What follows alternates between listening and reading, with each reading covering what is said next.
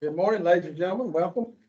I hate to talk with my back to you, but we'll do the best we can. Again, welcome. Call our meeting to order. I think I hear Mr. Mulway in the hallway there coming around. Let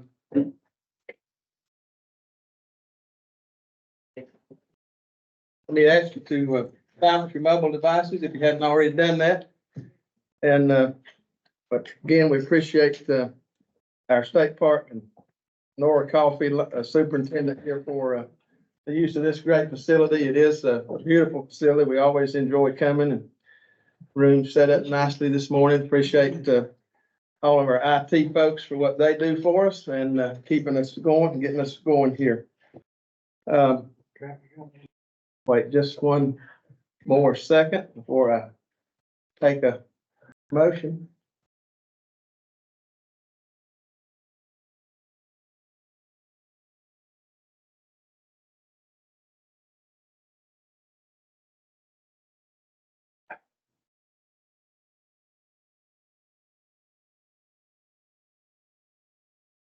I'll entertain a motion at this time to approve the agenda as presented.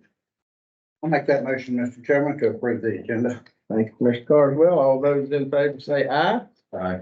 Opposed, no. All right, thank you very much. We have a number of items on the agenda this morning, and first, of course, is items of discussion of our water and sewer system AIA study. This is going to be presented by our county manager, Brian Ethley, and Chuck Willis with Willis Engineering. So, Mr. Manager. Thanks, sir. And please feel free to sit this morning. If you feel better sitting rather than standing, that's not going to hurt our feelings. Sure. Just do as you will. Well, I may do both. For those of you who don't know, I have a little bit of a bum leg. So I told Randy I may be extending and retracting all day long, and he'll just have to be okay with my vision. But standing now is a good thing. It actually helps. I would like to welcome everybody to our work session. Certainly our professional staff and our leadership team. So many members of you are here. Appreciate that. Grateful to the folks that we're going to hear from today, our outside partners and consultants who are going to share this day and try to provide some information and some insights to the projects that we've been working on. As you're all aware, you have the agenda in front of you. It's a two-day event. Today is primarily designed to be an information session. A lot of things that, as many of you recall, were here last year. I think it was March 2nd, March 3rd last year when this board held its priority work session budget workshop.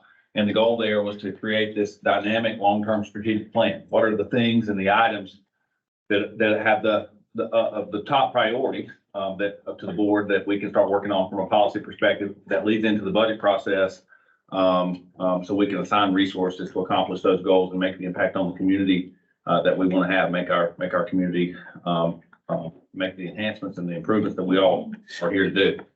So part of today will be updates from things that we prioritized and resources that we allocated last year. And then that will lead into tomorrow's session, which is pre-priority session. Some of the goals we set last year have been completed. Some of the goals have been modified. There are some emerging issues that I know are important to the board. So again, today is all about making sure that we have a really strong fundamental understanding of the things, of some of these key projects that we've been working on. Certainly as for anything that we're presenting, I hope that it's an open dialogue and a forum. I talked to Chuck, who I'll invite up in just a moment, and he's going to kick us off with our water sewer AIA study. And I know he's comfortable with that model too. And as soon as we complete the water sewer side, next on our agenda will be a housing study. Both of these projects have been underway for some time. And then this afternoon, we'll look at capital and the conclusion of our pay classification study.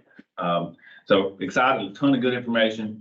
I think tomorrow when we actually have the strategic plan in front of us and we're able to look at the items that we can check off, we can all reflect back and say, man, it's been a meaningful, transformational, impactful year for Burke County.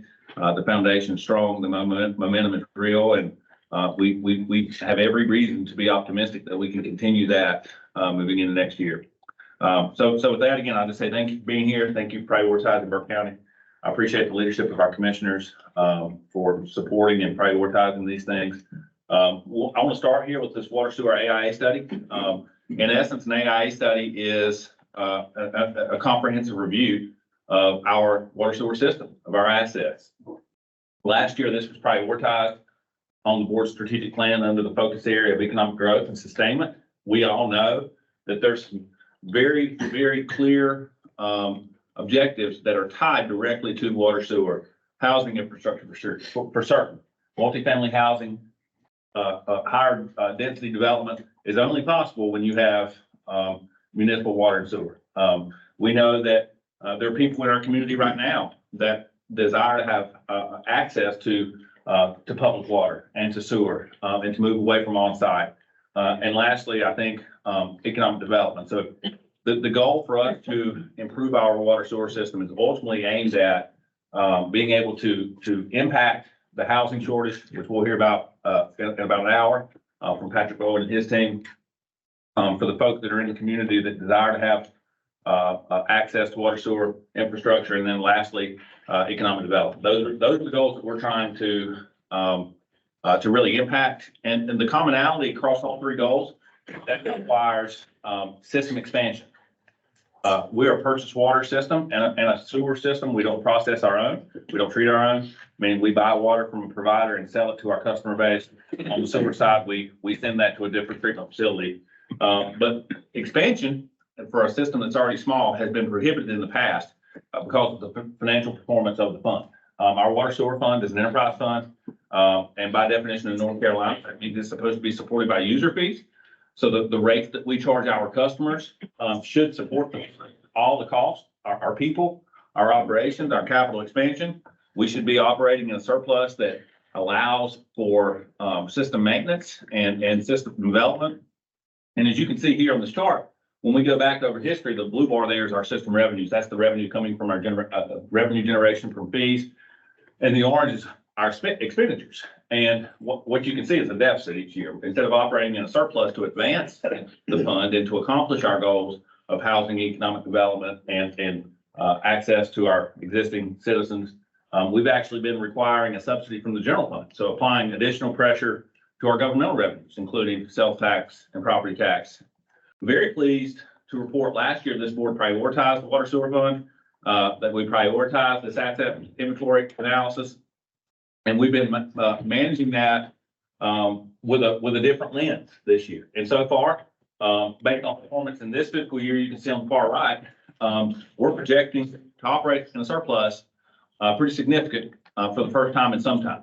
And we're very proud of that. We're going to continue that trend, but we also think it can be much, much, much better. So really, this concept of enhancing the system and creating sustainability really has two lenses. One is the business envelope. That's the rates that we charge. That's our customer base. That's any spoilage in a retail environment. When you have product that somehow goes missing, you call that spoilage. That happens in the water sewer industry as well. And we want to be paying attention to those things. Again, on the business intelligence and envelope side, how are we running the business? How can we be more analytical and more precise in our spend? How can we make sure that we're capturing the revenues that are due? But the second side of that is really getting an understanding of our system and our assets, and that's an enormous component. And that's what we've invited Chuck Wilson and his team to help us with, and he'll walk us through their approach and their deliverables just here in a moment. Just a little bit about our system. On the water side, we have about 2,200 customers, so a small system. On the sewer side, it's only 211, but 4 of those 211 are municipalities, and they obviously have a higher number of end users, so it's more comparable than that. But generally, I would tell you that we're a moderately small system. Some of the things that we've already done this year, you may say, how did we go from losing $700,000 a year to this year analytically performing to surplus, operational surplus for a profit of about $500,000? One of the things is on the sewer side, we, not to be overly granular or detailed, but we, as a purchased water and pass-through sewer system, we've been dependent historically on treatment facilities, primarily in Hickory, and at times other municipalities' wastewater flowing through our system, and then been dependent upon Hickory to inform us what portion of all of that belongs to us, therefore what we can build them for versus other municipalities. And we've done some review of the data, and we've approached it differently, I would say. Mark and his team have shown great leadership here. And we found some mistakes in the way that's been managed in the past. And we've been able to increase, before these changes, the reimbursement coming back is only 33%. And we've been able to, in the last 6 or 7 months, improve that to 78%, which means of the wastewater flowing through our system, through Indian Hill Pump Station and into Hickory, we're now being reimbursed, if you will, at 78% of that versus 33%. And that's a significant change in monthly revenue. We've also received a grant in last year's state budget for $200,000 that's going to go towards our a metering replacement project. The total project cost is about $685,000. We set aside money last year in our capital improvement plan. We have this grant for $200,000, and we have the remaining funds that we're intending to fund in next year's budget to do a sweeping replacement of all of our meters, with the fundamental goal being let's have a more accurate measurement. When we look at, again, as I said, we're a purchased water system, so in theory, if you have no quote spoilage and your meters are working properly, you buy 10 gallons, you sell 10 gallons. Our data, as you can see on this right-hand side, is very different than that. The blue is how much we purchased. The orange is how much we've sold. The gap is what we don't know, right? But part of this AIA study is going to help us understand where we may be losing water. And it's very normal, and Chuck can speak to that, for a system to lose water. You're going to lose even up to 20%. But we're in excess of that, and we think a major component of that is aged metering and just missing billing. So that's a concept of what I would call revenue maximization. The AIA study, as a reminder, is also paid for by a grant. Got a $500,000 grant from the General Assembly last year to fund this study. And as I invite Chuck up and his team, we're going to evaluate the current system based on the asset condition, the size of the pipes, the age of the pipes, the pump stations, the force mains, all those things, and then measure capacity growth. And so again, now I'll invite Mr. Willis up. He's the principal engineer for Willis Engineering, a really important part of our team, and we've just been so excited to get to work with him on the onset of this project. Yep. Yeah. Yes, sir. As a, excuse me, as the manager said, I love the interactive portion of workshops. When you're in your board meeting so many times and you can't speak unless spoken to, here is just a great opportunity to have a conversation about my favorite topic, water and wastewater. Not everybody's favorite topic, but it's mine. As Mr. Epley said, our company, Willis Engineers, does a lot of this kind of work around the region. Just a few words about our team and what we do. I've been with Willis Engineers for 33 years, I believe it is now. Firm was actually started by my dad back in the early 1960s. He retired a long time ago, but I've been at the helm for about a couple of decades now. We're a small firm. We're located in Charlotte. We only do water and wastewater work, and we only work for cities and towns and counties around the Charlotte region. So we're not one of those big hop on an airplane kind of. We know utilities. We know the Piedmont and Foothills area. I've worked up and down the Cottonwood Valley my entire career. So I've worked in a lot of the towns that are in and around Burke County. So we have a lot of history, excuse me, in those hard utilities. A few years ago, the state of North Carolina Division of Water Infrastructure decided that a lot of the towns and counties around were doing an okay job of managing their utilities, but they really weren't doing a whole lot in terms of planning. And the first step in really having a good utility plan is understanding what you already have. So they put a focus on what they deem asset inventory and assessment. So we're going to talk a little bit about that term, because I think at the time that was probably an appropriate term, but we're going to do much more than just look at what we have and what kind of condition it's in, because that's only the starting point for master planning and for proper financial planning. When the Division of Water Infrastructure and the funding agencies associated with it decided to put some focus on it, they started handing out a lot of grant funds. And they were generally limited to a couple $100,000 per community. A lot of folks benefited from that who had not looked at their utilities in great depth. You're in a slightly better condition than that because your funding package came from the General Assembly as part of the budget bill. And it's actually $500,000 instead of 200,000.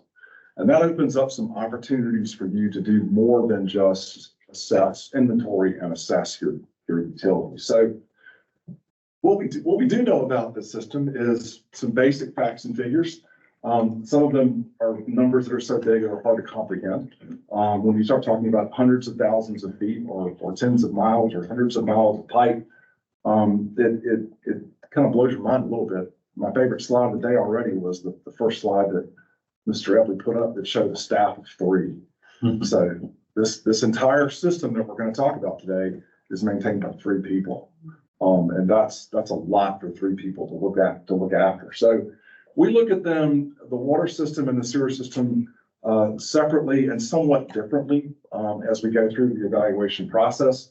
But the basic facts and figures are that it is a moderately small utility. It serves a few thousand folks on the water side, only a few hundred folks on the sewer side. But as you probably know, sewer costs a lot more money to operate than water does and can create more cost down the road. So those are the sort of basic facts and figures. Now to the definitions. This definition of an asset inventory and assessment is just like it sounds.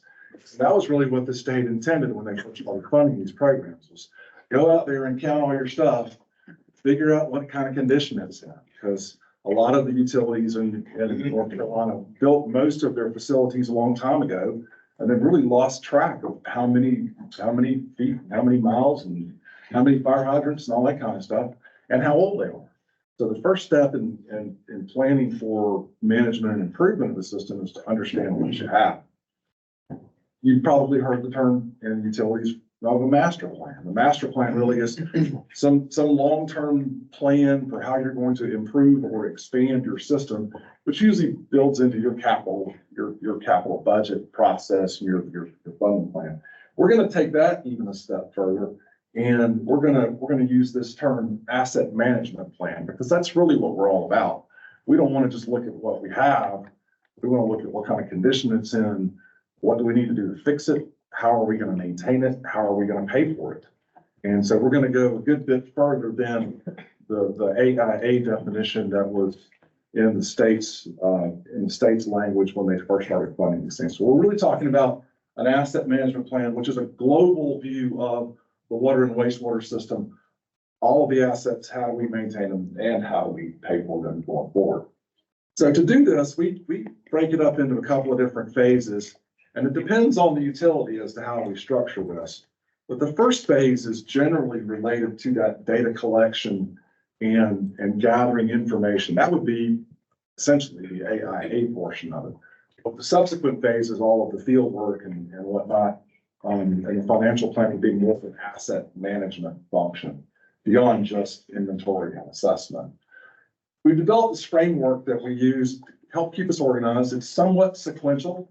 We'll talk about it this morning somewhat sequentially, but it leads to the ultimate goal of having an asset management plan, which addresses both the facilities and the finance of them. So in that first step, we're going to do the traditional asset inventory and assessment functions.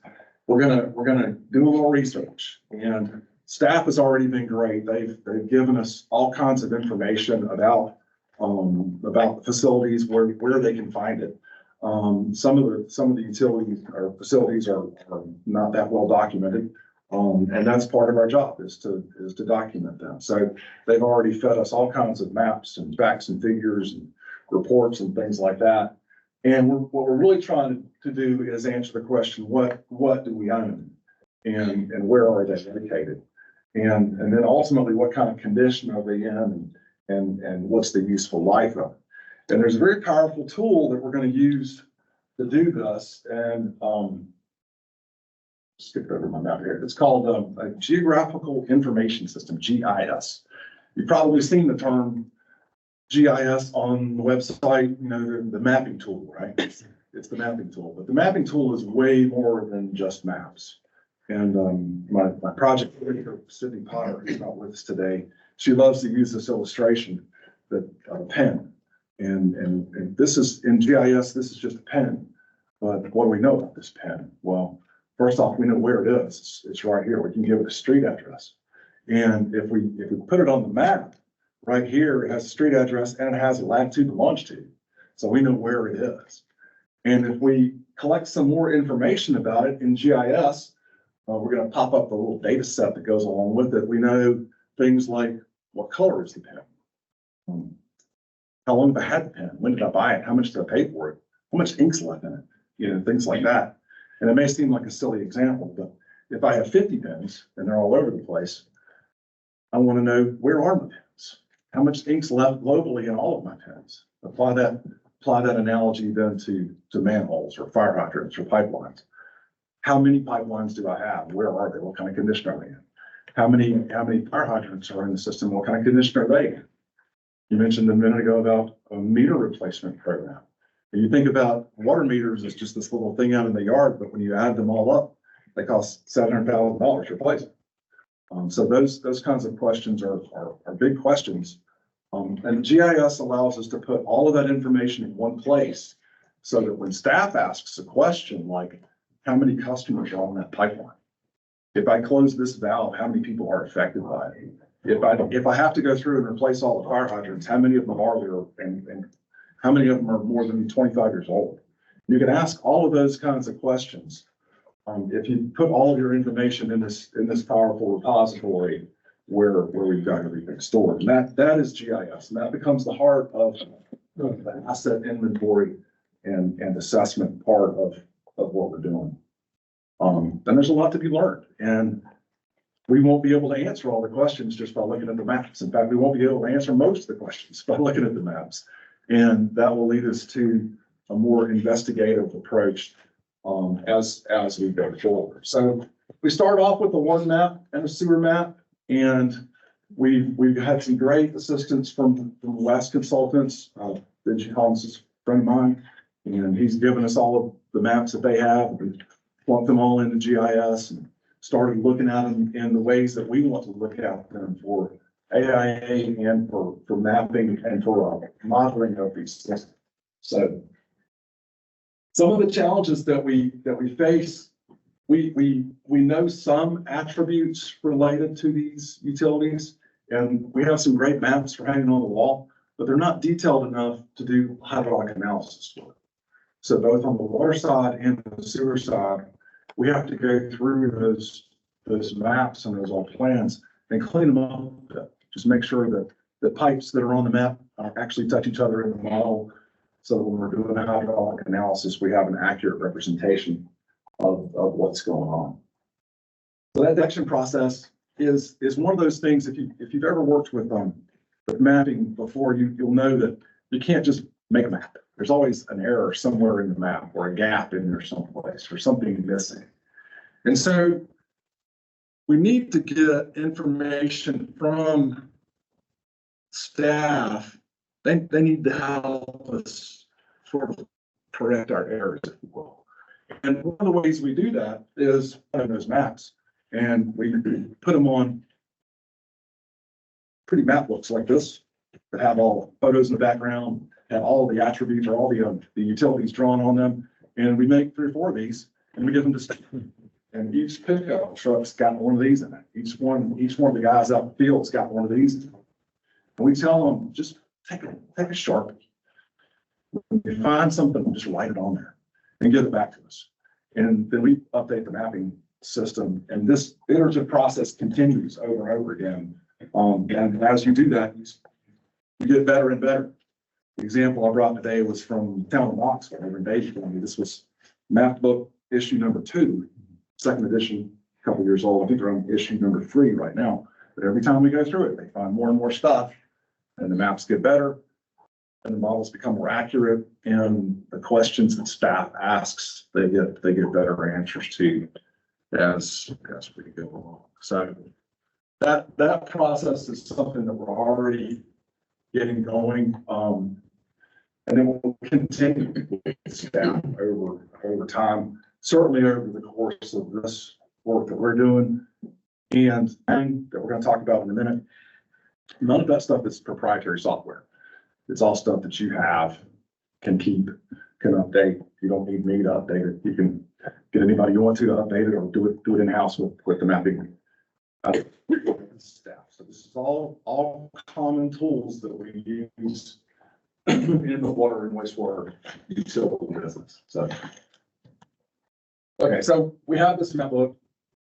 That's the physical maps. We're gonna build the tables of attributes that go along with each one of those pieces and parts. Each pipe, we want to know its size and slope and condition and material and things like that. Each manhole, what kind of condition is it in? And we can in the background put this attribute table and link to it anything that we want. You can even link photographs and historic reports, PDF documents, all kinds of things to it. So it becomes that repository, as I said, for all of that information. So that tells us what we have. And now we want to start looking at how good shape is it in? Is it providing the level of service that we need to provide for our customers? Are we getting clean water to everyone at a reliable pressure? Is everyone that's being served with sewer have adequate capacity? Are we violating any permits? Are we doing anything that we shouldn't be doing? Are we meeting all of those environmental and safety standards? And we want to look at all of those things at the same time. And at this point in time, we've pretty much finished the AIA process. And now we're going to take that information and really move forward with it. So what we're going to do is build two different models, one being a water distribution model, second being a wastewater transportation model. And we want to use all this information that we've collected to assess where we can expand.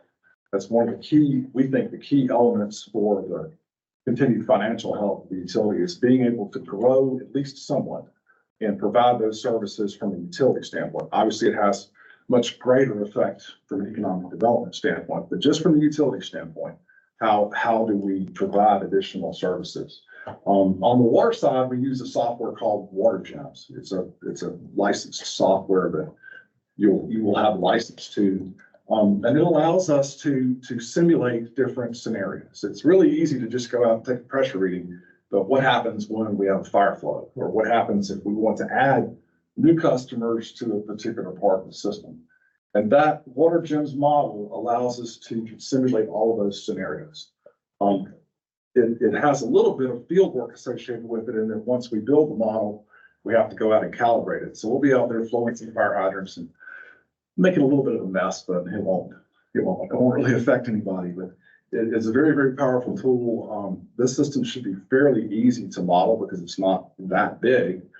Some of them are super complex, but we are prepared to do that and have a lot of confidence in the Water Gem software. So on the sewer side, it's a little bit different. We have some sewer software products available to us, but we like to use just a fairly simple spreadsheet model. And on the sewer side, we have an added responsibility to be able to provide a working model that staff can use, so that anytime a new customer wants to come, they can provide a capacity assurance letter for them. So the regulations are slightly different on the sewer side, so we have to be able to accommodate that. So on the sewer side, we're gonna analyze those capacities. But as Brian mentioned earlier about the building of sewer, you pay the bill based on someone else's meter reading, and you're not collecting all of that money. A lot of that excess that you're paying is infiltration and inflow coming into the system. And that's really going to be our biggest focus, is trying to figure out where that excess flow is coming from, because that you have to pay for to the treatment plant operator for your system. So we want to get a good handle on that and figure out what sewer in the system is actual sewage and what of it is rainwater that comes in during the storm or rain event. So we're looking for all those things and building that into a spreadsheet-based model that we will likewise calibrate. And in this case, we'll calibrate it using some flow meters, and we'll get to that in just a second as we go through this program. So once we've got these models somewhat built and calibrated, we're gonna look for places that are problematic. We're gonna look for example, on the sewer side, look for places where we have excess flow. And the first step in our field program is going to be to install flow monitoring stations around the collection system and monitor them for a period of time and look for anomalies during rain events. Based on that, it will guide us to the next steps in the field program. This is a big chunk of the asset inventory and assessment program and the overall management program is all this field work. There's a tremendous amount. And when I mentioned earlier that you had a fairly large appropriation in the state budget, larger than the normal grant program, that really opens up the opportunity for a lot of field work. So a lot of what's going to happen in this program is actually going to be our crews and our subcontracted crews out there doing a whole lot of field testing. So the first setup will be flow monitoring. We use a level monitor and a series of rain gauges. Go install those in manholes. You won't see them. They'll be underneath the lid. The tripod that you see there is while the guys are in the hole setting it up. That device that's down in the hole is actually a level monitor and radar device that measures the speed and depth of water coming through the manhole. And we can tell how much water is coming through on a minute by minute basis. And we'll leave these out for a couple of months. And the idea is that over time, we will see a normal flow pattern. So in the morning, everybody gets up, sewer flows go up a little bit. During the day, they go down a little bit. In the evening, everybody comes home, they go up a little bit, then everybody goes to bed and they stop flowing almost completely. So we see this normal diurnal cycle. And then it rains. And then we see a whole lot more water. And that is that infiltration and inflow that we're trying to get a handle on. So we'll have to leave these gauges out long enough to be able to catch a few really good rain events. And then we'll statistically correlate that to the rain gauge data that's in the same location. And we'll know with some certainty, you know, how leaky the system is. So like these may be 3 miles apart, and you'll know then that happened Right. within that Right. 3 miles. And we'll try to put them in key junctions like that. For example, if there's creeks that come together, we might put 2 monitors there, one looking at this creek and one looking at that. So we can kind of separate that into basins. And that's a good point because that leads us to our next field technique. So if we find a basin that has very little infiltration and inflow, we may not investigate too much further. But in all likelihood, we're going to find some basins that have a lot. And one of the cheapest and fastest techniques that we can use for finding infiltration and inflow is smoke testing. And it's really pretty simple setup. The picture on the left is a smoke blower. It's really a lawnmower engine with a fan on it. It's really all it really is. And we use a liquid additive into that blower, which blows a non-toxic white smoke. And it will come out anywhere there's a hole. And we want to see it coming out of the vent stacks on plumbing, proper plumbing connections and things like that. But we don't want to see it coming out of the front yard. So that little smoke plume coming out of the front yard in that picture is a missing cleanout cap in somebody's front yard. That may not seem like a big deal, but if that cleanout cap is missing and it's in the ditch line in somebody's front yard, that can be a whole lot of water. If that plume of smoke is coming out of just a random spot in somebody's property, it could indicate a broken pipe or a crack or something. A lot of times we see them coming out of manholes where the manhole has been broken or shifted. And as you're driving around, a lot of times we're down in floodplain areas, you'll see manhole lids sticking up out of the ground a couple of feet. That's normal for us. We stick them up there so that the guys driving the bush hog don't hit them. We don't break the bush hog manhole. Sometimes they hit them anyway. And when they do, they knock the manhole out of whack. And if that manhole was down in the floodplain and the floodplain fills up with water, the next thing you know, the entire sewer is full of rain. And we even find storm drain interconnections. I have this little town of Moxville over here. We smoke tested downtown, and two of the catch basins on the street downtown had smoke pouring rising out of them. So the NCDOT had tied the storm drain pipe into our sanitary sewer. It was how long that was, but that was, tens of thousands of gallons of water every time it rained, that they had to treat. Or in your case, you would have to pay someone to treat. So we want to chase those things down as much as we can. And we'll find a lot of deficiencies like this, and most of them will be really easy to fix. It may be that you'll wind up with a couple dozen or 100 cleanout caps that are knocked off, and that 3-man crew can fix them in about a week, and we will eliminate those things. So that's a good step in the right direction. Now, if we wind up finding things that we can't explain, like the smoke coming out of the middle of the yard or middle of the field someplace, we don't know what's going on, then we can resort to a closed circuit TV. TV inspection is the most accurate, it's the most telling tool that we have, but it's also the most expensive. In order to do closed circuit television work, we have to clean the sewer and make sure there's not much flow in it, if any flow at all. Run TV camera up there, come back and analyze the TV footage. It's a good bit more expensive than smoke testing, but it shows us all kinds of things. It shows us things like fractures in the pipe or root intrusion or all kinds of things that we may need to fix, may need to undertake some larger program. All these things get inventoried. All these things get put into the GIS system and become that database that we use for future analysis. So while we're looking at pipelines, we're also going to look at all the other facilities. We're going to look at the wastewater pump stations, booster pump stations on the water side. You already have a program for inspecting and maintaining your elevated storage tanks. So we're just going to utilize their data for that. We'll look at all of those pieces and parts. That's all very hands-on. It's our folks in the field taking pictures and measurements and laying hands on those things. So then we pretty much analyzed all the pieces and parts. Now we need to kind of organize them in a plan of attack. We really need to ask the question of which assets are the most critical. We don't want to give everything the same level of investigation. For example, a broken 2-inch water line might serve 10 houses, a broken 12-inch water line, take the whole system out. So we're going to try to prioritize things on the basis of what's most likely to fail and what are the consequences of those failures.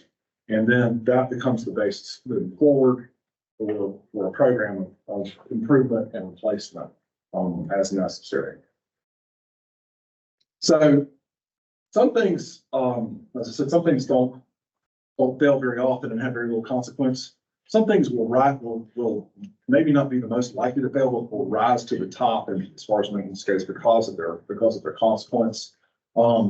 We're really just trying to get at this criticality kind of feature. We're gonna rank things in order of how critical they are so that we can kind of stay organized. We have too many pieces and parts to not organize them and rank this way.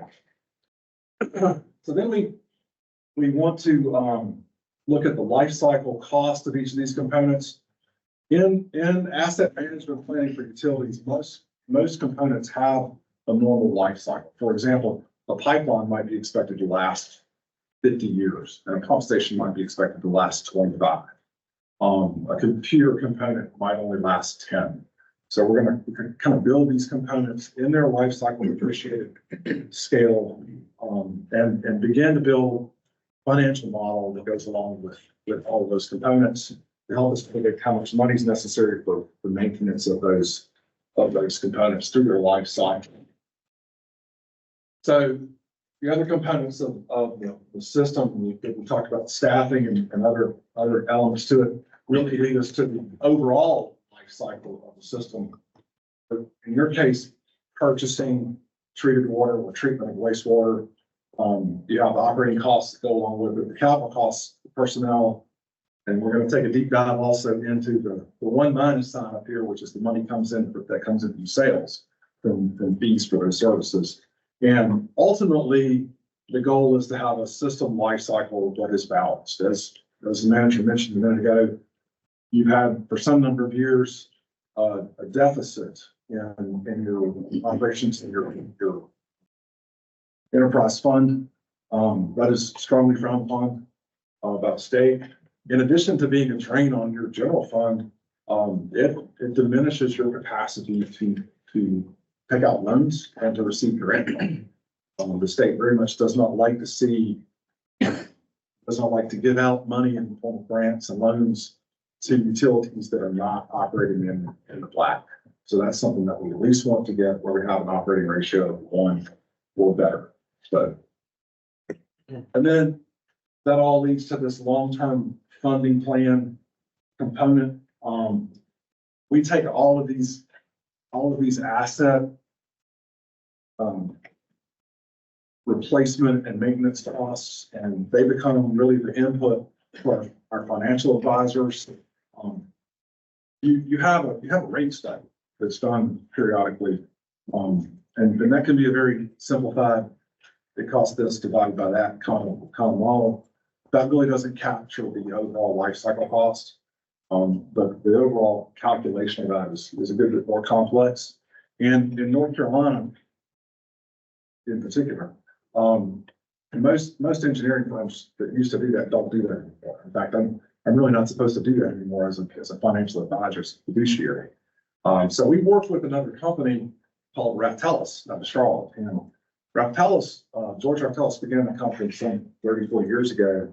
And he quite literally wrote the book on utility finance. He wrote the textbook, and his staff is now 100 strong all over the country, and they're located in. They are the master of data analysis and that type of work. So we work closely with them on a lot of different utilities, and their model will take into consideration all of those elements of overall costs of operation, as well as answering the question, how much you have to charge to build up cap reserves to be able to expand if you do decide to expand in support of economic development projects. So all of that gets wrapped up into that analysis by Raftellus. So, all right. So in summary, when we're making these kinds of funding decisions, we're trying to ask ourselves what we want to build, what we need to repair. We really can't expand if we don't maintain what we already have. We have to look at both of those at the same time. When do we do these things? How long will something last before it has to be replaced? And we're going to build what's sort of a traditional capital improvement plan, a 10-year or better plan that takes into consideration repairs and replacements as well as expansion. That's another element that the state agencies like to see in running money, is they want to make sure you have a good capital improvement plan adopted at least every 2 years and at least 10 years long. Pretty simple function once you're at this point to update that as part of your normal budget process, which is what most utilities do. And then perhaps most important, how you're going to pay for it.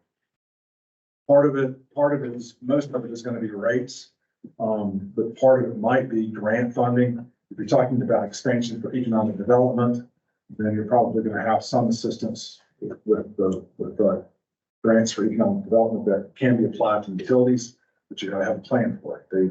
Those funding agencies, Department of Commerce and whatnot, will want to see that you have a well-developed capital improvement plan and utility plan overall.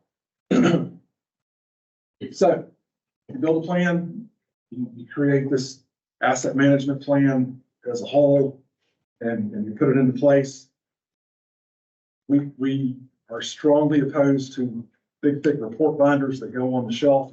We don't want to do something like that. We want to build a plan that gives staff tools that they can use, and not just some big written document that nobody ever reads again. So the focus is going to be to build those things that are implementable and updatable over time, and not just a big written report. So timeline, that whole process that I described takes about a year.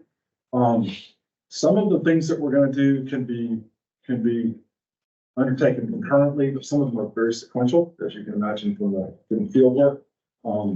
So it does take a fair amount of time to do this, but our goal is going to be essentially finished with that analysis and back here with you for your budget planning process next year. If we can get all of that done, and hopefully Sydney or I will be standing up here telling you about all of the things that we did this past year and have some financial guidance in your budgeting process for next year. So that's kind of where that takes us. That's a lot. I know I just dumped all that on you quite quick, but does it make sense for the process that we go through? What questions can I answer? Do we have a feel for where we're at right now with your initial observations and what you've been told by staff? Is it worth doing what we're trying to do? It is definitely, what was the term you used for lost inventory? Spoilage. Oh, we're gonna adopt that term. Yeah, it's not great. It's not free. In the water and wastewater world, we refer to this as unaccounted for water. And that unaccounted for water is water that we either made or bought that went somewhere, but we didn't bill anybody for it. And just looking at that alone, that number alone is enough to motivate us to do what we're doing, because it's a lot. It's potentially 30% of the water that you're purchasing, being not billed to a customer. So the business case is already there, even just at first blush. On the sewer side, refresh us on how water gets into the sewer system that makes us pay more to Hickory for taking our sewer. All those little cracks and breaks and pieces like that, where water can leak into the sewer system, those can all contribute. So when you purchase water from your water provider, most of it is getting used and returned to the sewer system. Some of it's lost to irrigation, some of it's lost to unaccounted for water that leaky pipes or whatnot, bad meters. But most of that water gets returned into the sewer system and it's going towards Hickory for treatment. It's being carried in your pipe network. And you also have other customers that are putting wastewater into your pipe network, and it's being carried in your pipe network to Hickory. And so there's this math that happens where you're billing somebody for contributing wastewater, and then you're contributing wastewater, and then you're paying the bill for everybody. We need to make sure that accounting is correct, that you're actually sending a bill to your upstream customer, if you will, for the full amount and not picking up the tab for them, particularly if there's infiltration in their system. You certainly don't want to pay for their rate. So that whole accounting cycle, as well as the physical facilities analysis, is part of what we do. We want to chase down the unaccounted for water that gets lost in the drinking water system and the excess infiltration, inflow water that seeps into the sewer system. Both of those are revenue losers. And so we might minimize those as much as we can. So, Will the study include the analysis of I think we have some inactive lines currently that will it tell us if it would be to our benefit to reactivate those, even if it involves putting in another pump station? It will, yes. On the wastewater side or water side? Wastewater. On the wastewater side? Yeah, we want to look at those lines. If we have an asset in the ground, we want to know if that asset can generate revenue. And we want to know which places are most likely to generate revenue with this little capital input from you as possible. So whether that be something that's easy to reactivate or some developer input that brings funding with it. So will there be any kind of look at all into some of the smaller corporations and municipalities that we have around the county that supply water? And I think some of them actually have some active sewer lines too. I know Morganton does, and I think Valdez does, but, Yeah, we're very I interested. guess what I'm asking is, will there be a look to see if is there any synergy in us cooperating and working together? Yes, would you like to answer that first? Go ahead. Okay. That's one of the focus areas, because one of the questions that we always ask is, do we really want to be doing what we're doing? Yeah. And if there's some synergy, some cooperative effort, some, regional answer that's better than a bunch of independent systems, we have to at least ask that question. And that's part of the driver here. I think that's what Commissioner Carswell was starting with when 4 or 5 months ago, when we kicked off this AIA study. His question was, and pun intended or no pun intended, but should we be in the business? Should we get off the pot? Is I think the question that he asked me. And I would tell you what we've learned in the last 5 months, it makes sense for the county to be in the water supply. That the system can, we have a lot, I mean, a year's worth of field work to learn more. But the simple things that we've addressed, the metering through Hickory to go from 33 to 78%, of what we're billing back or what we're able to bill back, the amount of lost gallons, is enormous. Easily $500,000-$600,000 a year. That's either, I'll call it spoilage or unaccounted for or metering problems. But I think there's reasons to be incredibly optimistic that this system can perform in a way that makes sense for Burke County to be in the game. So the system can perform at current capacity. Do we want to consider more capacity if our study shows that it's really expensive to buy water and from another town and then, repay to pump it somewhere else? So do we think we'll gain enough knowledge to decide whether we're going to be our own entity and try to do it ourselves? But as Randy said, do we stay partners with a lot of people? You're actually partners with multiple people. So one of the key questions is, who do we want to answer? Who's the best partner for you? They don't charge the same amount of money for a gallon of water. So the bottom line is we need the partners to dance with them. We need to, we probably are not going to, I'm gonna go out on a limb here, we're probably not going to want to go build a water plant and a wastewater treatment plant. That's where I was going. Those are massively expensive undertakings. $1,000 a square foot type. I mean, And that's quite honestly, that's the reason why you don't already have a plant, wastewater plant, is because Burke County is a great big county, with a lot of different municipalities and a lot of different history in water and wastewater. And just going out and building a treatment plant and pumping it all over the county is probably very cost prohibitive. So I know that as we evaluate the current systems, I've got a really good grasp of what that means and what the potential is for that. But we will also evaluate possible expansion, and I assume that would be a collaborative effort with all of our departments, whether it be planning. Oh, yes.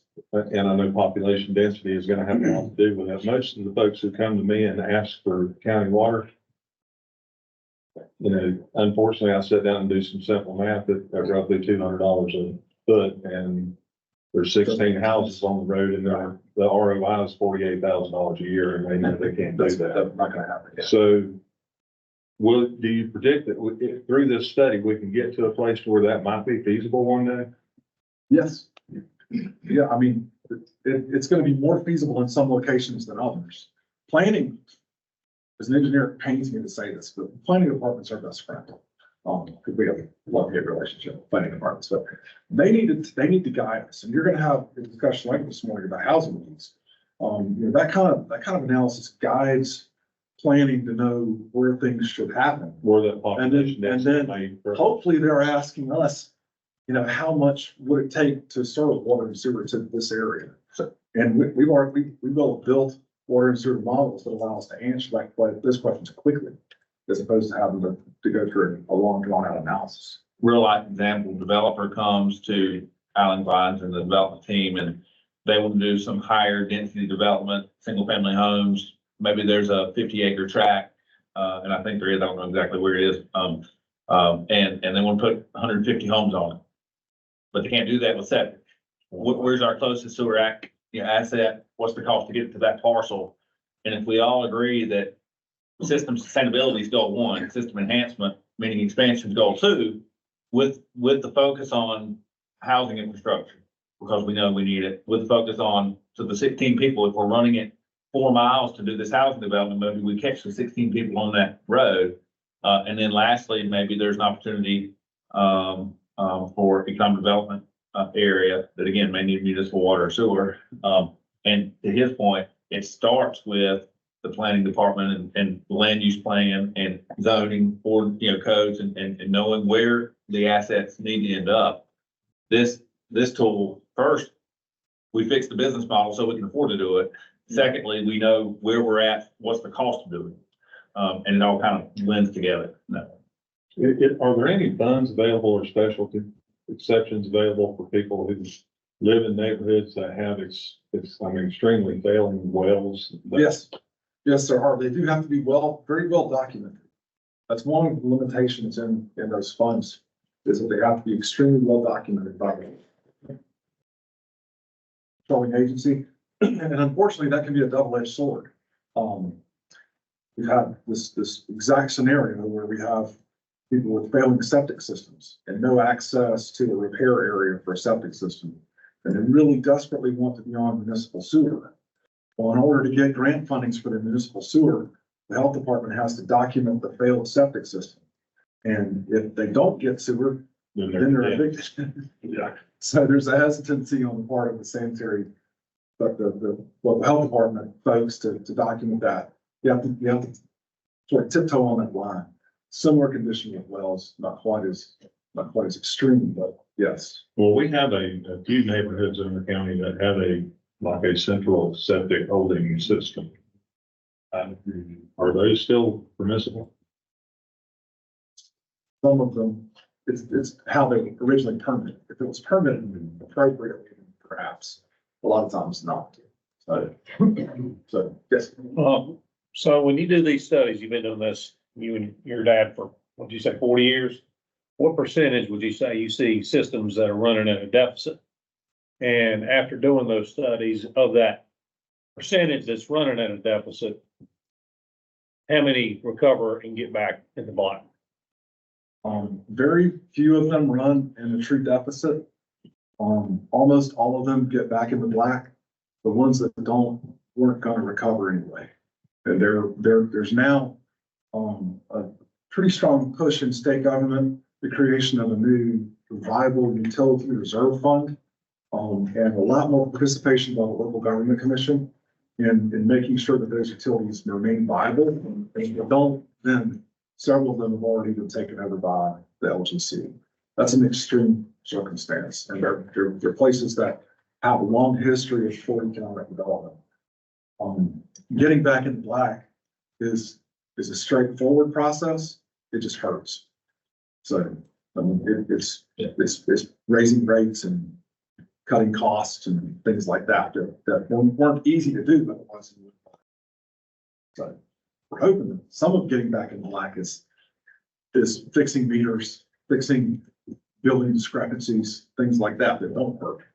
So we actually send out bills for all the services. So And we think we'll be there this year, Yes. which is good, right? But I mean, if we continue performing as we have in the first 6 months, we think instead of losing, last year we lost about $700,000. This year we're projecting profit about 500, which will be really the first time in recent history that the system's operated in a certain ever. Yes. And in that financial planning, there's some interaction with you during that process.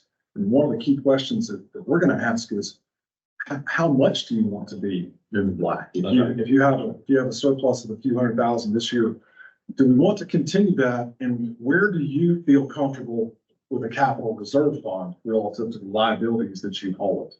So we want to build a capital reserve fund, so we're not just functioning at, same dollars in, same dollars out, growing, and you've got that cap reserve fund. That's part of the financial mechanism for things that you want to do in expansion. A lot of the grant funds that might be accessible to you, like on the industrial development side, might come with a 25% match.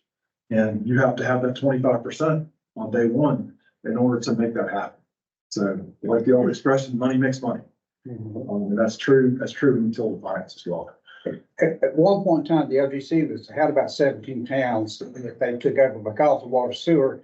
How concerned should we be if we're purchasing water from somebody else that their infrastructure is where it needs to be? That's a good question. We should be concerned about that. We should make sure that they're financially viable and that they're capable of providing that service. And we probably need to look at the interlocal agreements that go along with that as well. Make Did you sure. look at those? That's our highest area of risk, I think. And I would assess risk, meaning we don't fully control it. Correct. And as a purchase system, when you don't treat your own drinking or wastewater, the cost is simply prohibitive. It's absolutely prohibitive, for us to build the capacity we need to treat. You guys have seen some of those costs recently. It is incredible. However, you can, as Chuck mentioned, develop and draft long-term interlocal agreements that guarantee you a rate and the capacity. Mhm. We don't have that now, so we have, I'll call it a concentration risk. But we need 10-year agreements that say we're gonna be able to have this much capacity in wastewater treatment at this rate. We're gonna be able to buy this many gallons of water at this rate. Right now, we're in a great spot. City of Morgan charges us like $2.50 per 1,000 gallons of water. That's a great rate. And if we can get locked in at a competitive rate like that for a substantial amount of time, What's Valley short? double that. That's So, you know, and our team does a great job of making sure that we buy from the lowest provider and that we're maximizing that. That's part of that business envelope management. Is there a possibility we could not have to buy from one entity and the other entity provide for us? Be a sole provider. Yeah. As long as there's an adequate capacity and depending on what side of the system and pressures and all those type of things. I think we'll know that through this study. Yeah. Through this, that's what I want to say. Yeah. Part of that hydraulic model is to look at what happens when you got water on one end of the county and transport it to the other end of the county. Big pumps, right? Yeah. And how old is that water by the time it gets there? Right. So, From a municipal standpoint, those that we're acting as a pass-through for their wastewater, do we currently have flow meters where that enters our system? And if not, is it feasible to place them there? I don't think you have flow meters at all of those places, and it's probably feasible to install them. We're going to look very carefully at each of those connections. Are you gonna set up some of these monitoring points at those places to see if we're getting flooded with infiltration? Oh, yes. Oh, yes. That's one of the key locations that we're going to look at. So on a short-term flow monitoring setup I showed you with the tripod, on a short-term basis, it's really easy to do. All we really have to have is a fairly straight pipe run through a manhole, we can watch it. But there's also the ability to put permanent facilities in as well. And utilities do that. Utilities will monitor the flow of water, obviously, but wastewater also between them when they provide service. So, Brian, we get into this, like I've said, for the last number of years, I just want us to get in and make sure we get water to the people, water sewer to the people that need it. And that we can, not try and think we should be just making money, but I think we need to be sustainable in what we make to keep the system viable for the many years that need to come. We kicked that can down the road for years and years and years, couldn't get any cooperation to try to do anything. So we're at a point of where we can do that now, I think. I agree. And again, you know, the goal is first sustainability, which I think we're well on the way to, and then enhancement. And I think that requires rates to make sure that we're running smart business practice, but also that there's adequate dollars for grant matches for asset replacement or upgrades and all those things. And there is a break even point where that's responsible, and not too much or too less. And obviously our system suffered because we've been on the opposite end of the spectrum for years. it's important in the rate model and the financial model to acknowledge that breaking even is not sustainable. It takes more than that. We have to put on the side. All right, this finishes our AIA portion. Let's take about a 5-minute break. And then we'll come back and get started with our housing study. Bring it back around. Carry on, Mr. Manager. Thank you, Mr. Chairman. The next item that we're excited to share is the results from our housing study. This is another grant-funded consulting engagement that we've been working on for about 8 or 9 months. Alan Glines has put together a steering committee of folks from around the community that have worked alongside Bowen National Research. And today we have Patrick Bowen here with us to cover the findings, the results, and the recommendations. We know that I think that the water sewer conversation and the AI study is a good segue to this housing component that demonstrates, I think, that the synchronization that they all those, components of infrastructure have together and how they're related. Things that we know, before we started this analysis is that housing, shortages have driven up home prices. We've obviously navigated a revaluation, over the last year that we saw the average home price increase 41%.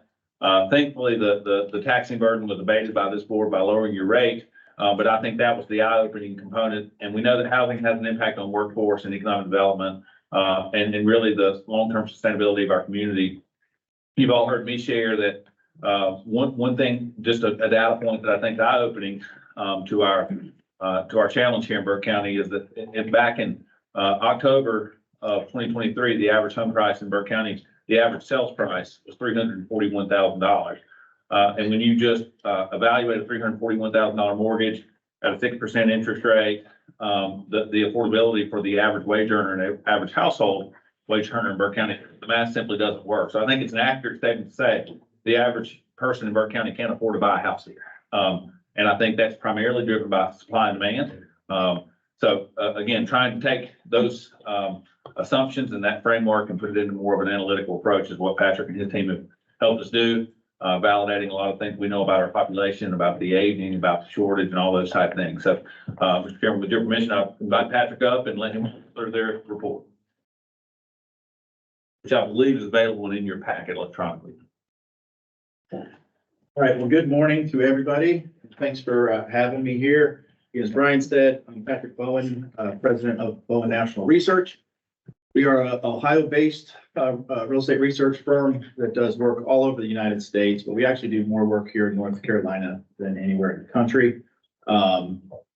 We've probably done, say, probably 40 different counties here in your state where we've studied at some point.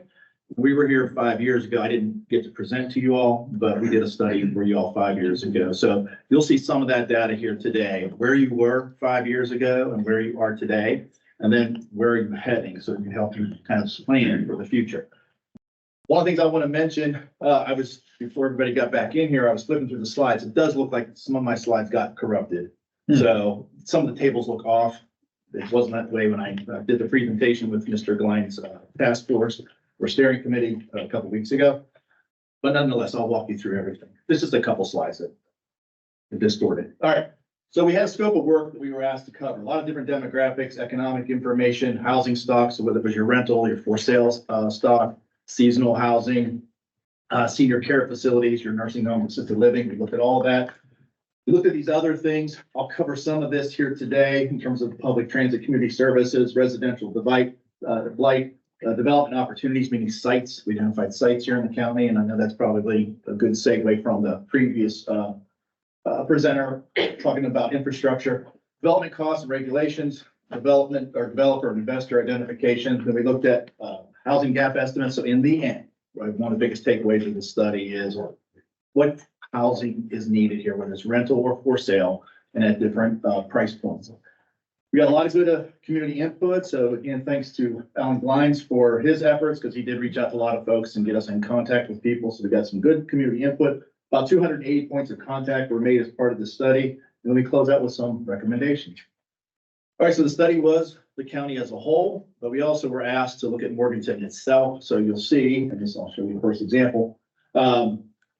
Morganton's numbers for households, and then Burke County, that's Burke County as a whole. So we didn't take Morganton out. So every time you see anything with Burke County, it's the county as a whole.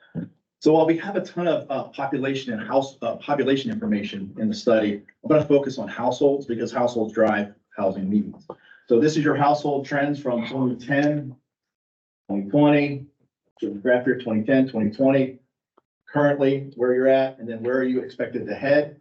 Countywide, you're expected to grow by 780 households. So if you did nothing else, nothing changed, the economy stayed the way it was, policy changed, didn't change, things like that, you're expected to add roughly 800 households in that. What was the driver for that?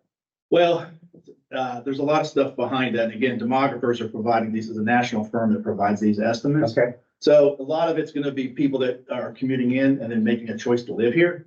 You got people that are making a choice over the last few years to live here, and they'll continue to make those choices. I'll show you who's moving here. I'll show you who's commuting here. One of the things that really is affecting your housing, I think you can grow even more. Again, I don't know what your goals are, but I think you can grow more than what's expected because you're going to see your housing stock here, and you probably have a sense of your shortage of housing.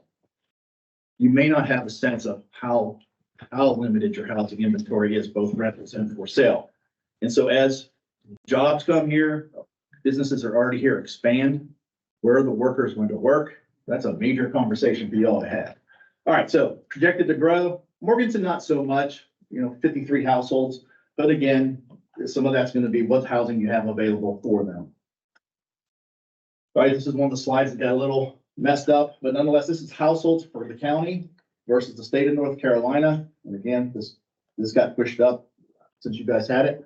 But this is your household age groups, 3 different points of time, 2010, 2023, 2028. Where are you expected to grow? It's in a couple segments here. This 35 to 44 age group, so the older millennials. And that's, again, if you could see North Carolina, it's covered here. That's happening in North Carolina as a whole, so nothing unusual. You're also expected to grow in that 65 to in the older age groups, but most of the growth is in that 75 years of age and older. Some of those people are coming here and retiring, but some of that is your people that are already here, and they're just, this is a 5-year projection, so they're going to age in place. So they're moving from one age group to another. But that matters as you think about housing in the future, now, but into the future.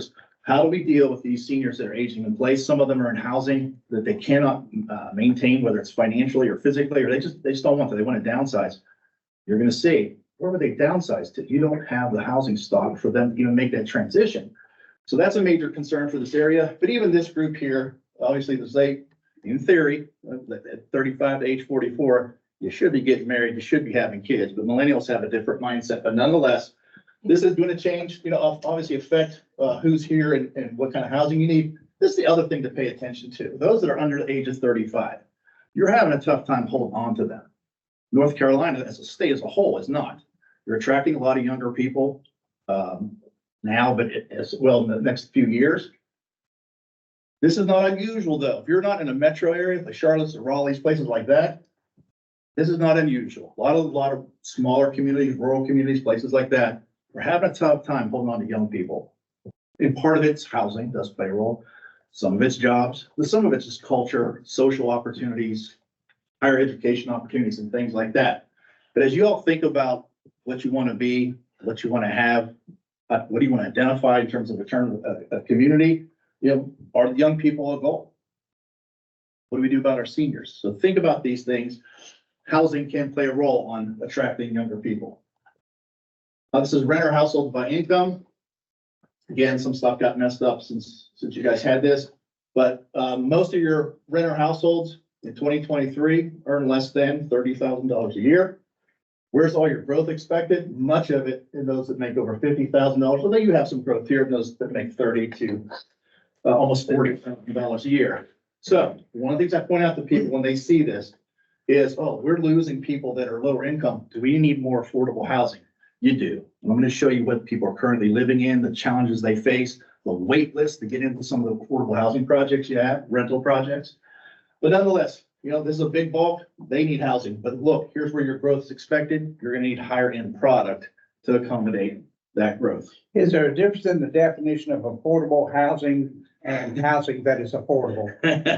Affordable housing is really it's a moving target. And so there's communities that may call affordable workforce housing, and that there is no definition. So, again, it's up to the community to find what that is. For our purposes here, it's just housing that is affordable. It's affordable to the bulk of your workforce. I'm going to have a great slide you're going to see in a little bit. Okay. Where it shows your workforce, what they make, the bulk of your workforce and what they earn, and then what they can afford. So if that's the group that you want to focus on housing that's affordable to them, you'll see who they are and what they can afford. Thank you. Also, anyway, for owner households, much the same. You got a lot of lower income owner households, but where's all the growth expected? It's those that make over $60,000 a year. And so you've got two things happening. You've got a lot of folks that are lower income that would like to stay in their homes. Again, I'm not just talking about seniors, just anybody, but they've got limited resources to push towards housing. And so the quality of housing is going to be on the radar, should be on the radar for communities here in the county. But you also have all that growth, those that make over $60,000. In fact, look at this, 2,000 of these 2,300 of that growth is those that make over $100,000 a year. So as you think about for sale housing, what kind of housing should you have? You're going to need higher end product to keep up the pace and meet the needs of those folks. You'll see about halfway through this presentation, I'll show you what housing stock you have to purchase by different affordability levels. You don't have it among most affordability levels, but even for that higher end product, there's not much for them. So this is a major concern for this area. If you're gonna get this growth and actually capture these people, you're gonna need product to meet their needs. All right, this is migration. So I wanted to show you, we have tons of really great data in the study.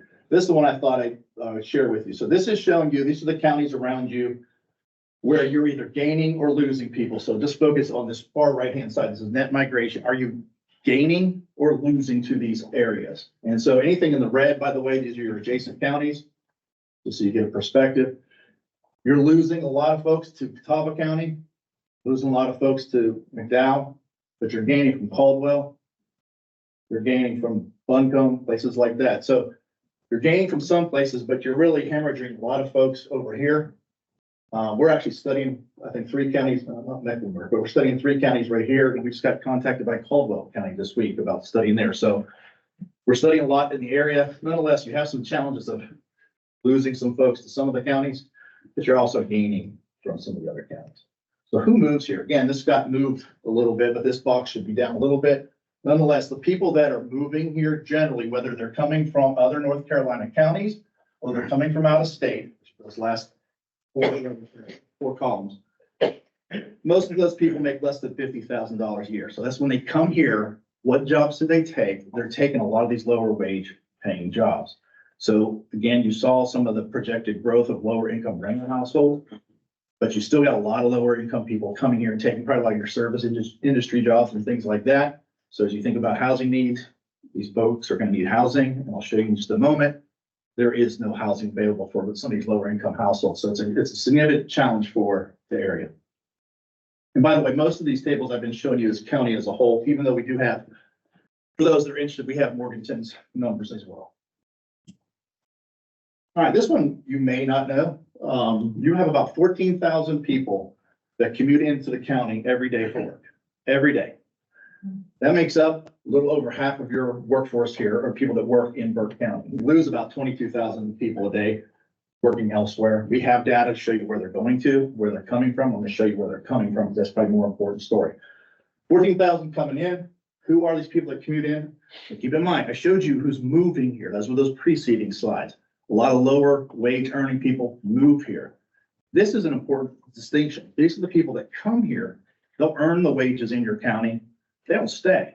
And so maybe they buy lunch, maybe they get their gas, but a lot of those wages they earn here, they're taking it back outside the area. And so that's not good for your local economy. 51% of these commuters between the ages of 30 and 50, ages 30 and 54, over a third of them earn over $40,000 a year. So again, a different picture of who moves here, who commutes, but leaves every day. So there's an opportunity to grab some of these folks, but as you'll see, there is not much housing for them to choose from. I will give you a sneak peek to one of the key findings that we'll have a little bit later. I'll show you.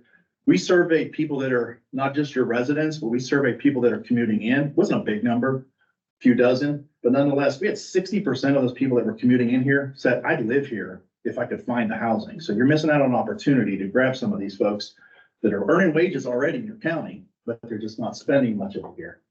These could be future residents. All right, so where are people coming from? I listed in the table, darker shades here show you the greater numbers of people that are commuting in. They're coming in, again, commuters, not people moving here. Catawba, Caldwell, and McDowell. So counties nearby. The other story to tell out of this, and it's up in the headline here, but it's in the table and that small print. But you have about 4,400 people that commute here every day to work that travel over 50 miles. I can guarantee you a lot of those people were ready to move here if they had housing, if you had housing that met their needs financially and then just their family needs as well, but you just don't have the stock available. So a lot of folks here commuting in, they could be residents for sure.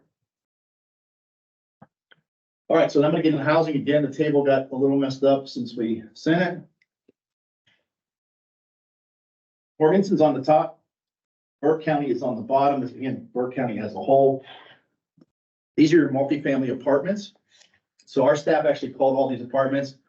It's hard to see the number now, but 47 properties we contacted, multifamily apartments we contacted in the county, 2,100 units. You have 59 available. It's a shame this is covered, but it's 90, your occupancy rate, 2023 was 97.3%. Where were you when we were here 5 years ago? You were at 98%. So a little bit lower occupancy, but there is a property that we surveyed this time around that just renovated units. And so they're just re-releasing units. So it's skewing the numbers. If I took that one property out, your occupancy rate now for all of your apartments, despite the different kinds, I'm going to go in these different types of properties in a minute, but your occupancy rate right now would be 99%. If you're a property owner, this is great news. If you're an investor in multifamily housing, this is great news. This is a housing needs assessment. What are the needs of the community? This is terrible news. You should be at like 94 to 96% to have a healthy market. You want vacancies or a healthy market. Again, investors, property owners don't want high vacancies. They want the high occupancy rates. But for your residents, you want vacancies so as people move around, get married, changing jobs or incomes climb. How about the people that are moving here or want to move here, right? All those commuters want to move here. There's virtually nothing available for them to choose from.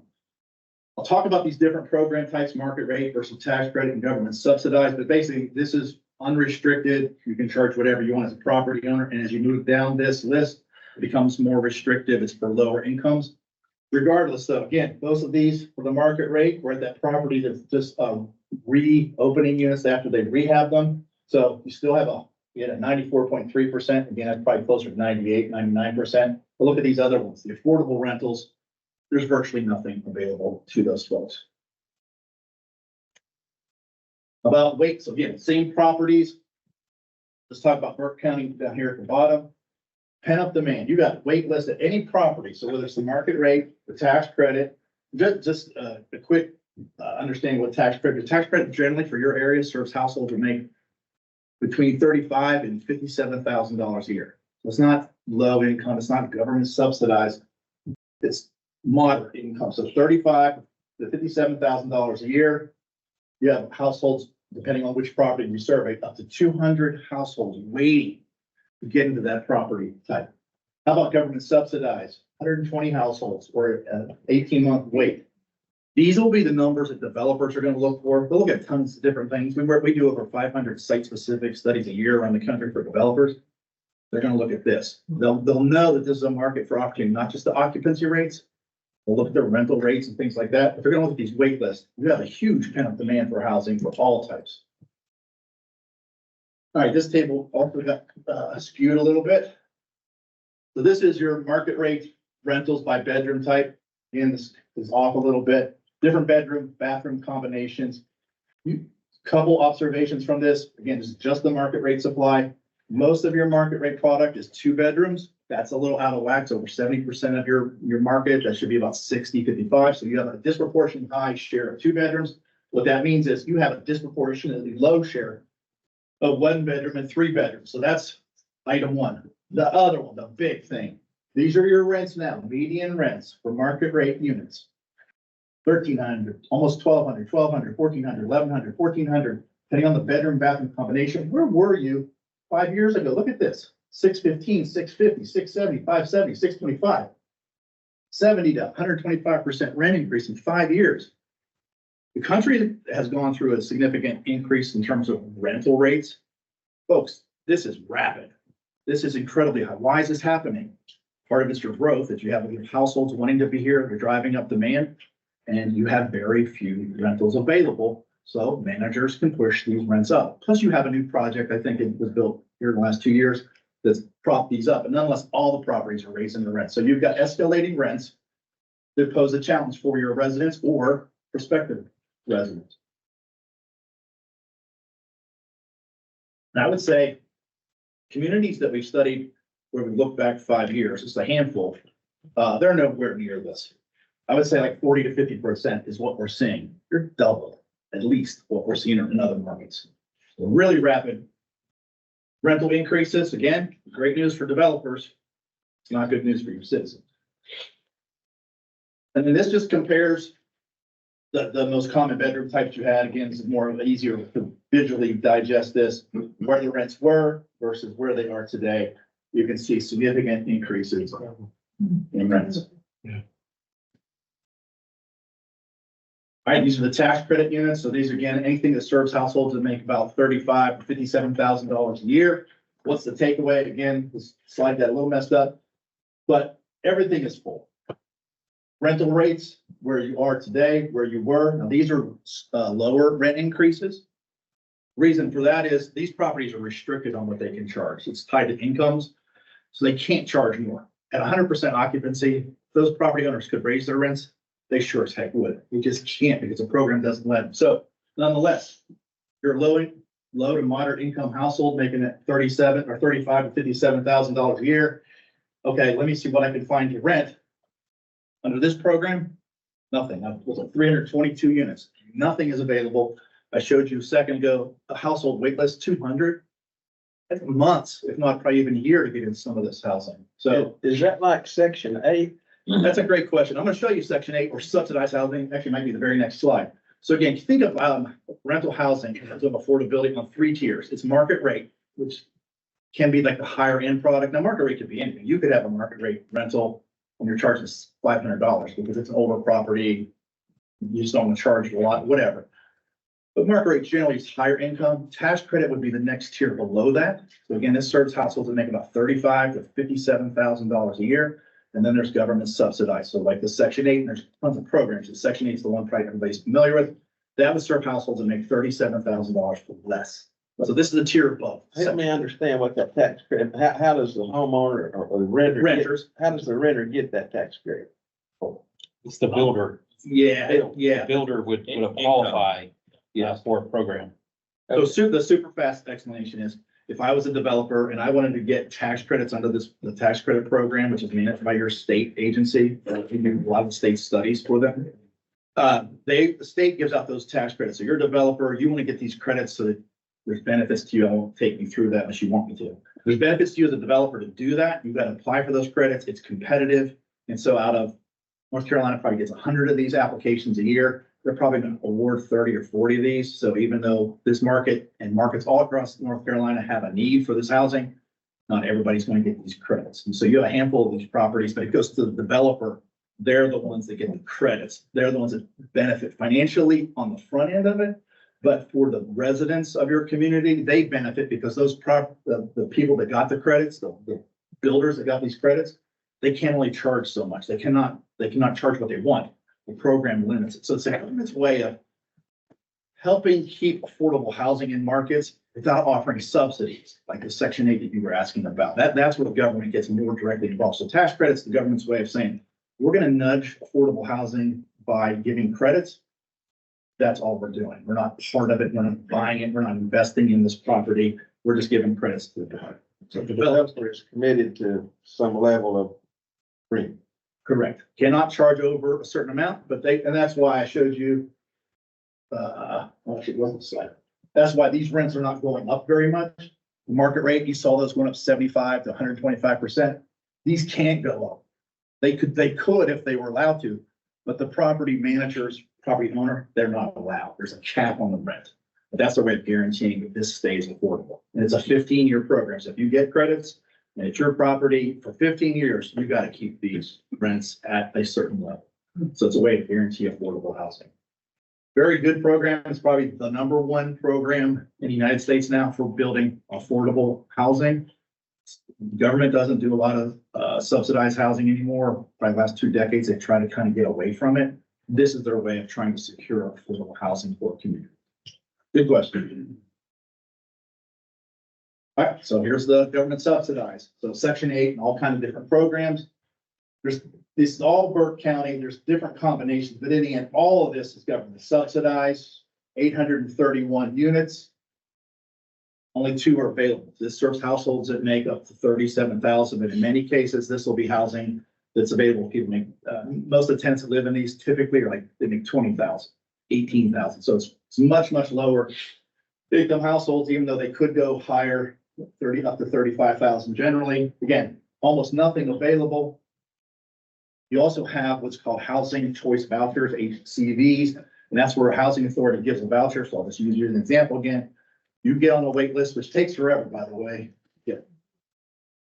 And yet, but 2,600.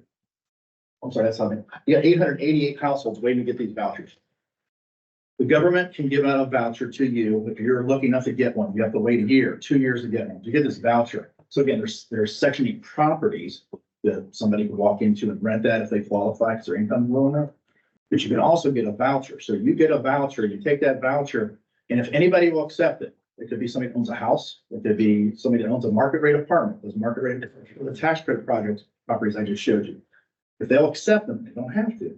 But if they accept them, they can take your voucher and the government will help pay part of your rent. So it's like having a subsidy, but it's not with a specific property. So you can shop that around. Problem one is it takes forever to get one of these. 888, again, it's a 4-county area for which manages your housing choice voucher program. But you're talking, if not easily months, years to get one of these vouchers. You get a voucher, 2,600 issued across the 4-county area. About 5% of those vouchers never get used. Now that matters to this community and other communities. Years ago, that was almost unheard of. Every voucher, if you got a voucher, somebody would take it. You can find a place that would use that and you would get the subsidy, you get this assistance to help pay for your rent. Why is that good for the community? Because the government's pitching in a portion of that rent. So the federal government's going to put money back into this community through these vouchers. But you've got, again, proportionally, this is low. I mean, I've been in some counties in Western North Carolina, this is like 20%, 25%, 30%. So that's the good news. You're lower, but you still have 5%, 124 of these vouchers. People can't use them. And you're missing out on opportunities to get federal money to come in here because, again, the government will offset some of your rent. If you have a voucher, they'll contribute part of that. So that's federal money coming in here that you're not getting. All right. What else can you rent? You can rent an apartment. You can rent a what we call non-conventional rental. That is anything else that's not an apartment. Single family home, duplex, mobile home, a unit over a storefront, something like that. Anything that's not an apartment, that's a non-conventional rental. That actually makes up 80% of your rentals. When people think of rentals, they often think of apartments, but this really is the bulk of your rental housing stock. 80% of it, 6,800 units. My staff is really good at trying to find this stuff. And so we found 34 of these properties that were available. So when I compare those 34 versus the 6,800 non-conventional rentals you have, you got a vacancy rate of, 0.5%. What is good, what is normal, it's just like the apartments. You want about 4% vacant. You're at 0.5%. You are so far below where you should be for a healthy market. And so, again, going back to those apartments, there's not much available. Wait list, huge. Okay, Patrick Bowen's moving here to the county. I can't find an apartment. How about I go rent a house, a mobile home, something? The chances of me finding one in the county is pretty remote, especially if I'm trying to look for a 3-bedroom house that I want to rent. And I need it to be in Morganton. I just have my family criteria, whatever I'm looking for. The odds of me finding it are tough. Now think of that from a business perspective. You got a company that might want to relocate here and they're bringing employees. Bowen National Research, I have 31 employees. Let's just say I met Alan, I like it here. Met Brian, I like it here. It's a great community. I want to bring my whole company, 31 people. Let's say they all wanted to rent. You got 34 houses or non-conventional rentals. You have virtually no apartments. Why? It would make it discouraging for me as an employer to come here. And I'm 31 employees. What if it was 200, 400? I mean, big companies that could come here. I promise you, they're looking at the housing stock as part of their math when they make a decision on whether they locate to a community. This is a challenge for you all in terms of economic growth. While these rents are higher, I'm gonna pick up my pace just a little bit here. These rents are pretty high, $1,100 or higher. In fact, I think they're gonna see them. If I didn't do it. $1,100. When you throw in utilities that tenants gonna have to pay, you're talking about $1,300. About 3/4 of your renters, they can't even afford this. So again, can't find an apartment, it's available. Okay, I got a chance to find something else that's not an apartment to rent. 3/4 of your renters can't even afford it. So you can see this common theme coming back and back for the community. Seasonal housing, a couple numbers just to point out to you. You had 882 of these recreational seasonal housing, second homes, could be anything. The federal government tracks 882 back in 2010. You've got over 1,100 now, so not a big increase, but 25%, but about 220 units or so. What does that represent versus your whole housing stock? Again, we'll just look at 2021, 1,100 units. That represents about 2.8% of your housing stock. That's low. Western North Carolina, that is low. A lot of counties we've studied, they're not far from here or even close, very close by, 30%, 40%. So it makes up a big part of their market. It also makes up a big part of their economy because you have a lot of people coming in just for summer or whatever it might be. So again, not a big percentage, but in a time where you don't have very much available to rent, any growth, again, over 200, an increase of over 200 of these units in an 11-year period, and you've got this increase of any number, and you already have a shortage of housing for your permanent residents, this does contribute to the challenges you face. All right, how about your for sale housing?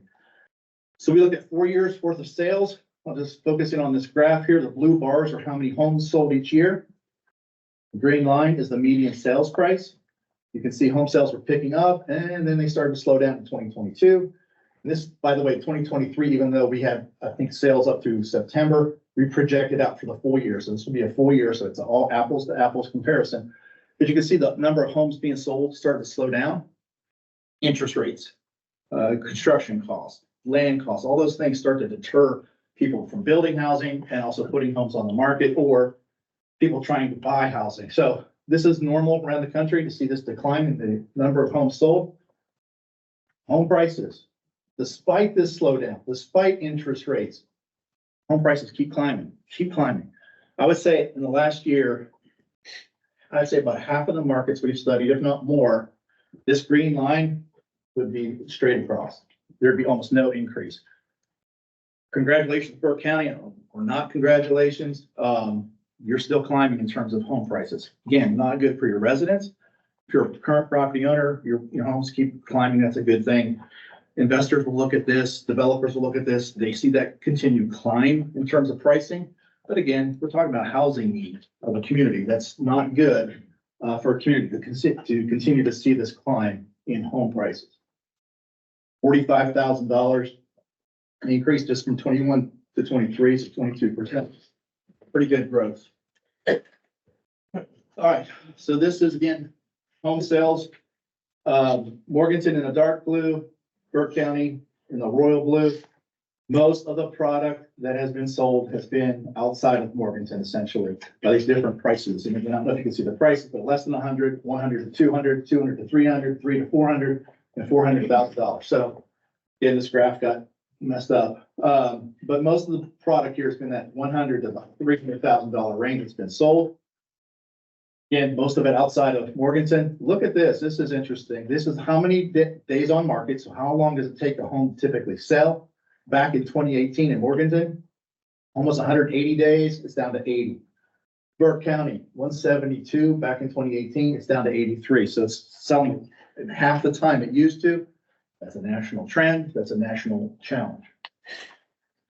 All right, this is available inventory. So what can I buy? Patrick Bowen's coming here with his 31 employees. All right, some of them want to rent, but some of them want to buy here. You have 125 houses countywide that can be purchased. This would have been, I think, September, October of this past year. I take those 125 houses compared to all owner occupied housing. Just like apartments, we have a vacancy rate. So I want to do something similar to for sale housing. You have an availability rate of 0.5%. Where should that be? Is that good? Is that bad? That is low. You normally want to be 2 to 3% for a healthy market. Again, you want availability so people can move here, people change jobs, all those things. You want availability, you're about 1/4 at least of where you should be. Another measure is what realtors use. How many months of inventory do you have? So if nobody built anything else, the 125 homes that you have, the rate you're selling homes, they'd be gone in less than 2 months. So what does that mean? Is that good or bad? You normally want to be about 4 to 6 months is considered a healthy market. You are so far below where you need to be. So it doesn't matter if we use this measure or come up with an availability rate, limited availability. This has it by price point. Again, Morganton in the dark blue, royal blue is Burke County. Most of your product that is available is the product priced over $200,000, but even this isn't a lot when you keep in mind those household growth projections I showed you for those higher income households. This is no way near what you need for them, but for first time home buyers, let's say they generally would be at that $200,000 range. You have 19 in the county that they can purchase from. That's not a lot. All right, so one of the things I would flag in this study is like a big finding, and that's why it helps to bring us back after 5 years. And so focus on the greens. The blues are Morganton, but I want to focus on the greens as Burke County as a whole. This is available inventory by these different price points. Again, less than 100, 100 to 2, 2 to 3, 3 to 4, $400,000 and higher. Dark green, this is where you were in 2018. You had 62 homes priced under $100,000. You're down to 9. You at $100,000 to $200,000, you had 75. So this would be maybe that first time home buyer house. You're down to 19. So it's gone.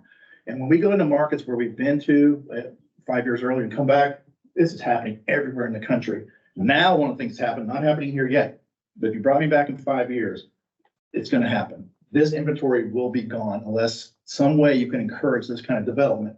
Because a lot of markets that I'm into now, last 2 years, this 2 to 300,000 price point, when I have like bars like up here for 5 years earlier, and I look at it today, it's gone. That's the next wave of inventory. It's evaporating. So you think about first time home buyers, or even those that are looking for their second home. They got into their first home at 175,000, but now their income has climbed. Their spouse has an income or roommate or whoever, and they can afford a higher price home. You don't have it. All right, this is senior care housing. Again, table got a little messed up. This is anything that is assisted living or nursing homes. We found 13 of those, 834 beds, 151 available. Now, this is a different world than those other segments I showed you. Occupancy rate here is 81.9. When we were here 5 years ago, it was 84.2. National average is 84. These usually have more vacancy, so low occupancy for many reasons. You're not far off from where the national average is, but the assisted living is well below 70% versus 82. But as I showed you in those demographics, your household projections for those older households, age 75 and older, is enormous. So this will be a growing segment, a growing demand part of the market in the years ahead. And then just a couple other housing metrics, and I'll move on. This is housing, the households that live in substandard housing. So whether that's people that are living in overcrowded housing, and believe it or not, here in Burke County, it's just like anywhere else in the country. We've got people living in units that have incomplete plumbing or incomplete kitchen facilities. Percentage wise, not big, but nonetheless, tell those people in Burke County, 12, the numbers are here, 1,235 are living in units that either there's too many people in the unit and or they're living in units that don't have complete kitchen or plumbing facilities. So they're living in what's federal government would classify as substandard housing. A lot of these folks shouldn't be in this housing. So as I mentioned earlier, when I was talking about the decline in lower income households, and so the assumption might be, why do we need more affordable housing or better housing? Keep in mind, a lot of these low income, a lot of people live in substandard housing are low income people. So they need to get out of the housing that they're in. Same thing for people that spend too much housing cost burden. This means people that pay over 30% of their income towards their housing costs. It's a federal definition, meaning that's too much. Check it out. Severe housing cost burden. People that pay over half of their income towards housing costs. Think about that. You're paying over half your income towards housing. What do you have left for anything else? So that's a big thing to look at. Over 60, almost 67, more than 6,700 households are housing cost burden, split almost even between renters and owners. Severe cost burden, almost 3,000. You got almost 3,000 people that spend over half of their income towards their housing. Again, a lot of these are going to be those low income households where it's not growing, but are in serious financial challenges when it comes to their housing costs.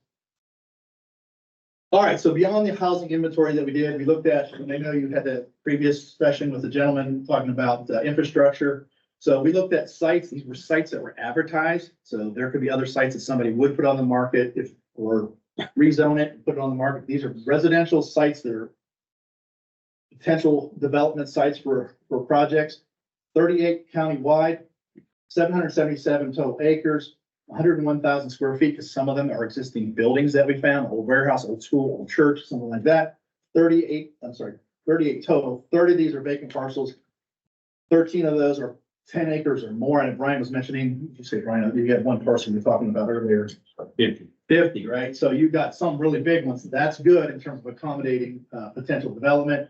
8 of those were existing buildings, as small as 720 square feet to as big as 75,000 square feet. So you've got sites across the county. If it were me and I was trying to figure out ways to communicate to the development and investment world, I would want something like this on my website, promote this. I would try to find more sites, those kind of things. Make it easier for developers as they come to look at your county. You'll have a housing needs assessment. It's absolutely going to answer a lot of their questions, but have some kind of inventory of sites that would be beneficial to them as well. We did not look at, as the engineer was talking about earlier, we didn't look at access to water and sewer. We didn't look at other utility access. We didn't look at topography. That's a due diligence effort that the developer would have to do. Look at other housing, or this is residential blight. We found 75 residential units that have evidence of exterior residential blight. Out of all your housing stock, those 75 units represent 0.2%. That's low. That's good. So yes, it's not good that you have 75 housing units that are in serious disrepair. But relative to the county as a whole and comparing to other communities, that is a low rate. So you're doing a good job of not letting residential blight get out of control. There are some communities, we just did one in West Virginia. It's in the hundreds and several hundred. And so they're struggling with dealing with residential blight. We looked at regulations, your zoning, minimum lot sizes, setbacks, building heights, density, things like that. I think we looked at 5 or 6 of your municipalities and then the county's residential regulations. In the end, you're no different than everybody else in terms of favoring single family residential development, but you do allow for, obviously, for multifamily. We didn't see anything in zoning on the county level or for the municipalities that was so overbearing that would be a deterrent to residential development. Same thing for development costs. We looked at these things: land costs, labor costs, material costs, taxes and fees.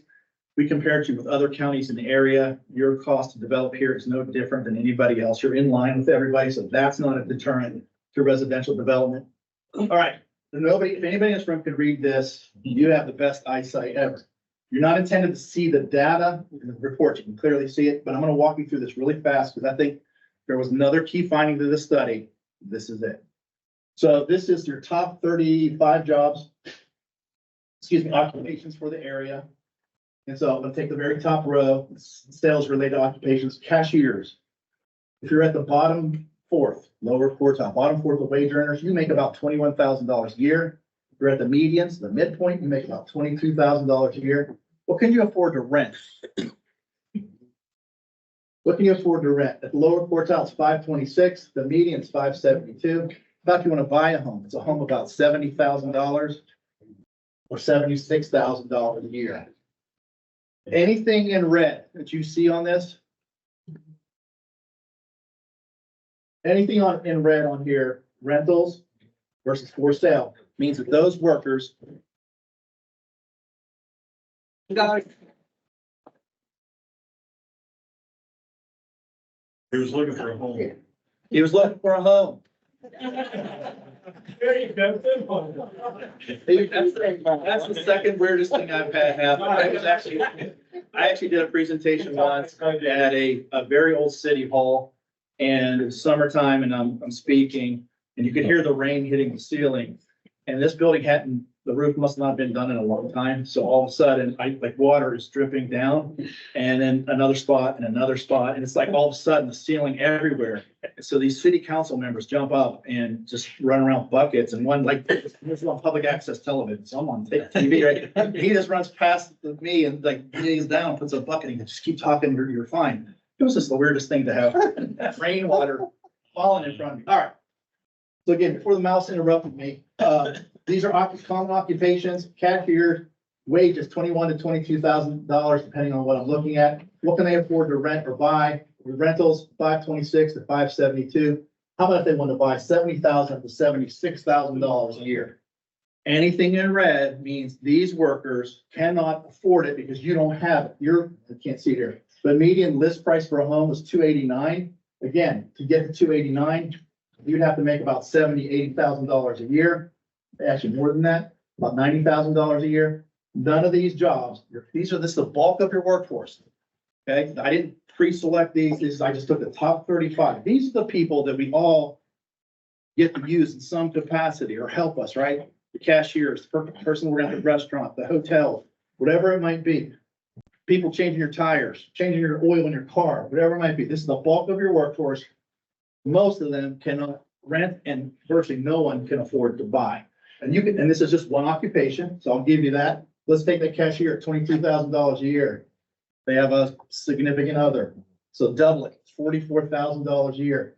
They're never gonna be able to afford a $289,000 home. So I could double what they could afford, 76,000. So now we're at 150. Triple it, 210, 220. Still can't buy. You have to quadruple the income of these workers to get to the point where they can buy. In some cases, you just need to double it, triple in some cases for the rent. The point is, the workforce can't afford what you have.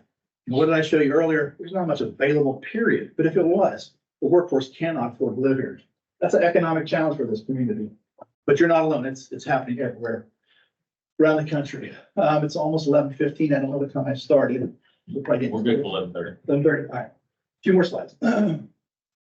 So again, unintended to read on the right. Here are the key findings when we talk to stakeholders. Hopefully some of you in this room took part of this survey. We asked a bunch of questions. Here were just some of the things I thought were most relevant. What kind of product is needed by price point? They believe rentals under $1,000, home prices between the $150,000 and $200,000 range. What kind of product type? Single family homes and apartments. What were the housing issues that your citizens are facing? Limited availability, home purchase affordability, substandard housing, cost of renovation and upkeep. And then top priorities for the community moving forward, new construction, renovation of existing housing, even home buyer assistance and tax credit financing were things that they felt these should be things that should be pursued. How about the residents or commuters? 240 again. Thank you, Alan, for getting word out and for the folks that you know. So we got some good responses, 240 countywide. What kind of housing is needed? Again, this is the opinion of your residents or people commuting into the area. Rentals of $500 to $1,000. For sale housing, $100 to $200,000. Housing for those millennials, younger and older millennials. Family housing, senior housing. Issues that affect the local market, high prices of rents, lack of rental vacancies, mismatch of local wages and housing. So you can start to see a lot of things that they're saying. It's the same data we found. We never spoke to them. We pulled the data. So they're confirming, or we're confirming them. It's the same issues that we found statistically. What kind of product is needed? Apartments, move-in ready single family homes, ranch style homes, single floor plan units, even duplex, triplexes, townhomes. This is the one I mentioned to you earlier. About 60% of the non-residents said they would move here if you had the housing available and affordable to them. And by the way, in all of these community input pieces, tons of other information we gathered. I just wanted to hit again the highlights. All right, employers. I did not do these surveys. I didn't do it when I did your study in 2018. I didn't do this pre-COVID. COVID changed everything in many ways in our country. It changed a lot for employers. And there's probably many of you in this room that are employers, or at least know and talk to employers. There's a lot of reasons employers are having a tough time attracting workers. Housing is part of that. So we asked employers first off, what are the housing issues your employees are facing? Lack of available housing, unaffordable rentals, and for sale housing. What product is most needed? You can again see some similarities from the other survey results that I just showed you. The rental market of $750 to $1,250 a month, but even affordable rentals under $750. Home prices like entry-level workforce for sale housing below $200,000, even that $200,000 to $300,000 range. All right, so how about the employers though? What is housing doing to them? Adversely impacting their productivity, 41%. Unable to grow or expand my business, a third. And difficulty attracting and retaining workers. So about a quarter of your employers. Again, we just surveyed 12 here, but you could probably apply this to many employers across the county. Are having a lot of challenges, but that third one is probably one of the ones that we see is often the top answer is they have a tough time for even the workers that already are here keep them, but also attract those people. I've heard that story over and over, and I suspect some of you in this room have heard that as well, where employers are saying, I can't get people to come here. And I've heard it where they'll say, Patrick, I think I pay good wages. I think it's a great community to live in. I think it's a great company to work for. And once they look at the housing market, they're going to take my job. They're going to take the job I'm offering, but then they look at the housing market, they can't find a place that matches up that they can afford. So it's back to that wages and the workers have what they can afford. Even prospective employees can't find housing that matches up with the wages. So it's a significant problem. All right, so what if you could solve your local housing issues? Almost 60% of them said either somewhat likely or more likely to hire. So again, if you could solve your housing issues, you can see the connection of employers. There's a greater chance that they would hire more people. So it's important to the local economy to address housing issues. And then they mentioned different programs or things that could be done to assist with housing. And then we did a survey, only 5 responded, but it's important to break these out really quick because again, as elected officials, as you kind of start to think about some of the stuff that developers are going through, at least you get their perspective. And these numbers would match up similar to other communities where we've had a more robust survey. But nonetheless, what's some of the barriers they face? Cost of development and materials, financing, appraisals are too low, cost of infrastructure. You guys were talking about that, lack of infrastructure, land and zoning regulations and things like that. So what are some of the solutions? Encouraging updates to subdivision regulations, loosening development requirements, government assistance with infrastructure. Again, start to hear that over and over. Revisiting, modifying zoning, collaboration between public and private sectors and so forth. So a lot of challenges developers are facing. They do have suggestions on how the community can possibly move forward. All right, almost done. Housing gap estimates. This is rental housing gap estimates. For the county as a whole, we go through all this stuff. The study explains all the math behind it, but we look at 4 different income groups. So this is 50% of median. You asked me earlier, sir, about government subsidized housing. So this is essentially government subsidized world. This is people that make 51 to 80%. I put the incomes that correspond to that and the rents that correspond to each one of these. This would kind of be that tax credit program. And then this is market rate. As you can see, first off, you have a need for all affordability levels, but the bulk of it is for these lower income households. Again, many of them shouldn't be in, many of them paying excessive amounts of their income towards housing costs. So it's absolutely a need, but you can see there's other opportunities. And these are really minimal numbers. I would take this as because there's opportunities. I think somebody came into this area, marketed it correctly, started pulling in other people from other counties to move to this area, including those commuters. I think these numbers could be even bigger. And then we did the same exercise for sale housing, again, across the whole spectrum, but the biggest one is for housing that's priced between 190 and 285. So probably a lot of those people ready to transition from maybe their first time ownership opportunity or people moving into the area. That's a big base of your potential support and needs of the community. And then the last couple slides here, just the recommendations. We kept it pretty broad. Developing next steps plans. Again, we talked with Alan's, it's not a task force, it's a steering committee, housing group. And so we talked about goal setting and things like that. Those housing gap estimates that we provide in the study, and I just showed you can help guide where you set priorities. But I think your other priorities have to be too, to think about is the seniors. Right? You have a big base of seniors that's growing. Do we need to think about how do we encourage or incentivize development of senior housing? Is it for those millennials, the older millennials? That's another growing base. Do we need to think about what we can do as a community to support and encourage that development? If you're having a tough time holding on to young people, do you think about that as a priority? What can we do in terms of product that would attract them? Where would that product be? Those kind of things. So you have a lot of things to think about in terms of goal setting and not even the new product to meet the needs that you have and the future needs, but even some of the product that's older that needs help and needs revitalized. Is that a goal for the community? Capacity building. If I had to rank all the things I'm going to show you here, this to me is number 1. While I'm sure Alan would be great and Brian would be great at trying to help address housing, I suspect these men have a lot on their plates, just as you do as commissioners. So somebody has to take charge. Somebody has to be the lead, whether it's that steering committee that becomes a more formal task force. I've seen communities hire a housing director, even if it's like for 1 year, bring somebody in to spearhead your housing efforts.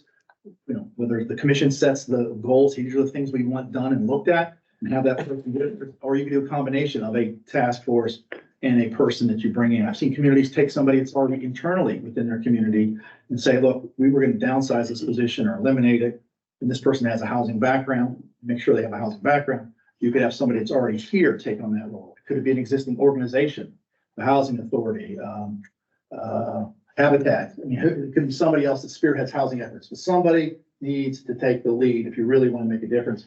Tons of policy and incentives that you could have in place, and we list a lot of those in the study. You all talk about infrastructure possibilities. That's a big one for developers, that if there was some assistance with infrastructure, it could be a game changer.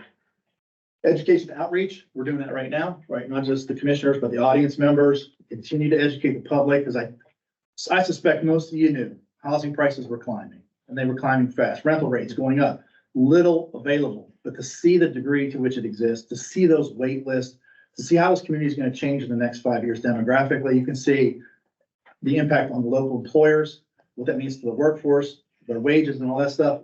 That stuff needs to continue to be put out to the public so that they understand, look, we want to encourage housing of all types. That's the goal. And here's why. So again, housing study, these kind of education outreach efforts. I put this in here. I don't normally do this, but again, I think one of the things you all could really do to make an impact in the community is focus in on senior housing as a start of many things. Again, the workers have major challenges, but you can solve two problems at one time. If you can encourage some type of housing for seniors, apartments or condominiums or something that they can downsize into, so they don't have to maintain it physically anymore and then deal with it financially. But by them allowing them to transition out of their homes, then you free up all this housing stock that they are now putting on the market that would allow people that are ready to go into the home buyer market for the first time, or even those that are already in it and just want to move into a different type of housing. I think senior housing could be part of the solution to a lot of your challenges. Partnership building, I think we have about 50 different organizations that we identified that you might want to reach out to, developers, nonprofit groups, investors and places, people like that. So I would certainly you could build a program around that. I think that's a fairly easy thing to do. In marketing, lots of things you can market about this community and its assets, but obviously the housing needs could be something that you do. We've done multiple promotional pieces for counties in Western North Carolina. So we'd be glad to help you, or if you want, we can give you samples, we'll let you go do it, or we can help you put it together. There's a lot of good marketing things you could do to encourage developers and do outreach programs to get developers to come here. That is all I had. We're close to 11:30, so. I know that's a lot. I probably talked fast, but I wanted to make sure that I covered a lot of this stuff. The study is well over a couple hundred pages, so there's a lot in there to digest. I think these are the biggest highlights, but with that, I'll turn back to you and the commissioners. I just, thank you for being here. I think it's incredible. I've heard this now a couple times and I still continue to hear something that's just eye-opening. I think the similarity between our first discussion this morning and now housing and really a lot of things on the commissioner's strategic plan is that there's no quick fix. It's planning today for something that's gonna, kind of be around the corner, but having the information to do so and recognizing that if things go without change, 8-10 years down the road, there are significant challenges for this community and asking what how do you leverage public policy to soften those challenges or to address those challenges beginning now so that you don't get to that point of true crisis. Although we may be there from a housing perspective today. So, I think it was very well delivered. We appreciate you being here. Board members may have questions. Mr. Chairman, I'll turn it back to you. Any questions from the board? Go ahead. Through all of that, I kind of built a framework of a little narrative in my mind. I just want to kind of run it by you and make sure. So if we address the challenges of housing, we're going to increase our tax base. We're going to slow that rate of tax or property appreciation. I mean, is there any? It should be, yes. I guess theoretically, yes. And thereby allowing us to have a more stable tax rate. Yeah. Okay. This makes about the third study that we've had, and they're not different. Everything kind of coincides every time we have somebody come in. We get the good, we know what the picture is, okay, but we don't know what the solution is. We have to still consider rural versus urban. We cannot get developers to come in here. A couple reasons. You got a lot of baby boomers that own a lot of land that do not want to let that land go. And we've identified, Alan has the maps of the properties that are probably available in Burke County. But we do have an infrastructure problem, getting water and sewer there. That's the first thing these developers look at. So my question to you, and you gave us some good points that we need to take a look at, but how do we get developers to come to Burke County? Well, congratulations to you all. First off, getting this study done. I'm a beneficiary of you hiring me, but for the community, this is a good thing. Because there's a lot of communities around the country. Again, one of the things I told you before is we do about 500 site-specific studies for developers. So they want to look at a site, they're going to apply for financing, whether it's through the state government or through a bank. And so they need a study done to evaluate, is that project feasible? And so those developers are looking for markets. And one of the things that's going to happen with me, and it's not part of our package, but I do it anyway, developers are going to call me, Patrick, I'm going to North Carolina. What market should I go into? Burke County is going to be on my list. Say, go look at Burke. Here's the study. I can put you in contact with somebody to help start the conversation, or he can get you in contact with somebody to start looking at sites or whatever it might be. So you've done one of the things that needs to be done is gathering some information. But the other part has to be, and again, it's probably a relief to the commissioners that should require no money or minimal. And that is, you got to do something with this. You got to promote it and market it. We identify people that you could reach out to. We're working with Cherokee County right now for our western part of the state to build out a plan for them because they have a very small staff.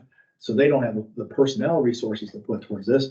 So they're bringing us in to help them get those developers lined up, to contact them, to share information. I could talk at length, and if you guys do again, move forward with your committee at some point, I'd be glad to do a virtual call because it happens all the time. But one of the things I've seen a lot of communities do, again, very low hanging fruit effort. I've seen communities do developer days. Okay, you had a housing study done. And so you bring in developers that are local, but also that are not local, bring them into this area and educate them on the opportunities. Does that involve where I do a presentation to talk about the needs of the community? And then you have an engineer to talk about sites and the pros and cons of certain sites. You bring somebody in from the State Economic Development Office and they talk about, what can the State Economic Development Office do to help developers? But educate developers on the opportunities. I've seen then, after people do the presentation, get a shuttle bus and they'll take these developers around the county or community, whatever it is, and they'll show them potential sites. Not every site, but they'll show them ones that they think are most viable to get developers educated and interested in the county. So there are ways to get developers in. From your side of it, though, there's clearly infrastructure I know is a massive cost. I know that. But that is a key to get developers on board, because if they know there's an opportunity for them to bear that cost or we share in that cost for them, that there's a greater chance that they're going to want to do. There's other incentives. We list in the study a bunch of things that can be done from a strategic kind of policy standpoint or incentives. So there are things to be done. You started off though, you've got a needs assessment, you had an engineer look at things. So you're ahead of the game compared to a lot of communities. I think we're all willing as far as infrastructure to pony up what we have to pony up to get it, but I still I believe that developers is our number one priority. We've got to figure out a way to, like you say, market ourselves, but we got to do a comprehensive study, even more than what we've done, to find the areas that some of these people have owned all of their lives that they're willing to let some of it go to I agree. developers. So I think that's a challenge that we've got through our new committee is try to start talking to these people. Say, are you willing to let this property go? I agree. Okay. Another major consideration in that is availability of workforce. I mean, that's one thing our local contractors struggle with right now is having qualified and capable subcontractors. Yeah, I think I didn't mention it, but and don't quote me on the numbers, but I think statewide skilled labor involved in construction, stuff like that, it's like 4%. You go 1.5. So that's a major. There's a lot of moving pieces. I mentioned Cherokee County and some of the stuff we're doing with them. They have workforce development and they have a community college there. They've changed their program to try to encourage skilled labor workers and what can they do to help offset education costs and stuff like that. So they know that. So good. Okay. I may point out two things, to Commissioner Carson's point about developers. Primarily, they care about margins, right? So if it costs X to build here, it probably costs X to build in Charlotte. What does the return look like? If it's more there, then it's more attractive. I think marketing the report to show, clearly what the return is, clearly that there's demand is important. The second thing that I think that folks, I've heard developers talk about is speed to market. That's where infrastructure really hurts us. And so, you know, that's, if I was saying, what are some short-term things we can do? Obviously market it. I do think there's some things in our development policies that make, that squish margins a little bit. So for example, I think we trigger a major subdivision at 6 homes or more, 5 homes or more. Yes. Which has some development costs. Could be seen as non-necessary, and reviewing those, modernizing those, encouraging development density, multifamily homes is a big deal.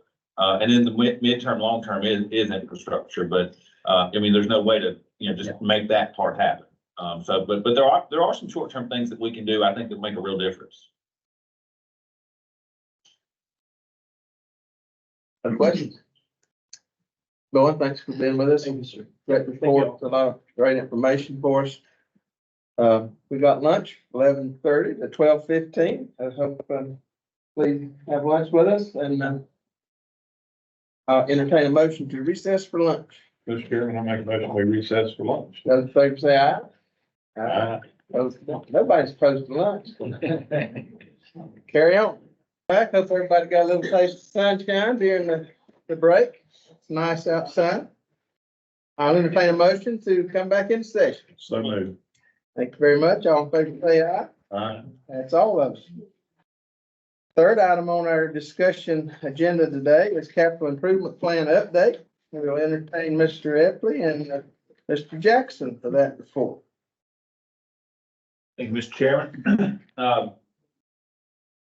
So, again, I hope everyone enjoyed lunch too, and, this will be a good to keep us awake. I have a slide, it's not in here, but, it's from an author called Daniel Pink, or named Daniel Pink, and some of you may have heard me share this before. He did a pretty, I would call it quantitative and qualitative analysis over about 2 decades of how our cognitive performance is throughout the day. And the vast majority of people are like me, and you wake up and your energy is highest when you first wake up, and that continues to climb through the day, energy and cognitive ability. And then somewhere around noon, 12:30, it just is a hard fall off, and then it slowly recovers.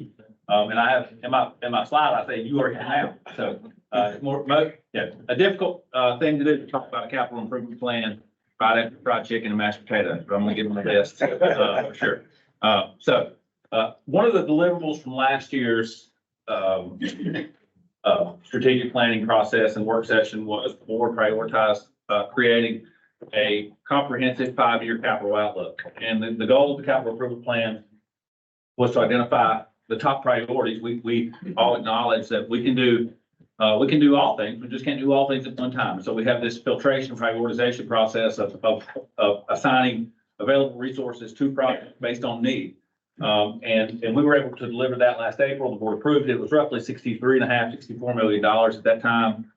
The vast majority coming through grant funding. Only about 45% of that was through any local allocation. And so the board adopted that last year as part of your budget. We began implementing it. Some of the projects that were included in the plan were already in process at that time. Others have started and progressed. And the goal this afternoon is to update you on some of those, as well as introduce you to this year's updated version of the plan. And conceptually, as part of the budget process each year, we'll take from that kind of static point, look forward 5 years, and again, try to forecast capital needs, availability of funding, and pair those things together to give a relatively predictable outlook in the world of capital, which we all know, if not managed appropriately, can have a lot of volatility, which makes budgeting much more difficult. So one of the most advantageous outcomes from doing this type of planning is that you're able to flatline your capital costs to what you believe you can afford year over year, so you don't have these conceptual start-stop issues with your project funding. So just briefly, as I'm jumping in, and I point out the latter part of my presentation, Greg Melton from Holland Hamrick is here to talk about some of our more major projects that we are utilizing from a design perspective. He's the principal architect for Holland Hamrick and helping us on a couple. So when I get to the backside of today's presentation, I'll ask him to join me and cover those. But again, this concept of capital improvement plan is to identify capital needs, to link those with projected revenues. And we really, to me, the CIP planning process or master facility planning has three fundamental components. One, you have to know how much space you need. Secondly, you've got to understand the condition of current assets or the structural needs of future assets. And then lastly, any plan without a way to fund it is not a very productive tool. So when you put all three of those things together, you really can get a pretty dynamic instrument. And really, again, this is just another idea behind what goes into our long-term capital planning. But I think that the most important thing is being disciplined. You can't when you say we're going to fund or earmark funding 3 or 4 years out, you have to stay committed to that. So if you're in 1 year and out the next year, and you get discipline and the future focused mentality to stick to that, it almost becomes not a value add to your budgeting process. We also try to consider things like operational costs, asset replacement schedules. Mr. Willis talked about that this morning in the water sewer side. What is the life cycle management cost of our assets? And one example of that is for us that we're currently managing through that's in our plan for this year is public safety radios. So we have about 225 public safety radios. I thought Heather a while ago was going on her side wherever she went. So most of ours, those radios are a critical piece of our infrastructure. They operate off of the state's Viper 800 megahertz communication system, and they link all of our emergency services folks together. And generally a radio like that can cost anywhere from $5,000 to $7,000 per unit, depending on the programming and the software areas. And half of ours or more are from 2007 for an asset that should have a 5 to 7 year life. So if you say 2007 plus 5 years, that's something less than 2024, right? It's become an asset that's been in life and in the support for some time, and the cost is well over $1 million to replace all of those. That wasn't something that was prioritized until last year. So how do we expedite that? Because we certainly recognize that our emergency services professionals need that communication tool to keep them safe, to make sure that they're able to respond efficiently and effectively to emergency needs. But that's a good example of having this life cycle management plan that's included in the capital program. So we're thinking ahead and we don't have these emergent issues. Our leadership team talks a lot about trying not to allow an individual department's lack of planning to become an organizational emergency. And really, I think that's what we're able to accomplish. You'll see projects, whether major or non-major in our plan, work their way through. And we have priorities that are funded. We also have unfunded priorities. So Mr. Wilson and I have talked for both last year and this year about additional space at the library. It's a need. It's been prioritized. It's gone through an appropriate planning process, but at this point, it's an unfunded priority until some of the other funded priorities and available resources become available. So just a recap from last year, what were we able to accomplish? Some of the areas that the board prioritized were again, what are our projects? How do we fund them? When will they kick off? Let's break that into short, mid, and long term. And we were able to accomplish that. We also prioritized creating these debt management policies. As you all know, we have about the 13th highest bond rating in North Carolina. We're AA2 from Moody's, and Moody's and S&P look at these type of board approved policies for management. And I'll look at our debt portfolio just in a minute to remind us how strategically balanced and well positioned we are.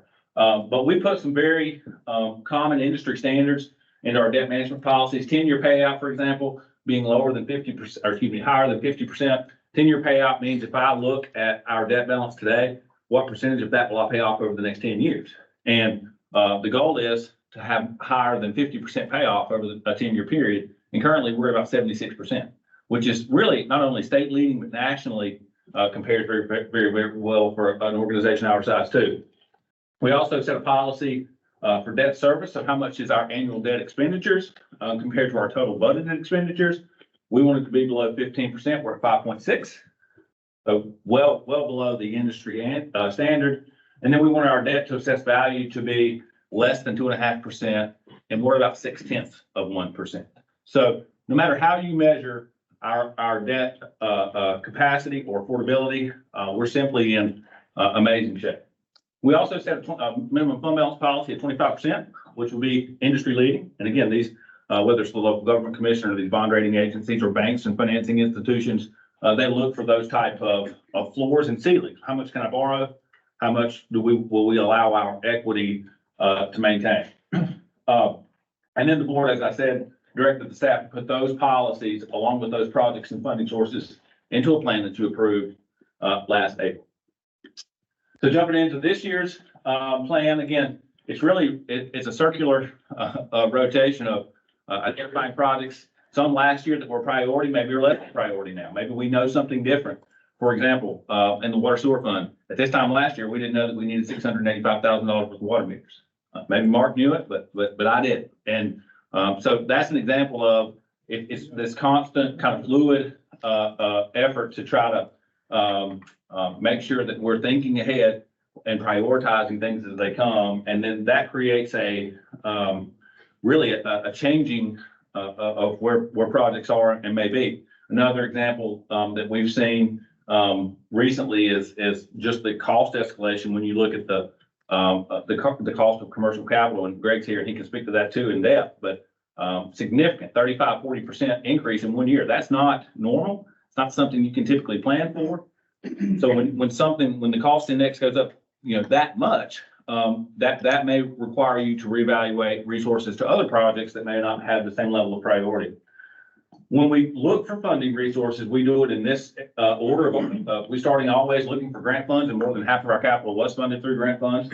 We also have, for our operational capital primarily, we have a capital reserve fund that about 1.1 cents, roughly $1.2 million reoccurring will go into fund. That will be things like the public safety radios, things that are going to be a higher dollar amount, but again, financed over a couple of years. And then we try to use pay as you go as our third option. And lastly, debt or fund balance. So this is just an excerpt from our most recent issue of Moody's. There's an April 2023. And essentially what they say, for the things we can control, we're doing exceptionally well. There are some things that are outside of our control, more socioeconomic, median income, the GDP, some of those things that take longer to impact that are holding us back. Quick look at our debt portfolio. Currently, our general fund has about, is responsible for about $14.7 million debt. The school system has about another 23.5. When you look over on the right-hand side, again, about 5.6% of our annual expenditures go to debt service. And you can see that falls off hard after 2026. Heading into next year, we're about $5.4 million. I mentioned our 10-year payout. By 2029, if nothing changes, we'll be at 100%, which is exceptionally strong, 75.3 right now. Our goal is below 50, or excuse me, above 50. When I compare our 10-year payout, so if you look at, that show up on TV, the Burke County is the gold over on the right-hand side top chart. And I'm comparing that, the lighter green is nationally, the darker green is North Carolina for similar sized counties. Again, the typical policy minimum is 50%, we're at 75, and that's going to continue to increase year over year. Same for debt service as a percentage of expenditures. Burke County is the gold, and you can see compare exceptionally well, both in North Carolina and nationally. Moody said anything lower than 8 is as strong as you can get, and we're at 5.6. So literally can't score better there. I'm going to transition quickly into the part of our plan that's highly focused on what I would consider non-major. So these are assets that are less in value, less in cost. Some will be capitalized, some won't. Things like rolling stock. There's a component in the plan, and by the way, in your package you have this year's 24 through 29 capital improvement plan, and it's talking about what are we able to appropriate.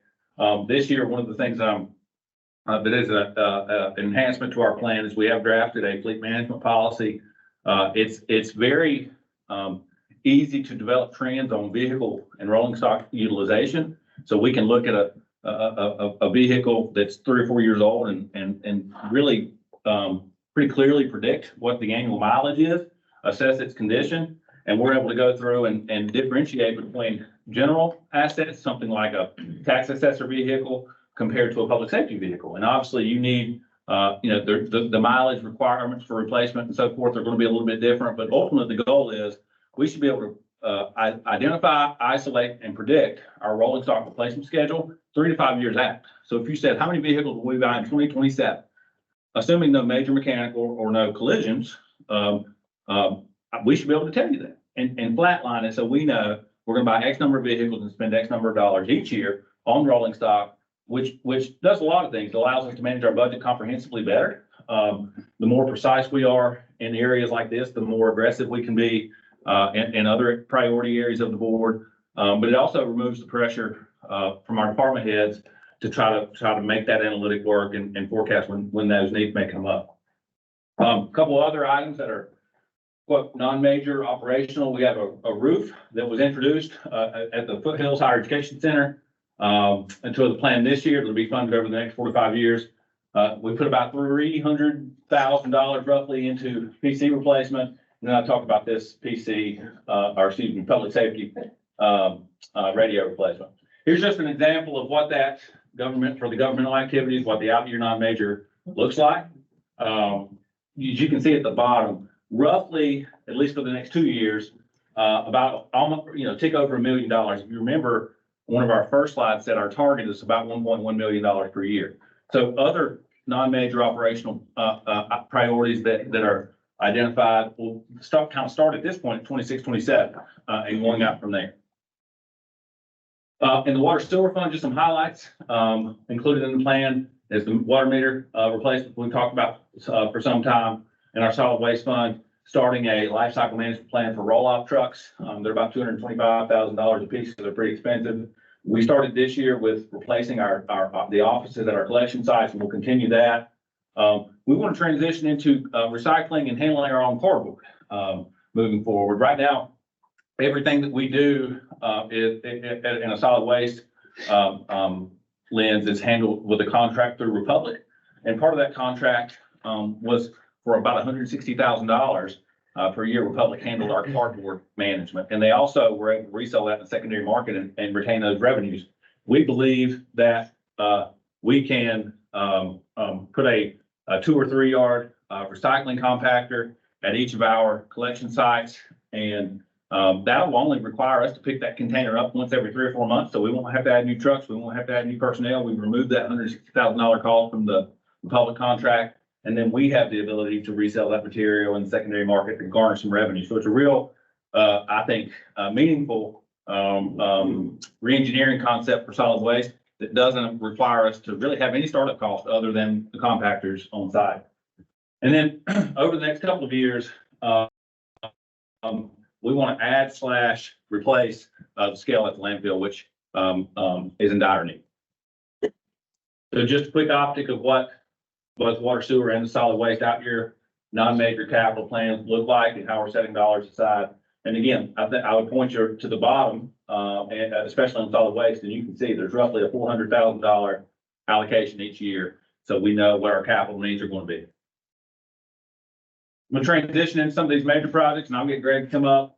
I'll remind you that back in 2020, the board took a very wise approach to major capital and partnered with Mosley Architects to come in and do a facility assessment. They went through every square foot that the county owns, and they rated that square footage in 6 system areas. Here's kind of the outtake. Animal services and EMS were scored the lowest that you could score. The buildings were, to say end of life and non-effective, I think would be an understatement. And as you know, that those are 2 of the projects that are included in our major portion of our CIP plan now. But you can see as you go down how the buildings scored and how they were, how they were assessed back at that time. And we did, one of the deliverables in the plan was to break those based on this study into short-term, mid-term, and long-term And again, funded and unfunded was the goal. So I'll hand it over to Greg now, if you want to come up, and he's gonna walk us through, this is the conceptual rendering from outside of the animal shelter, but he can walk us through a little bit more of those details and the site plans and floor plans, and then take questions from the board as you have. I was unsure if I was gonna be, involved in the presentation today, but then, Ashley notified me earlier that we have mashed potatoes and gravy, and I said, it's critical that I give an update on the project. So hopefully everybody can, we're gonna go through at a 100-foot level. If anybody has any questions to get in more detail, please feel free, to interrupt me and, but really gonna talk about, what's happened on these projects, what's about to happen on these projects, how they'll be, bid from a delivery standpoint, and then some of the ones, that are still under, or still in the early phases of design. So what you're looking at here is a rendering of the animal services facility, roughly 14,000 square feet. We have partnered with Shelter Planners of America to help with some of the schematic designs on that, and in coordination with Caitlin and her staff have recently got to the point where we've adopted the floor plan and rendering. Now the pass off will happen to us, and we will complete the construction documents on the project. This is the, I don't know if I can flip ahead, but Maybe how hard is it to unplug that one and plug it up? well, let me just talk in general about the animal services then. So roughly 14,000 square feet, site on Kirksey Drive, shares access with the 911 center. Yeah, we have areas that will allow for this dog kennel and cat expansion off of either side of it. Has area for outdoor dog exercise areas in the rear of the facility. Go ahead. Just keep going. Yeah. Okay. On the EMS, that one is at the corner of 18 and Drexel Road. The ambulances will use Drexel as the access to the site. Public will use 18. There's public parking in the front of the building. There's a multi-purpose training room on the side of the building that will have its own parking area. And then there's a fenced-in area in the rear of the building that will allow some of the 24-hour staff to have secure parking, as well as some of the overflow ambulances that will have shore power in that area. This facility is roughly 16,000 square feet. We have scheduled final document review the week of the 25th on this project. It and the animal services project will bid at the same time. So while we're almost finished with the documents on the EMS station, animal services, we're about to get into the technical drawings, and then we perceive it'll take about 12 weeks to complete the technical drawings on the animal services project. And at that point in time, both projects will go out to bid. The next project I've got is renovations at the courthouse. The lower level of the courthouse will be where the DA's office will be housed. The DA's office is currently behind the clerk of court on the main level. They occupy about 2,000 square feet now. The renovated area of the DA's office on the lower level will be approximately 5,500 square feet. So it's going to give them a lot more room to operate. Everyone that will go to the DA's office will actually go through security at the main level. So there should not be a need for additional security with these changes, but it's a chance to recapture some of the space for the district attorney's office that was formerly offices, I believe, for DSS and some other departments. Well, the backside on the lower there, up at the top, would that be employee entrances and so forth? Up here? Yes, where we used to come in from the backside. Yeah, that's correct. That's the magistrate's window there, Okay. sheriff's department, and that will still remain an employee entrance. However, the public will actually use the center stair to come down as they've gone through security. They also will have access to the elevator that's at the front of the building. So the public will come down to this area of the building. So the elevator does go down? It does. Yes. It currently has a key switch to do so, so I think it will be upon request, but that's the detail that we have not yet worked through. reason. Okay. So all the renovations that we're gonna do will be on the lower floor, correct? Yeah, actually, their estates department on the main level, we did have a plan in the presentation, I guess maybe the slides got out of order. The estates department, which is currently in the annex of the main level, is going to move to where the district attorney's office was. Okay, So that's about 2,100 square feet back there. And what used to be the estates department will become a new courthouse suite that will have a presiding judge's office, 2 resident judge's office, a judge's workroom, and then a new courtroom. Okay. Yeah, that area, how many people will hold in that courtroom, do you know? it'd be less than 50. Less than 50. Yeah, and that is a smaller courtroom that does not have a jury space either, that for, certain proceedings that, Child Protective Services. exactly. And with the footprint that we're working with, it's very appropriately sized for something like that. It would probably be a little too small to have jury and associated jury rooms. Then, the next project is on Avery, Avenue, and, the DSS and maintenance will occupy spaces within this building. This is the building that was, previously a florist. And so in what used to be the florist showroom side of things, there will be workstations for DSS personnel. The public entrance will actually be the entrance on the left there that you'll come into public toilets reception area. And so we are getting ready to turn over documents to submit for permit at this point. And I know that Mark and his staff are actively making some adjustments within reason before the permit is pulled, installing some workstations and things of that nature. I believe there have been some HVAC upgrades in that building as well. But that is going to go in for plan review almost immediately. The roof and everything's good on that building, right? It is. Yeah. In fact, just in my assessment of the building, going to the site, I think it was an excellent thing for the county to purchase the building, especially proximity to the other facilities, associated parking in that area of town. I think was a home run. So I'm glad you were able to get a hold of that building. Mr. Chairman, we have, there was a couple slides missing. We're not sure why. OneDrive confused us, but we have site plans and floor plans of EMS building and animal services building. We'll just need to swap her computer for his computer if the board wants to see that detail. Just do that. Can we do that, Kay? In the meantime, I think it may be appropriate too, to talk about our experience with, county personnel.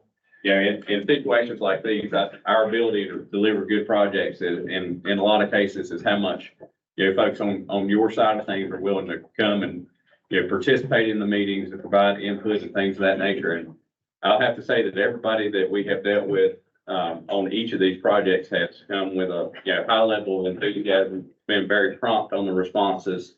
And I'm not saying that just because some of them are in here, but that's not across, you know, not, a given when we do projects like these. And I think in the end result, you end up with a better project.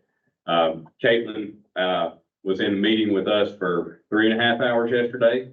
You know, discussing, you know, nuts and bolts of the animal, services project. We went directly from that meeting to a meeting at the courthouse where Mark and Scott and Grant, you know, met with us almost 6 o'clock yesterday evening, talking about, you know, IT services, fiber incoming in the building and things of that nature. So, you know, to say that I guess the energy coming from the county has been at a high level, I think would be an understatement. So What's the expansion possibilities over to the new animal center?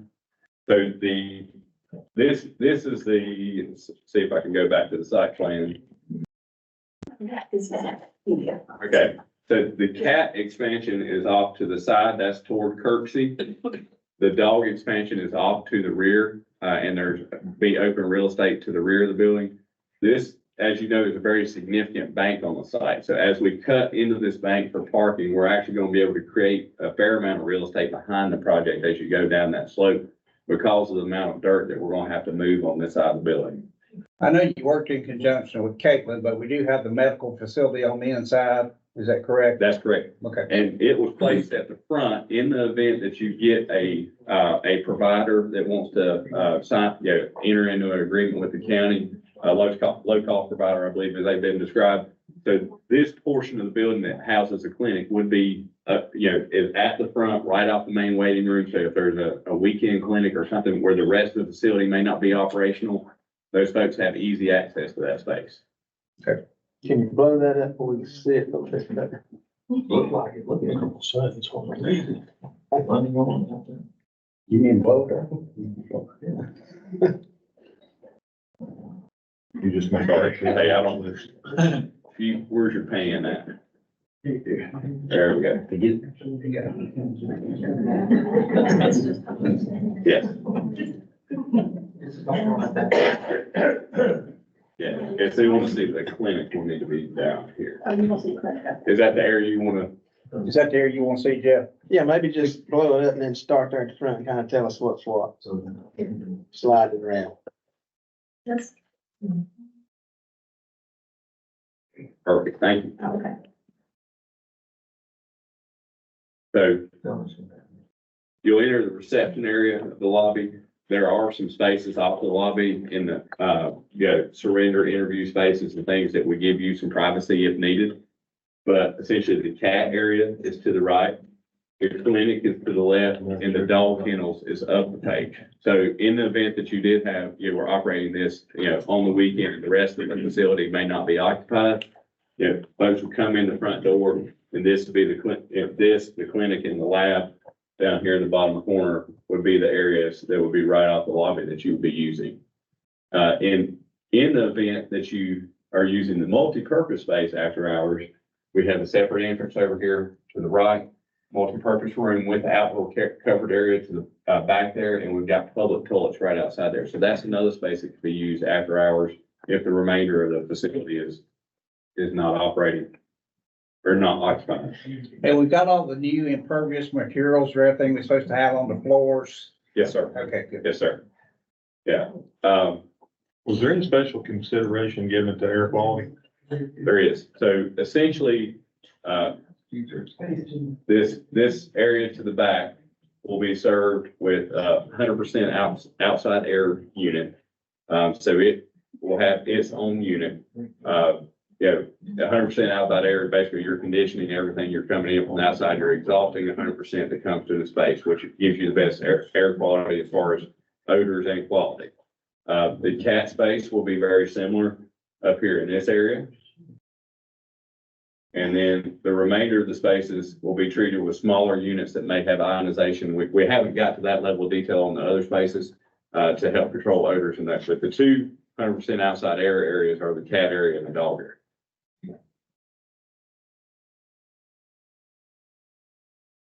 Any other spaces you'd like to look at in detail? Okay, what's the total, the number of dogs we can house at any given time and cats? All right, so total of dogs is 36 and cats is 44. So it's a total of 80. Right now, we're less than 20. Right now, we're less than 20. Okay.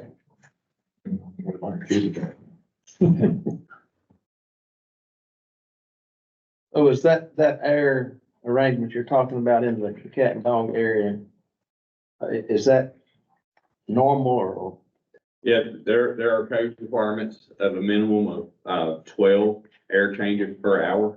So regardless of what, and that means that you have to change the volume of the air of the space 12 times during that hour period.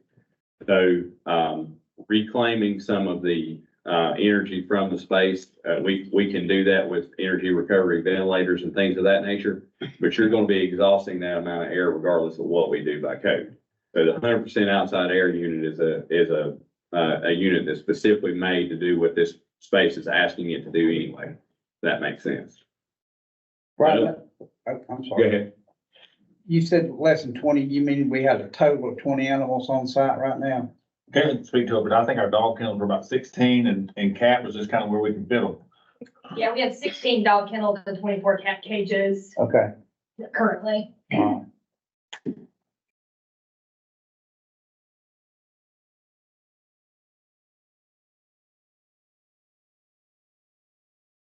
So there's plenty of parking for the public when they come in. Yes, correct? sir. Okay. What about night entrances? What if there's an emergency of some kind? Yeah, there's a separate entrance, for animal control. There's a sally port on the side over here for there, and that will be within a fenced area. And then obviously you have the front entrance and you have staff entrances to the side in the cat area and near, the multipurpose room. Okay, we actually visited, a county close. They had a terrible entrance for the vehicle. So we got a good vehicular entrance. Is that Yeah, correct? yes, sir. Room. So that, the sally port is over here. And that area is, as we discussed even yesterday, we'll have the ability to wash down the vehicle and the cages and anything associated with it within that indoor area. And, park inside, and we'll have cage storage, adjacent to it. So what's the width of that? I'm like Johnny, we went to check that county out. We weren't impressed with some of the things that we saw when Kay was with us that day. And it looked like he could barely squeeze a vehicle in there. So, so what they had was very concerning. This dash box right here represents, the size of one of the larger ACO trucks. You can see, front to back, there's not a whole lot of additional area, but, we are also trying to, for lack of better terms, keep, the spaces as lean as possible in consideration to the budget. So one of the, action items from actually yesterday's meeting was we know that an F-250 truck is coming to the fleet at some point in time, is our understanding. We're going to get some information on that, look at it in the space to make sure we're still good. So it is something that's on our radar. For my mind's eye, what's the garage door, so I can kind of get a scale? That's a 12-foot door. 12 foot, okay. Is there, I'm sorry, John, is there anything, because we've been talking about this for how many years now, Kay? Yeah, at least. And so, is there anything that we had talked about including in this schematic that we left off? I think that the best description of, where we have been and where we've come to is, I think this plan's been revised a total of 6 times. And I don't think that there's necessarily anything that the county has given up, but what the reality of it is we're able to look at what that looked like, look at the associated square foot and prioritize. And that, Caitlin, you may be able to speak to whether you think that that's the way there were some areas, where we could have added, additional larger runs, but the associated square foot probably outweighed the end result. And I will have to compliment Caitlin and her staff and Kate saying, listen, we had a 1,500 square foot by doing that, in the scheme of what our priority is, that's not it. So I think we're in a very good balance between budget and priority right now. We also, last year, before we started this building project, engaged a national level consultant to help us review our ordinance, to give us review on standard operating procedures, to give us some recommendations on a variety of things. She also has reviewed the floor plan. There's always, in an opportunistic world, more you could do, but the needs are met. We feel confident in that. So where's the quarantine area? For the dogs? Yeah. In the rear. And while you're doing that, show us how we see capacity for large animals versus small animals. Is that the way we're looking at this? In terms of livestock?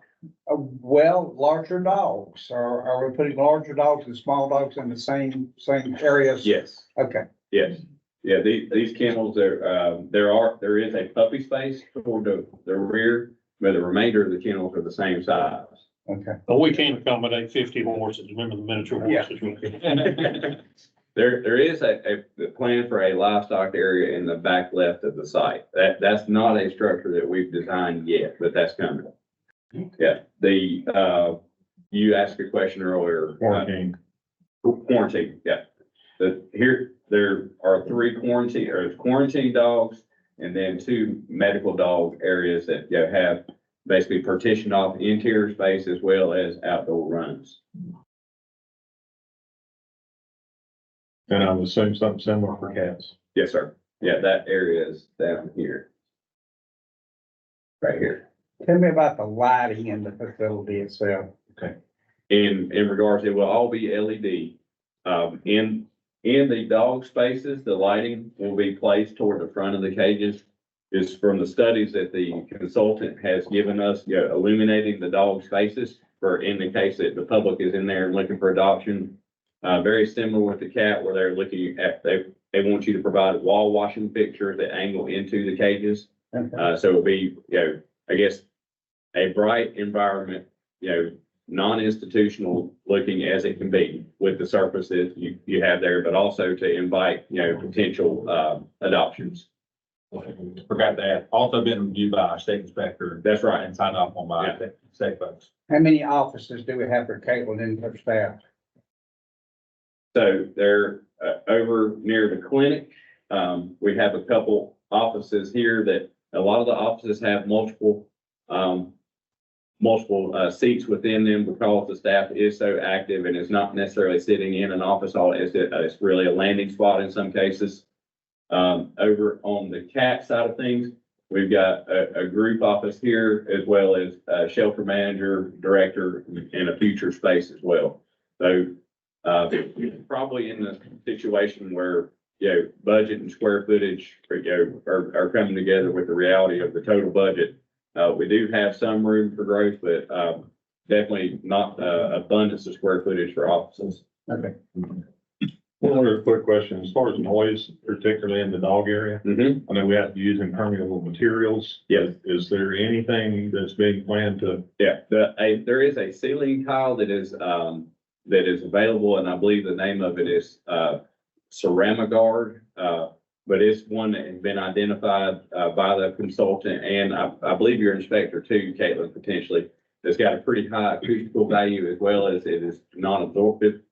So we're going to use things like that in those areas. We also sound seals around the floor is something that is going to happen. A lot of the walls in those areas, separating those from the office spaces, will be masonry, which will absorb the sound very well. And in the areas where the dogs are facing out and can look out of the kennel, we're providing bark walls so that they're not overstimulated if they see activity beyond their kennel. So it's basically a 4-foot high masonry or a wall where they're not seeing the dogs play beyond that wall. Okay. I like it. Are you not want me to talk about the EMS space? It's exciting too. Yeah, go ahead. I've got, We've been on this 10 years, we want to make sure we get this thing right. yeah, no, I understand. Any other questions you have about animal services? I'm good. From an EMS perspective, at a real high level, administrative folks are at the front of the building near the public parking. This would be the main public entrance. The training and multipurpose area is here. Like the animal services, it does have its own entrance and exit and restroom, so it can be available for use after hours if needed. The station spaces are back here beyond it. They're also within the fenced area, for the folks that are there on 24-hour shifts. And then you have a warehouse back here that can receive, deliveries for, because this will be, the logistics, I guess, jumping off point for the county as far as the EMS is concerned. And then you have the, apparatus equipment or ambulance bays over here. So Drexel Road's on the left side of the. Yes, sir. Okay. Let me see if I can pull up the site. No. Well, I'll see the site. But yes, Drexel Road's here. 18 is here. We have room for a bay expansion here. Administrative expansion over here. That's why that parking lot is held off of this side of the road or this side of the building. So the ambulances will use Drexel Road. Public and admin and staff will use 18. There's an area also over here for a potential future fueling station. We're running conduits and other things out there and plans for that in the future. And where would that be at? Beyond the pavement over here toward Drexel On a separate property? on this property. Oh, on that property? Yes, sir. Up on the back side on, Down the hill. down here? Almost about right here in Drexel, just Okay. up briefly from there. Okay. We tried, I'm sorry, didn't. I was just gonna say, we tried to put Greg can speak better to it. The exit where the ambulance to Drexel Road, the further you go, the steeper it gets. Yes. So we tried to keep it in as level of an area as possible. Gotcha. On the lower side of the slope, but the drivers would prefer to enter and exit on Drexel just so they're not pulling directly out on 18 and So they're not crossing paths with the public. That's what, okay. So am I correct in assuming that two of those bays at least won't be drive-through? Yeah, two of them will not be drive-through. Our understanding that most of that they're not pulling through like you do in fire departments and other things quite as much with the ambulances they're backing in. In fact, my understanding, there could be equipment that is stored in the middle part of those bays just with the length of the ambulance and the available space there. So they did not see the need for pull through, in all those bays. Each of those bays also has a trench drain down the middle, so if they coming in the rain and the ambulance is, dripping water, it will go to those drains. And will the warehouse have a dock level door or will it be ground level? It's ground level just because of the expense and the grades, adjacent grades to create a dock. So everything that they will take will be on lift gate or unloaded with forklift. Okay. That area does have the same bearing elevation for the trusses as the bays though, so 19'5" roughly. So they will have the ability to store higher in that space, if they need to grow. Well, I think in my conversation, one of the challenges that we've always had with the space that we're using now over at Station 7 is we don't get to buy in bulk, which creates a litany of issues across the county with fire departments that try to match what we do with our first responders. Exactly. We didn't buy in bulk, so suddenly we've got a better deal on a certain product that they suddenly can't refill out of the ambulance when their first responders run. It's my understanding from Major Milton that this space will allow them to buy in bulk, break down, and then distribute from a logistical standpoint. Okay. Even operationally, after an ambulance needs to restock, you end up with QRVs running around with equipment and material to redo ambulances. So it's a logistical nightmare. And the bay doors will accommodate what we hope the size of an ambulance for a long time. Yes, sir. We raised those to 14 foot high in anticipation that the ambulances could get taller, 12 foot door, accommodate everything that's on the road right now from that perspective. Okay, great. Yeah.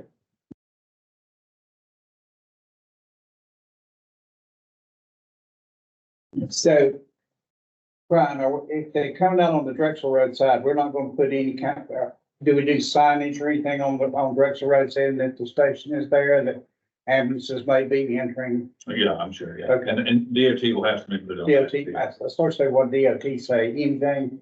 Okay, and there's good visibility in that particular area. So yeah, that should be a pretty safe place to pull on and off. Mhm.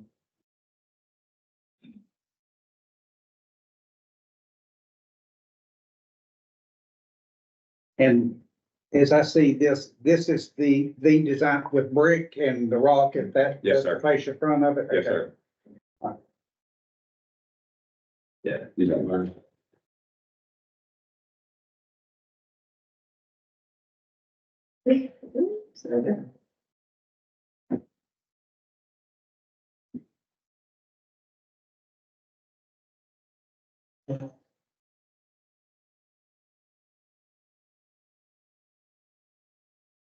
So the building will encompass what acreage of the total? I think it was 4 point some acres total. Yeah, the site will, so essentially, if you look, I don't know if there's a site plan in here, but right now, there's an existing, slope where that site has been borrowed from previously. Yes. And so essentially, the site will occupy everything up to the toe of that slope currently. So as far as from an efficiency standpoint is, it was essentially the right size for this project. So as I mentioned before, public parking here, visitor parking for the training area. There's your fenced in area for employee parking and overflow ambulance area. And then this will be where you receive deliveries from the logistics. And then we have concrete apron for the ambulances there, which was a request. And then that will be the future fueling station. Our limits of pavement actually are cut off here, but just showing you what that may look like in the future. We do, from a site perspective, we did, in our geotechnical report, observe that there were some areas with shallow rock. And so, we are getting ahead of that by doing a little additional exploration. They're really just an area right in here, but want to go ahead and remove that rock before construction begins so that we're not in a situation where we don't know what the cost of that is and we're looking at a contractor to give us that extra cost. So Have you looked at that turn coming out of the Ambulance Bay to the right to go out on Drexel Road? It looks kind of tight. yeah, our understanding of what they're going to come and make a loop and do that.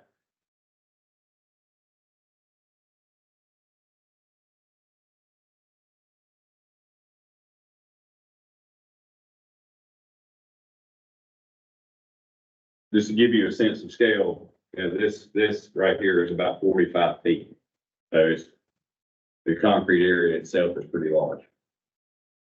But if they did want to come out on 18, they could, because line of sight to the south is a lot. I mean, looking back towards the city limits of Morganton, which would be heavier with the traffic if they'd have to negotiate, but I think you could use that if they actually had to, right? Yes. It also, from a site perspective, this site offered good access to sewer, water, and gas. The sewer extension is only about 140 feet. So in you know, this area, that's very, there will be an agreement, basically with, Valdez for Morganton to serve both, because this is actually in the Valdez water area, if I remember correctly. Yeah.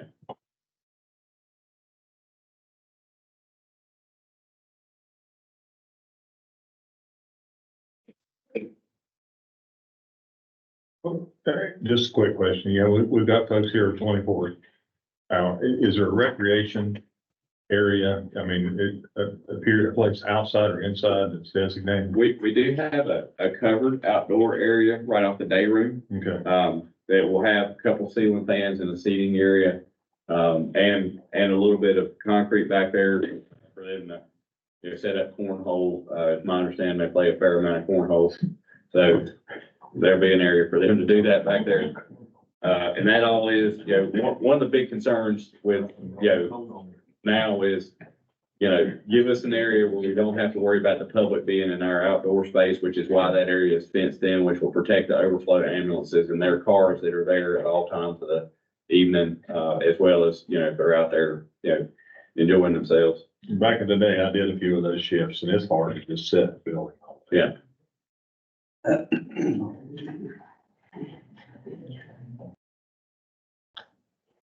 I'm good. Thank you. So next week, Next week, wait a minute, we're, going full force at it. Do we need to look at the courthouse plans? Does anybody want to see the remainder of those, or? We have first, second, third floor sketches. They were supposed to be in PowerPoint. I think you only saw second. Is that right? That's, or the lower, yeah. Yeah. Doesn't matter to me. I'll be happy to show them, or if you We want. got to. just a couple minutes. Let's see what you got right quick. I am curious about those two 24 by 24 column areas that are in the, and how those are changing. Where are we talking about? There's two areas in there in the annex. One's in, I think one's in the annex, one's in the old courthouse. It's like a 24 by 24 that used to provide skylight down to the lower floor. Yes. Are those changing? No. Okay. I think that that's an area, if the budget were a little bit more robust and, you know, that we could look at. Right now, we have a sufficient square footage to do the program that Crystal and the judges have provided. So in trying to keep the budget in mind, that will be very expensive square footage to create right now. And at this point in time, I don't think we need it. We need all the square footage we can get, but with the program we've been given, we're fitting the space within the existing area. Well, my understanding is those two areas don't currently have a weatherproof roof. They don't. It's basically a chain link fence on my, or it's I don't know, what would you describe it as? Anybody have basically a fence across the top of it? Yeah. Yeah. But So in the remodeling that's gonna be taking place in what I call the basement level, how will that water affect that? those areas, these are the two areas right here, the light wells. Right. And so for all purposes of what we're doing, we're not affecting them at that level or below. Okay. But this is the courtroom suite that we're creating, courtroom here, presiding judge office, two lawyer consultation rooms, custody mediation room, and then 2 presiding judges areas. All this is where the state's area is currently. And back here, the state's area is moving back here where the DA's office used to be. So essentially they're vacating that area and moving back here. And a lot of the reason that can happen, to my understanding, is just digital record keeping and having the ability to have remote records versus it all being in that space now.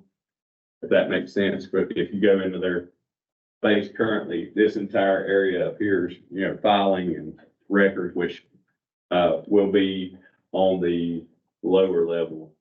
I guess my question is, I mean, there's potential of a tremendous amount of water coming down through basically 3 floors and accumulating in the bottom. Is the drainage system in that? There's existing storm drainage in there currently. Yeah, I don't know if it's still functional. That's not been something we've discussed. If it is something we need to add to the scope of this project, we probably need to talk about that, but I don't know if it's currently backing up or if that's been an ongoing problem. Well, I'm one, so I can't speak for the board, but to me, that if we're gonna spend a lot of money around that, on that level, I'd love to know that. On the lower level? Yeah. Which we're not touching anything on the lower level. That's it within Okay. the old jail area. What are we doing in the old jail area? Anything? Nothing. Nothing. The only thing that we're affecting is there's an area that was originally the kitchen. And then I think most recently served as the intake area is going to become the remote storage for the clerk of court. It may not be construction touch, but repurposing for record retention and some of those things. In the old jail area. Correct. Okay, Yes, so used, just not reconstructed. used is fine. Yeah. That's a great place for what. you're It is a talking great about. place, and it frees up square footage on the upper floor Yes, for use. okay. Yeah, the 5,500 square feet that I mentioned earlier that would be renovated on its lower level is all on this side. Okay. At the bottom of the stairs. Yes. So we're leaving all the walls and everything that's down there? All of those go away. Most of them are old, vinyl coated gyp panels. Okay. I'm not going to describe them as temporary in nature, but they're well past what and their Yeah. configuration is not great. Okay, And right now, in the area to the left, just at the stairwell, that all the way out the back of the building is currently maintenance, correct? This area right here is, and the only thing we're doing so maintenance will vacate this area, but there's still a number of panels, pumps, et cetera, in that room. There's an existing air handler that serves this space that will remain intact, we hope. So this area over here is really the only area that we could renovate for the DA. This area, while it's large, there's just so many things in the way that are most of which are still functional in some capacity. HVAC down there gonna be So dealt with. yeah, the chiller, that's one of the things we discussed in our most recent meeting. Chiller will be replaced. This air handler was replaced in 2013 and we're evaluating the controls on it. It goes out into VAV boxes, which is basically what the thermostat controls within this space.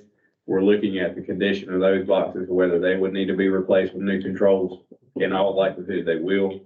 I know that there's been humidity issues in there in the past so we need to make sure what portions of this system can stay and then what can be upgraded and controlled better with new controls and then what needs to be replaced.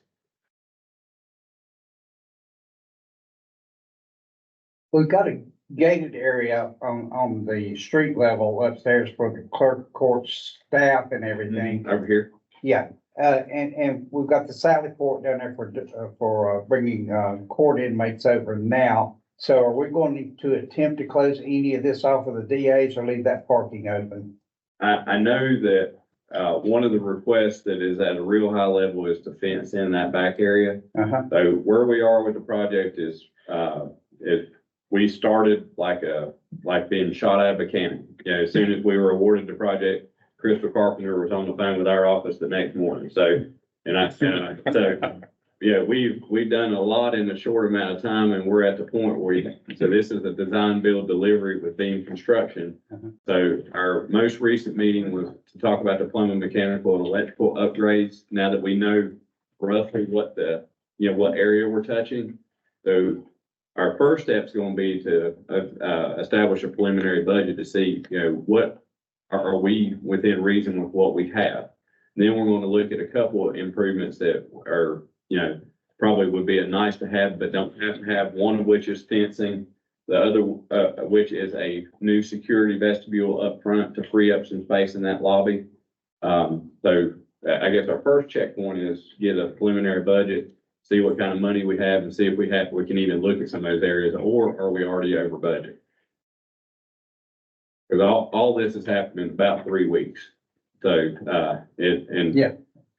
So we'll have 2 weeks on this. Exactly.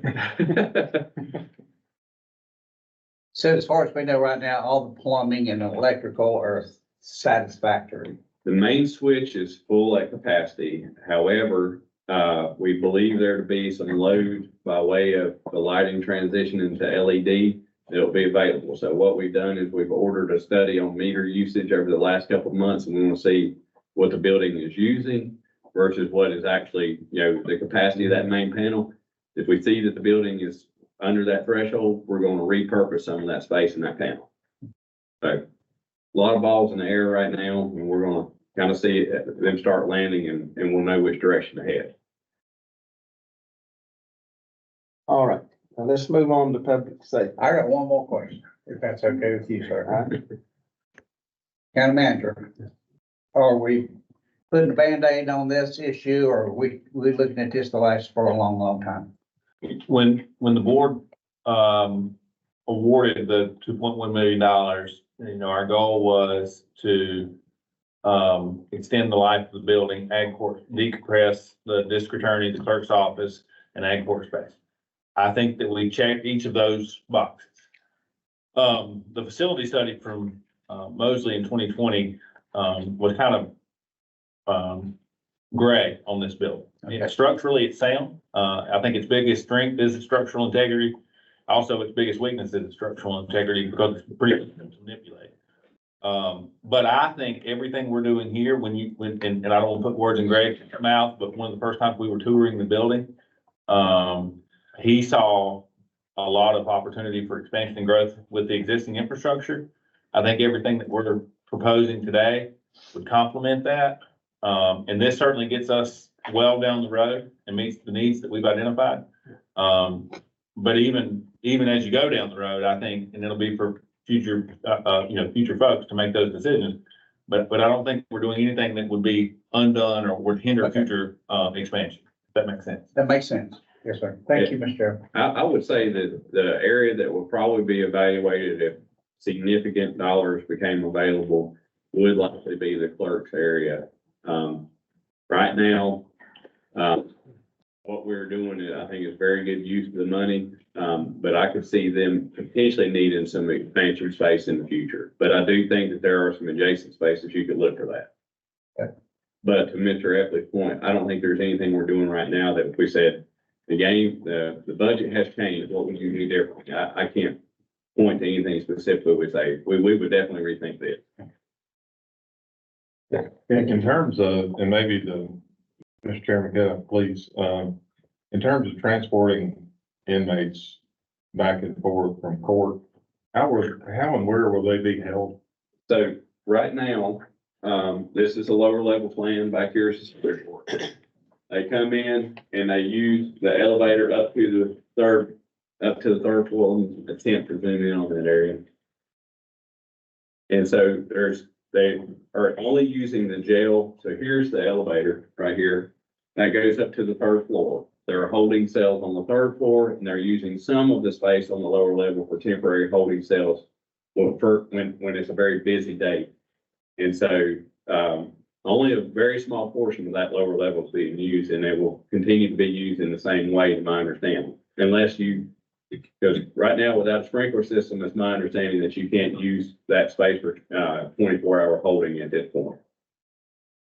I guess to Commissioner Carswell's point about longevity, I just wondered, down the road, is that going to become an issue? Which part? About holding, I mean, as we expand operations on the second and third floor, for example, are we creating a pinch point here? on the lower level. Yeah, We're not proposing to use any of the existing spaces being used for that as something different. Yeah, everything on the jail side is staying as it is. So I think if anything, if it just is used for holding, you're gonna have more space than you need on that level. Now, with the new courtrooms, there'll probably be associated holding areas with those as well. If new courtrooms are what happens in the future. Thank you very much. Yeah, thank you, guys.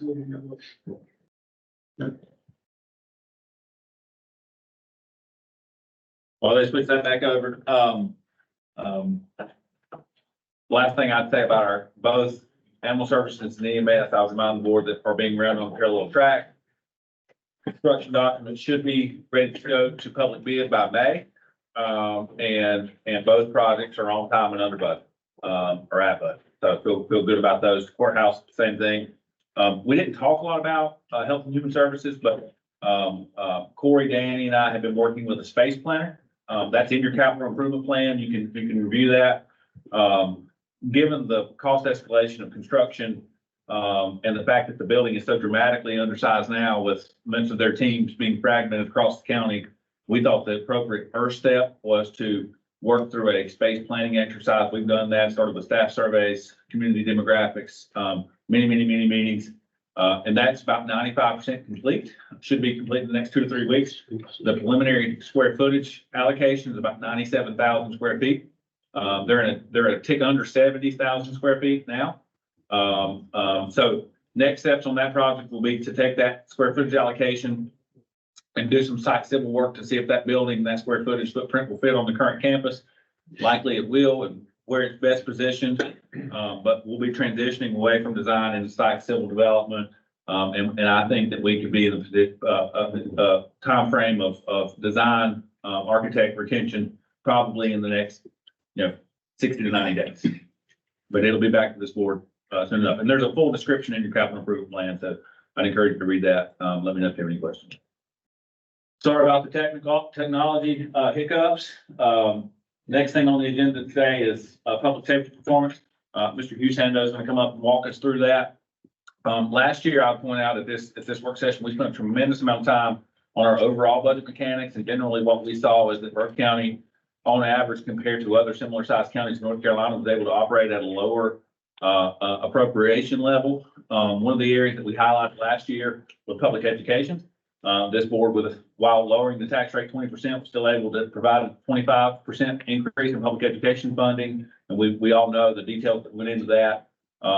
This year, I think one of the other areas of emphasis that we want to make sure that we're talking about in an essential service capacity is public safety. We have a public safety leadership team that's comprised of the Sheriff's Department, 911, Emergency Management, Fire Marshal, EMS.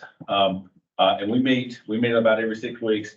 And we've worked on some data and some analytics and some benchmarking that we want to share with the board. And then a process that we think could take place over the next 12 months to help maybe target some of these improvement areas. So Hugh, I'll ask you to come up and walk us through it. Thank you. Thanks for the opportunity to walk you through a few slides about public safety. I have all the experts in the back of the room. So thank you all for being here. Public safety is a team effort across 4 departments that I'm going to be talking about, as well as the other interagencies that we coordinate with. As we dive in, I remind the board that this falls under focus area number 3, public safety and well-being, with the goal of ensuring safety for all of our residents through efficient and effective public service. And really the goal of today is just to give you a snapshot of the departments that we have and give you some kind of key performance indicators to show you how they're performing and what some of the areas of focus are that we have moving forward. Before we talk about outcomes, I think it's important to talk about funding. And as Brian said, we have been prioritizing public safety funding. It represents the largest single allocation of your budget. It's about 30% of our total budget goes to public safety. So for every dollar that we spend, 30 cents is dedicated directly to public safety. So it's a critically important function that we're providing to the community. In addition to the funding allocation, we also allocate a lot of people to public safety. Almost 41% of our total workforce goes into public safety across the four main departments, which are the sheriff and detention office, emergency medical services, 911, and emergency management fire marshal, all of which are represented here today. I would point out, as Brian noted, even though a significant percentage of our budget goes towards public safety, we can see when we compare ourselves to our peers, based on demographics and size and population and budget, that our total funding is slightly below, actually measurably below that of our counties. You can see on the right, Burke County is in blue.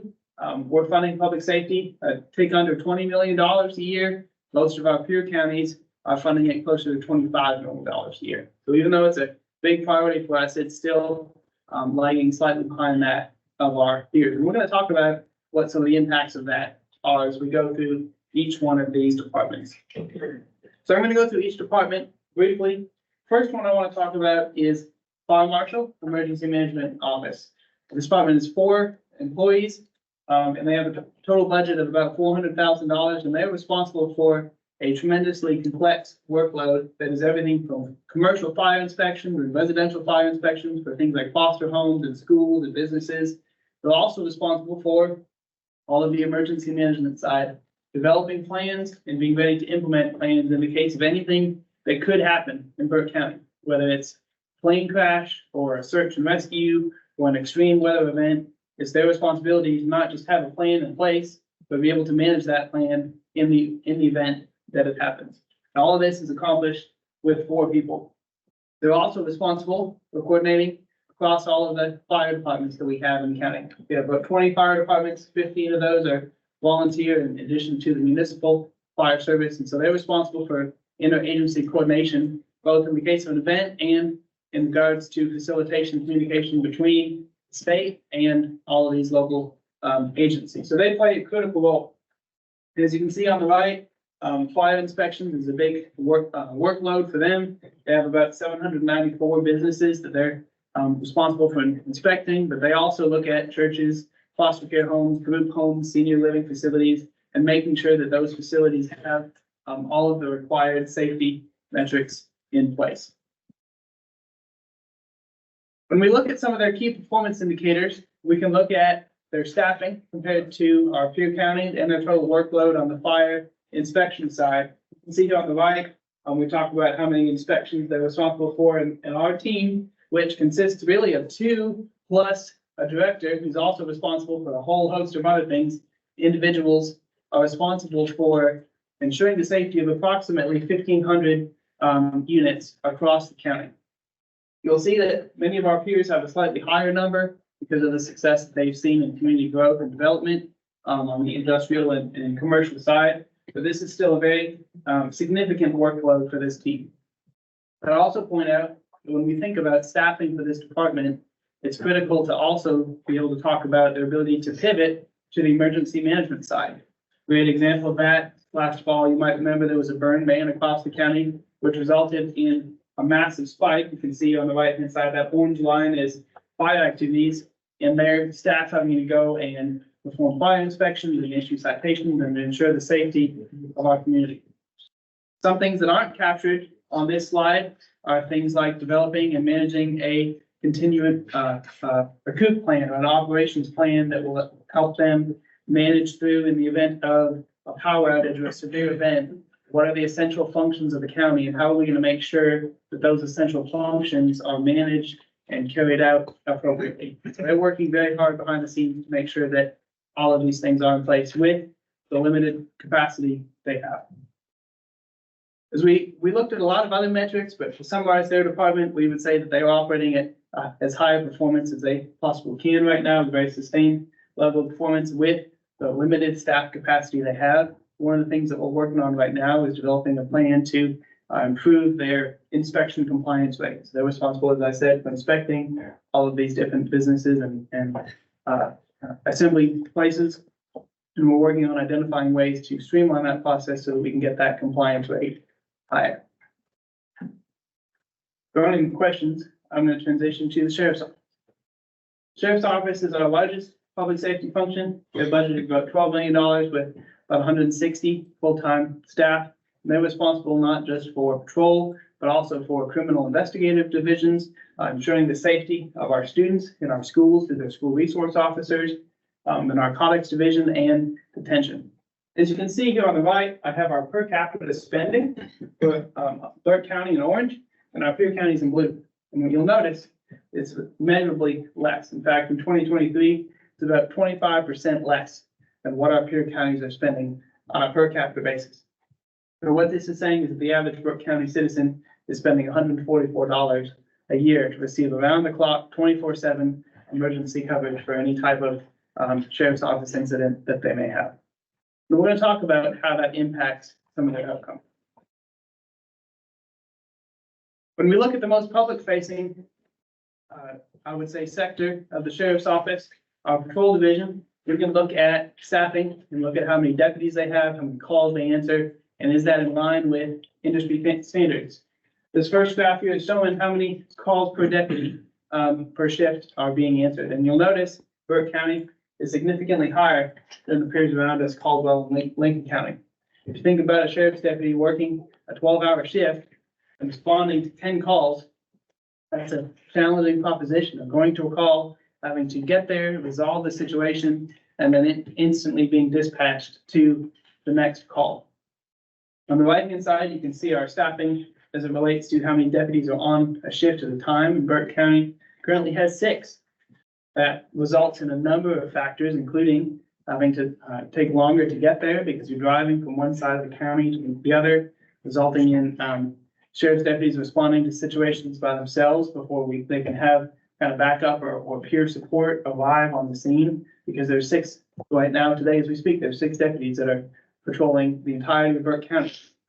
And we are the 41st largest county in the state at over 500 square miles, which really impacts their ability to arrive on the scene quickly based on just the number of deputies that we have.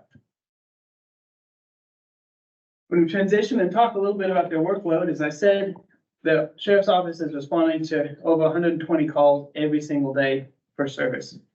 And we see, as it relates to square miles, that the average Burke County deputy is responsible for about 55 square miles on their shift. So it's very critically important that they are in tune to the area because really they're responsible for this very large portion, which, as we can intuitively know, impacts response times, the ability to get on scene quickly. Transitioning to kind of the criminal investigation side, we looked at some trends for Burke County and across the state. And I would commend the sheriff's office. You can see there's been a measured reduction in crime over the last 5 years. When you look at total crime, you can see that it is going down. And you can look at and see that our capacity to identify and apprehend the perpetrators is going up when you look at total arrests here on the right-hand side.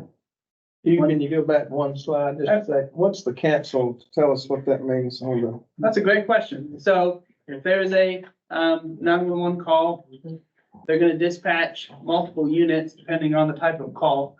Let's say there's a fire call. They might dispatch volunteer fire department and a sheriff's deputy. And then the volunteer fire department gets there first and they say, we're here. You don't need to come all the way because we know you're busy and you have other things to do. So in times of multiple dispatch, there might be multiple units or different agencies that are dispatched to a call. Maybe it's a vehicle accident or something like that. So the deputy, because again, they have all these calls, would say, okay, call's good. I'm going to move on to the next call before I physically arrive there. Good question.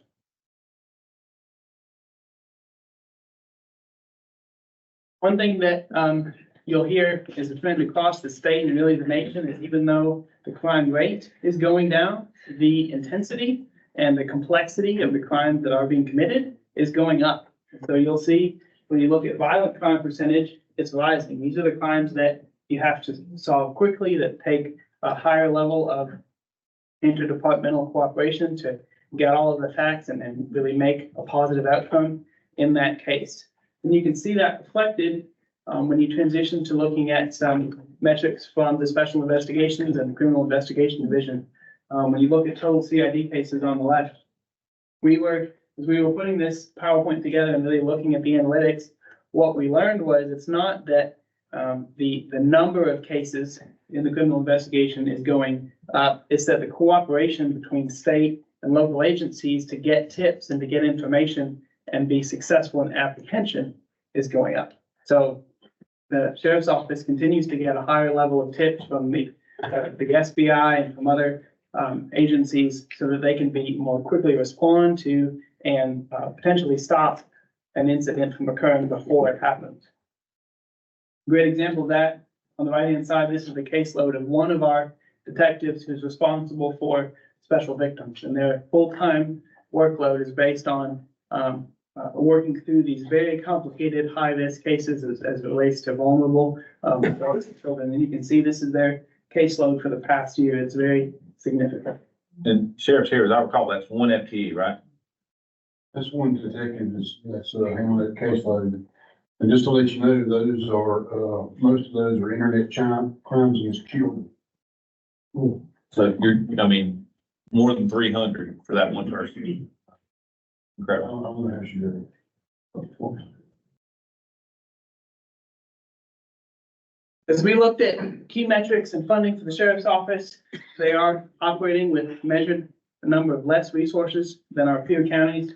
But they are continuing to work at a very high level of performance, which is strained by a low level of staffing and a large geographic area that they are responsible for. And the community trends are really showing that the level of investigation and the complexity is going up. As we look at focusing for the next year on some areas for them, it would be identifying some additional staffing and resources to support that function.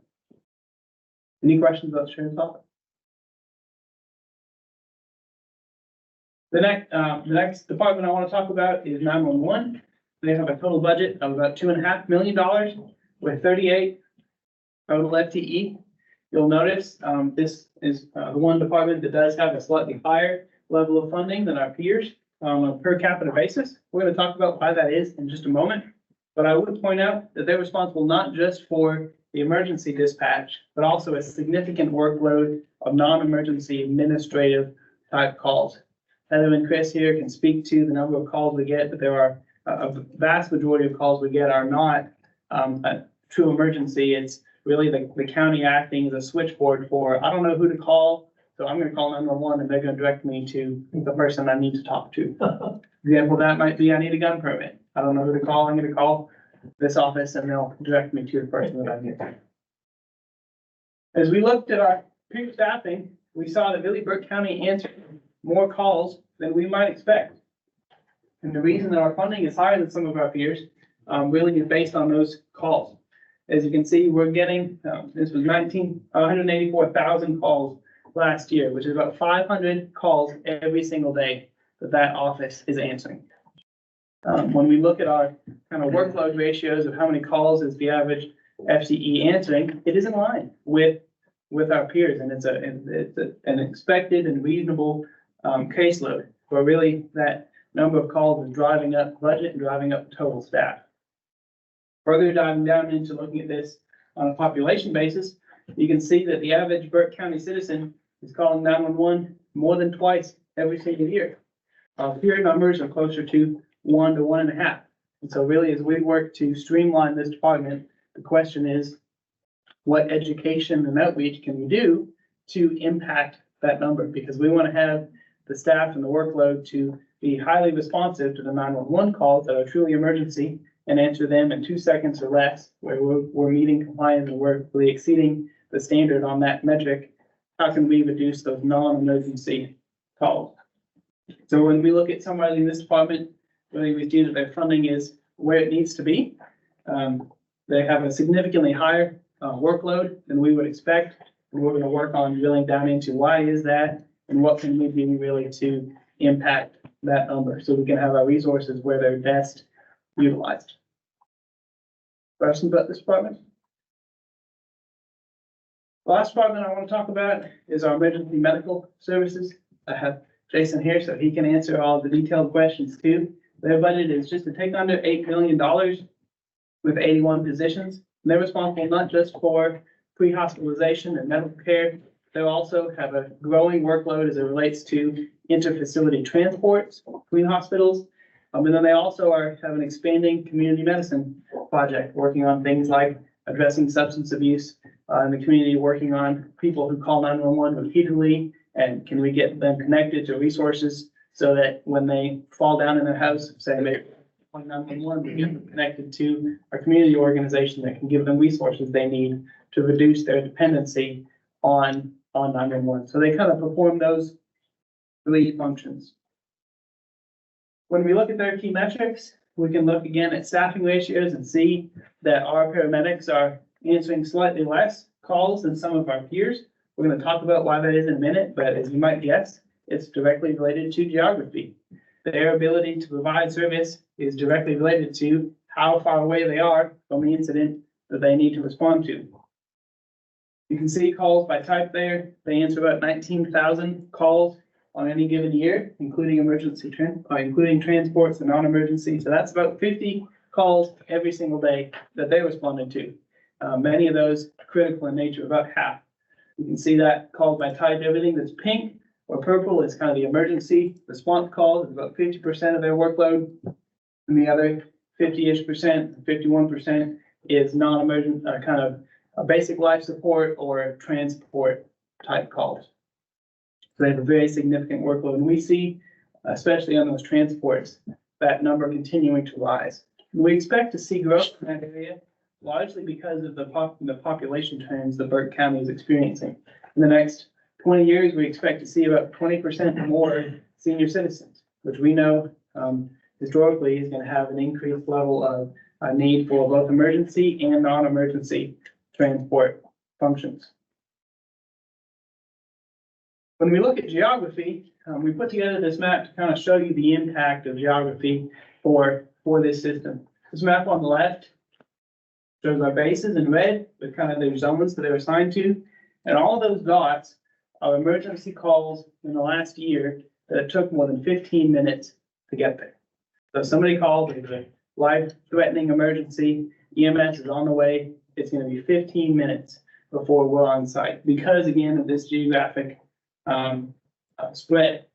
You can see when we look at our square miles per base, there on the right, Burke County, with the exception of McDowell, Burke County has a very large size that each base is responsible for.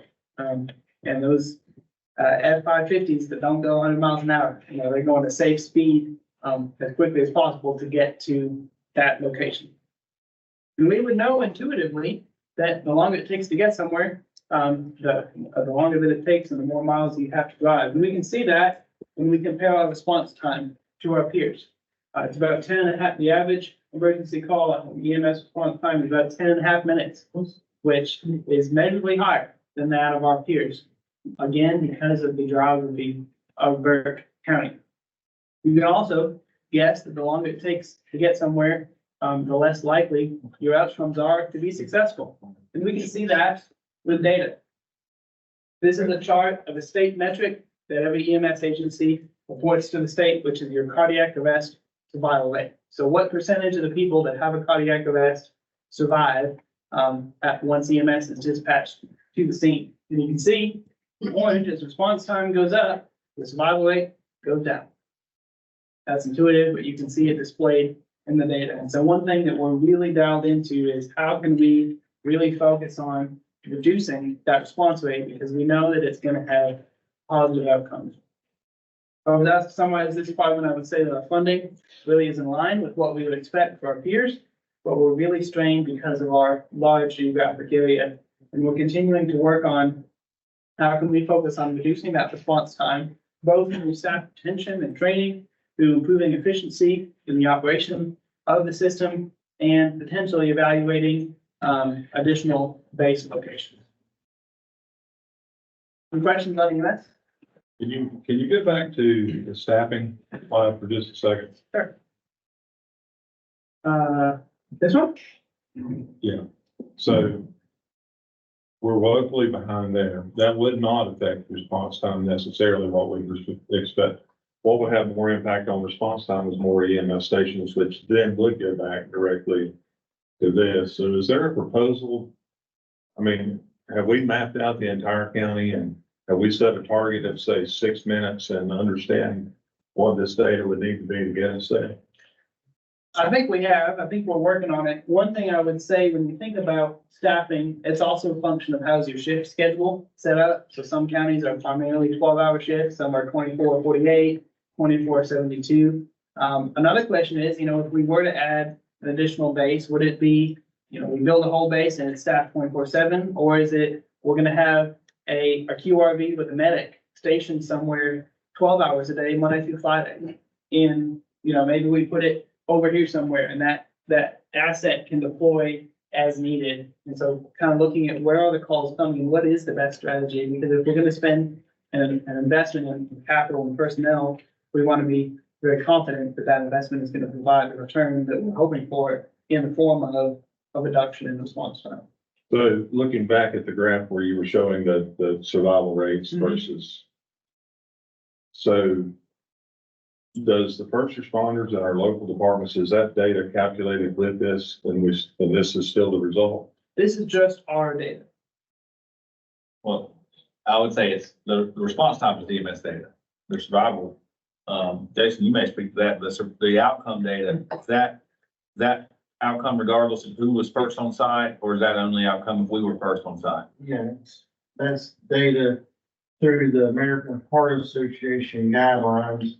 This is cardiac arrest survival rate with a cardiac column. Yeah. So that's all across the board. The way it's supposed to report it is that way. Some counties report it with their overdoses and stuff in it too, which would inflate the numbers, but this is for, a heart attack, ventricular arrhythmias and stuff like that related to cardiac issue. So is this data based on how it's coded at the ER? It's based on call presentation and, evidence that we give them. If it's a 20-year-old and we give them Narcan and CPR for 3 minutes, they come back, that's skipped down to this. So it's coming from the patient care reports on the EMS treatment. So I guess going back to my original question, is that response time, because, 10.5 minutes, I would say that there's not many areas in the county that one of our first responder units are gonna be less than, or not gonna beat that 10.5 minute response time. And most of them are equipped with AEDs and some even have the compression equipment. I guess, man, in my mind, I'm trying to figure out how that factors into this, or does it? Well, I suppose that without question, the response time on the chart is our medic getting on the scene, without question. And it doesn't factor in, maybe someone being at OPO and getting to the scene. Outcome, I would say that it's apples to apples. Regardless, our outcomes aren't as favorable. And it's probably not totally dictated by EMS response time. I'm sure there's other competing factors without question. But there is a correlation and relationship between getting a trained medic there quicker, people going without oxygen, for example. I've heard folks talk about, that it's not only life or death outcome, it's also quality of life outcome. And how long did you go without breathing, and how long before CPR started, and all of those things. And all that we're intending to show is the base location. We'll go back to the map view. So those small dots represent calls that took more than 15 minutes. If you look at our base locations, which is the large red dots, why and how did we put them? And it's all the components of fleet replacement, being able to staff those ambulances. It's all those things that go into it to make response time matter. We're extrapolating this data, looking at those calls over 15 minutes. We consider those extraordinary, even though there's quite a few of them, and asking ourselves, why did it happen? Were we short that day on a shift? Was it because of basically, what was the cause? But on average, over 22,000 calls, if you can reduce your response time by 20%, you're going to have more positive outcomes with your more severe patients. I think that's the overall goal.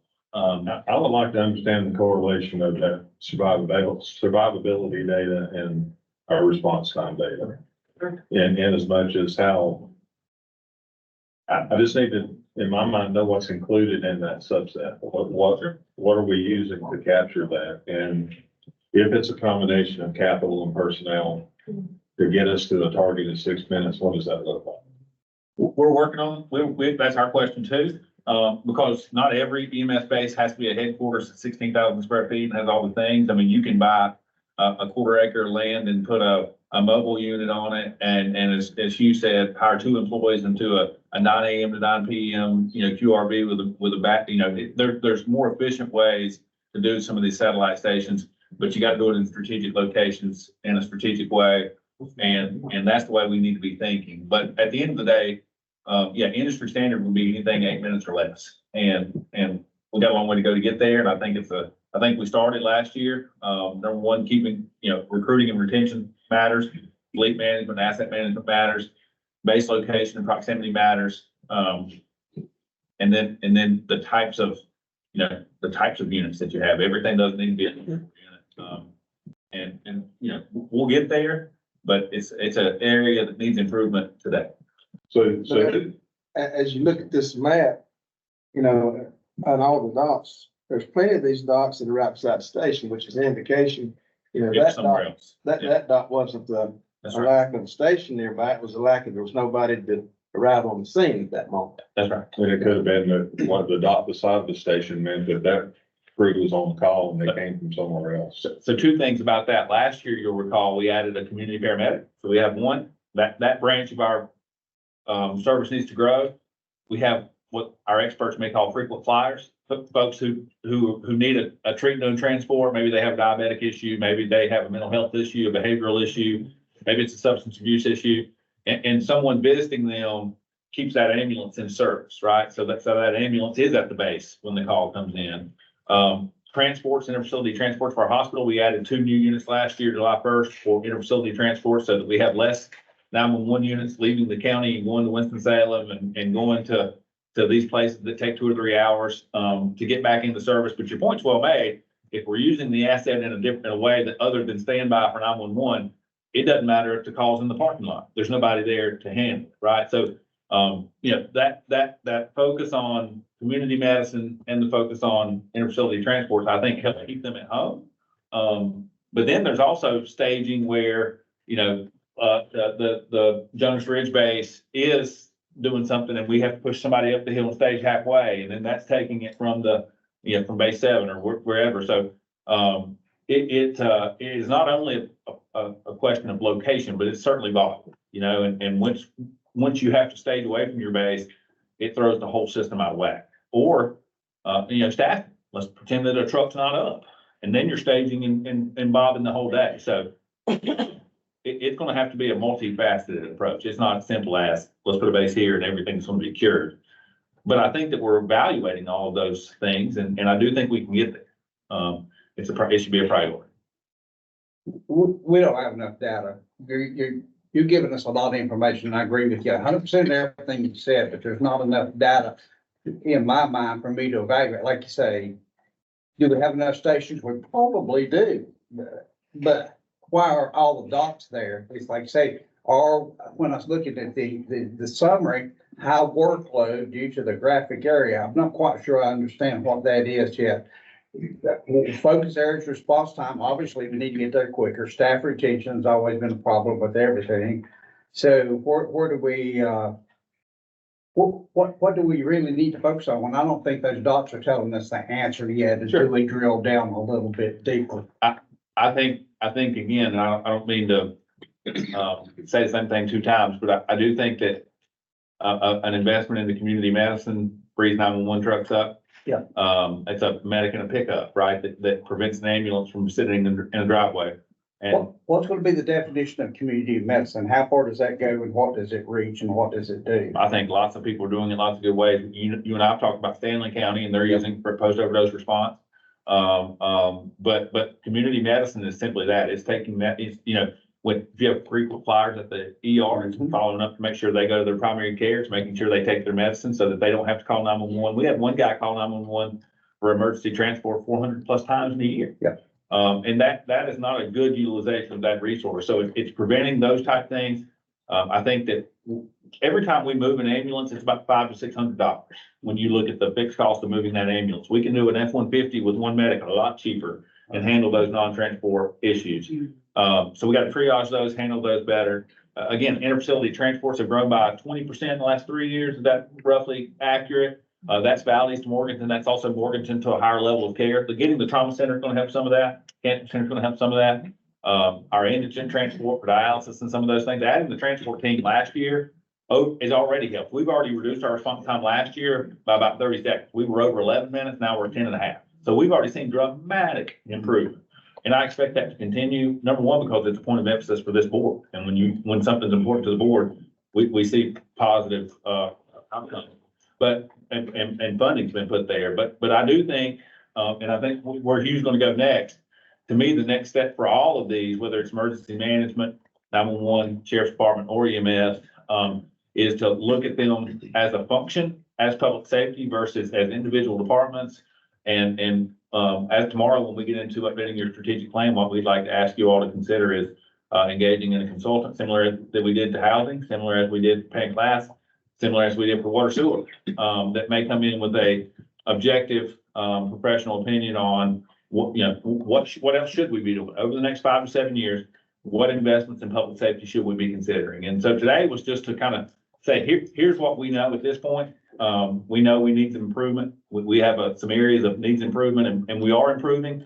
But it's always good to have a second opinion and some recommendations from folks that maybe have lived in this industry, in this world for some time. And ultimately, that's one of the things we want to ask you all to consider tomorrow when we get into budget prioritization. So one more quick question, if I could. So are we still transporting psych evals? Or the sheriff's department doing all that? Yes and no. So IBCs happen depending on who initiated, where they have to go.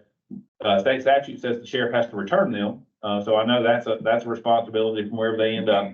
How they get there, and sheriff, you can speak up, but I think that varies. Sometimes it's EMS, sometimes it's law enforcement, sometimes it's a variety of different If paths. they're under commitment, the sheriff's office is required by statute to transport. If they're inside that Blue Ridge group, then they provide the transport. If they're gonna stay within that group, but anywhere else, the sheriff's office is required by statute for that. Because, in thinking about this, I did a ride along with the sheriff's department. My first thing we did was pick someone up and took them to the hospital. And basically had to wait and guard that person until the hospital decided to do admittance. And I mean, that was about 2 hours. Yeah. That person wasn't bringing calls. And then those calls get distributed across 5, not 6. Can I say something about the EMS? Okay. We're looking also to propose to Brian and ultimately the board several different scenarios. A tiered system with some of these low priority calls. Our communication system already does Alpha and Bravo. These are routine calls. That could use an EMT truck with 2 EMTs to transport that patient. 3 paramedic ALS units available and allow us to have more units. And that's down the road. We're looking at another thing that may not, we have no flexibility on our shift. If one person's out, if one person's on workers' comp, if one person's on vacation, we have to fill that. If they call in that morning, we have to fill that or a truck goes down. So our part-time list is priority. Get those built up to where we can call those people in and get those trucks. And back when I started here in 20 years ago, the lieutenant was actually off the truck. And when we were full staff and somebody called in, the lieutenant would go back on the truck and have a QRV. And my plan was to have a lieutenant off the truck down east to run some of those quick calls. Calls, like you said, all those dots around these EMS bases. If we have a truck down, and we'll take them out of central, if we have a truck down on Saturday, we're already down a transport truck just by coverage. If you've got 3 out of town transports, several trucks gone, it's still on the weekends, not uncommon to have Station 2 come to Station 3 to cover a call. That's all the way across the county. Or it's getting hiking season, so Station 5 is going to be out more. when they get a call telling us for his rest home, that's a 45-minute response time at least, if not more. So there's a lot of things on the table, and you're talking about low amount of call volume, but high response times. The problem that we're seeing is our system, from the time the phones go off to the time that truck's available is an hour, easy. It's like 56 minutes, and that's not counting in paperwork, which is another 30 minutes. So you can come in on 24-hour shift and run 12 calls, and you're up, 16 hours of that time working. The whole time you're there, it's not counting breaks or anything. So those are a lot of things that we're looking at. But I think the point of this data is just to give a snapshot of where we're at right now. And I appreciate Brian's giving me the opportunity to present some things to him, and we're gonna work through this and get it better. That's right. Yes, sir. Yeah, one thing I'll say quickly before I wrap up, the other thing that we looked at, and we know it's critically important to continue to prioritize how to do more with less, is we looked at how many people are interested in pursuing a career in public safety. And you can see, here on the right is total applications that we've received, since 2016 for each department. And you'll notice there's a measured decline, in interest in that career field, which also kind of puts the burden on how do we accomplish the most we can with the staff that we have now. So we're going to continue to work on developing key performance indicators and discussing ways that we can improve them. And then we would also have a midterm recommendation potentially tomorrow at your kind of planning work session to consider engaging some external consultant or a team of consultants who could really have seen the best of the best across the state and the information and tell us, here's what you're doing really well, and hey, have you thought about considering this or doing this that way? That's kind of all I have. Are there any other questions? Great, thank you. All right, thank you very much. All right, it's just a little after 2:00. Let's take about a 10-minute break, come back at 2:15. We'll keep pressing on. All right, let's go ahead and get started. Got one last session for today, and this is our pay and classification study. This will be presented by Mr. Manager and Sarah Town with Baker Tilly. Thank you, Mr. Chairman. Last agenda item for what has been a highly successful day, and for the most part, we stayed on time. I celebrate that and forecast these things, and tremendous doubt. Much more important to get it right than it is to be in a hurry. But I am certainly appreciative. I know all of our professional staff is of the board's willingness to consume all this, and certainly last but not least is the presentation of our pay and classification study. I have just a few tee-up slides. It's been a little bit since we've talked about this. Of everything we've talked about today, there's not anything more important. The board prioritized this study this time last year as your top priority. As a matter of fact, it was supported unanimously by all 5 commissioners. We kicked it off in July with Baker Tilly after following a competitive RFQ process. They've worked with our entire team, all of our department heads. Every employee in the organization has been part of this equation and product in some way. And we're excited, super excited to present it to you today. I'd start by, many of the things we've talked about today have fell under a focused area on the strategic plan. I would argue that this analysis is on the face of your strategic plan under this employer choice concept. When we were here last year, what we talked about is the fact that we had really hemorrhaging turnover. In 2022, 33% of our employees voluntarily, roughly 200 separations voluntarily, these exclude retirements and involuntary separations, said, I choose not to work here. I choose to go somewhere else. And more concerning, as you look on the right, is that trend for the last 4.5 years had been ascending up, not balancing, not leveraging. It was getting worse. The board was very clear with me. This was your top priority, taking care of our people, stabilizing our workforce, and prioritizing our people as our primary, top, most important asset. Over time, when you have 4 years of increasing turnover, a couple things are inherent. Number one, when you look at the deviation of tenure across our workforce, almost a third have been here less than 2 years. All the things that we've talked about today have felt this. Tenure matters, institutional knowledge matters, practice matters. And we had a very low tenured workforce. And essentially, another way to say that is we became a training ground for other organizations. We hire folks, we train them, and then they typically exit to go somewhere else. We've stabilized that over the last 12 months. I'm very, very proud of that. As we stand here today, our turnover rate's 10%. And that's normal. The organization of any size.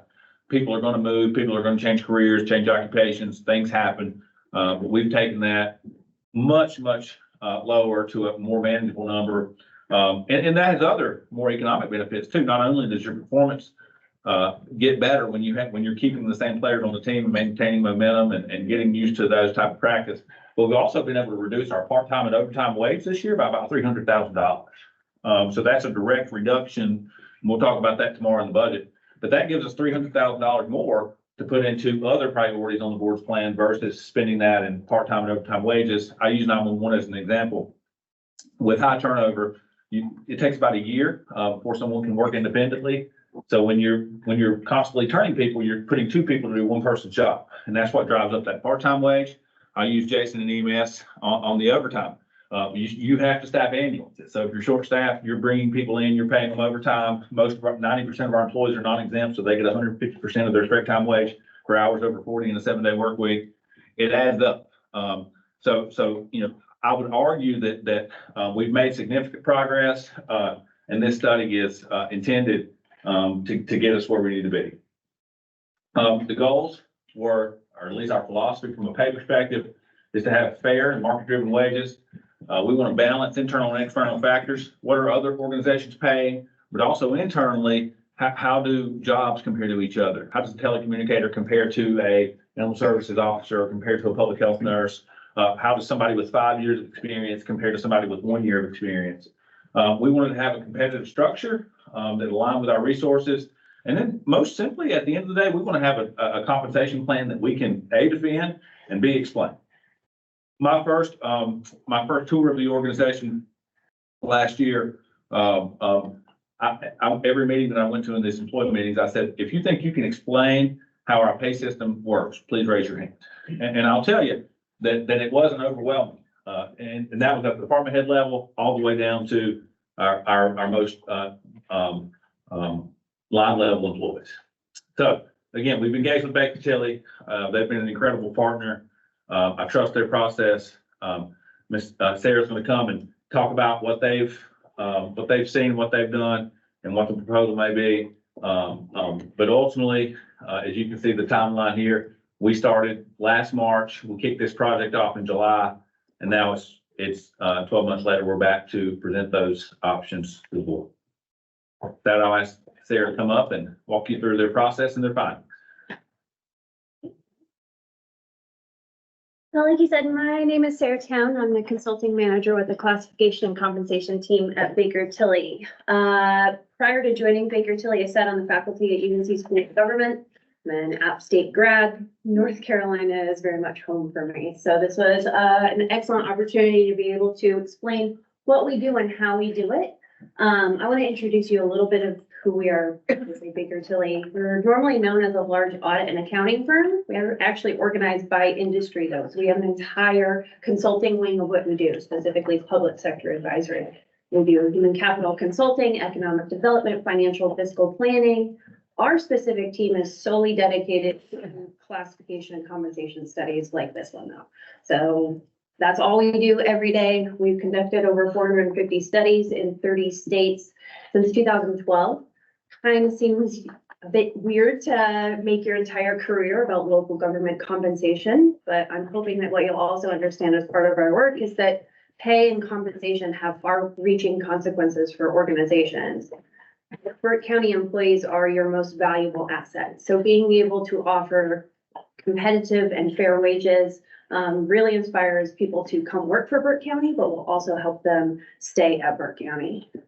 We often think that people will leave and come to an organization for various reasons, but pay is the most tangible. It's the one that's felt every single paycheck.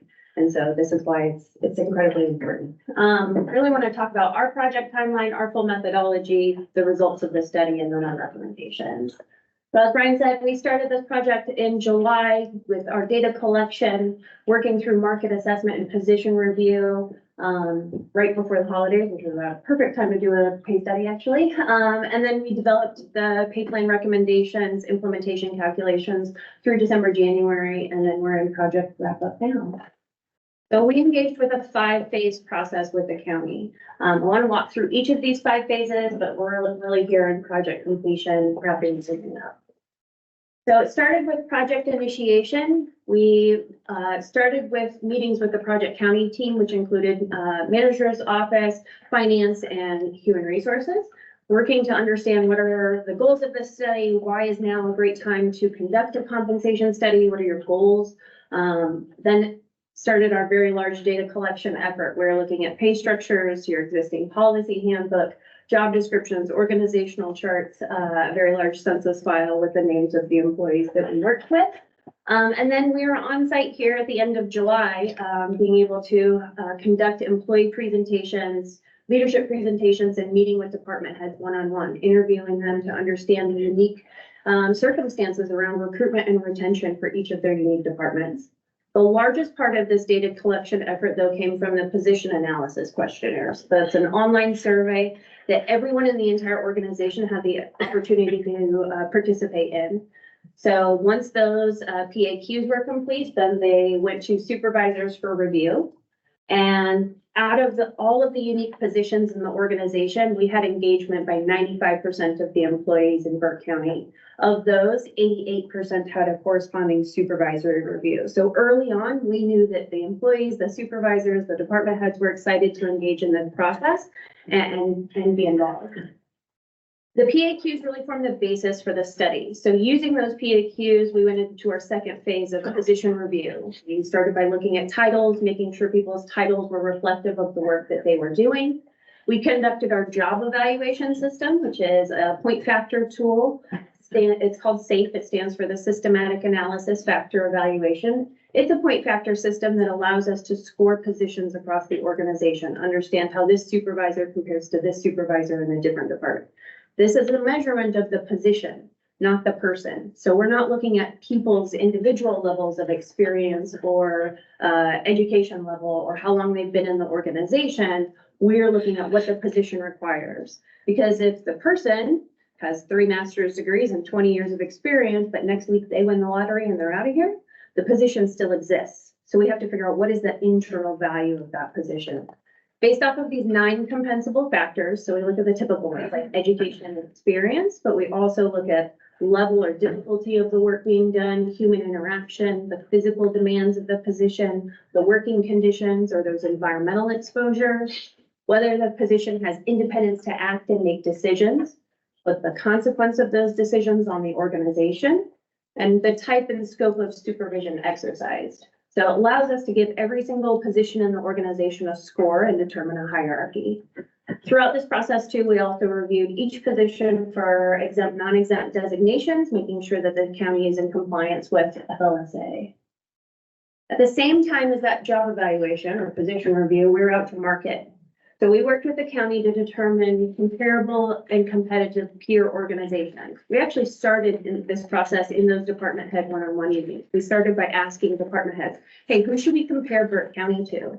Because who you were losing detention officers to is not the same thing as who you might be competing for talent with public health nurses. Very different market spaces functioning differently in the market. So getting an initial list together with input from the department heads was really helpful. From there, we look at a variety of demographic and economic indicators, such as size, revenue, population served, or number of employees, diversity of services offered.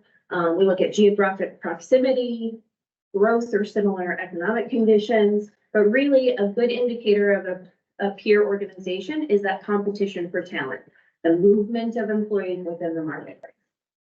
So we put out once we get those list of peers, then we put out a customized survey that has the list of the positions that we carried to market, a summary of work, a minimum education and minimum experience for each position. That way, anybody helping us out with the matching really understood what that position is, not just the title and the title. Once that data comes in, we do some data adjustments. So something like work week, if another organization is on a 37.5, we want to make sure that the annualized rates are the same. We may age the data, but not for the current fiscal year. Here, that only happened with the Bureau of Labor Statistics. Anybody that's familiar with federal data knows it's always a little bit behind. We got to age it up. And then we do a geographic cost of labor differential. It's not the same thing as cost of living, and I'll get into what that is and the differences there.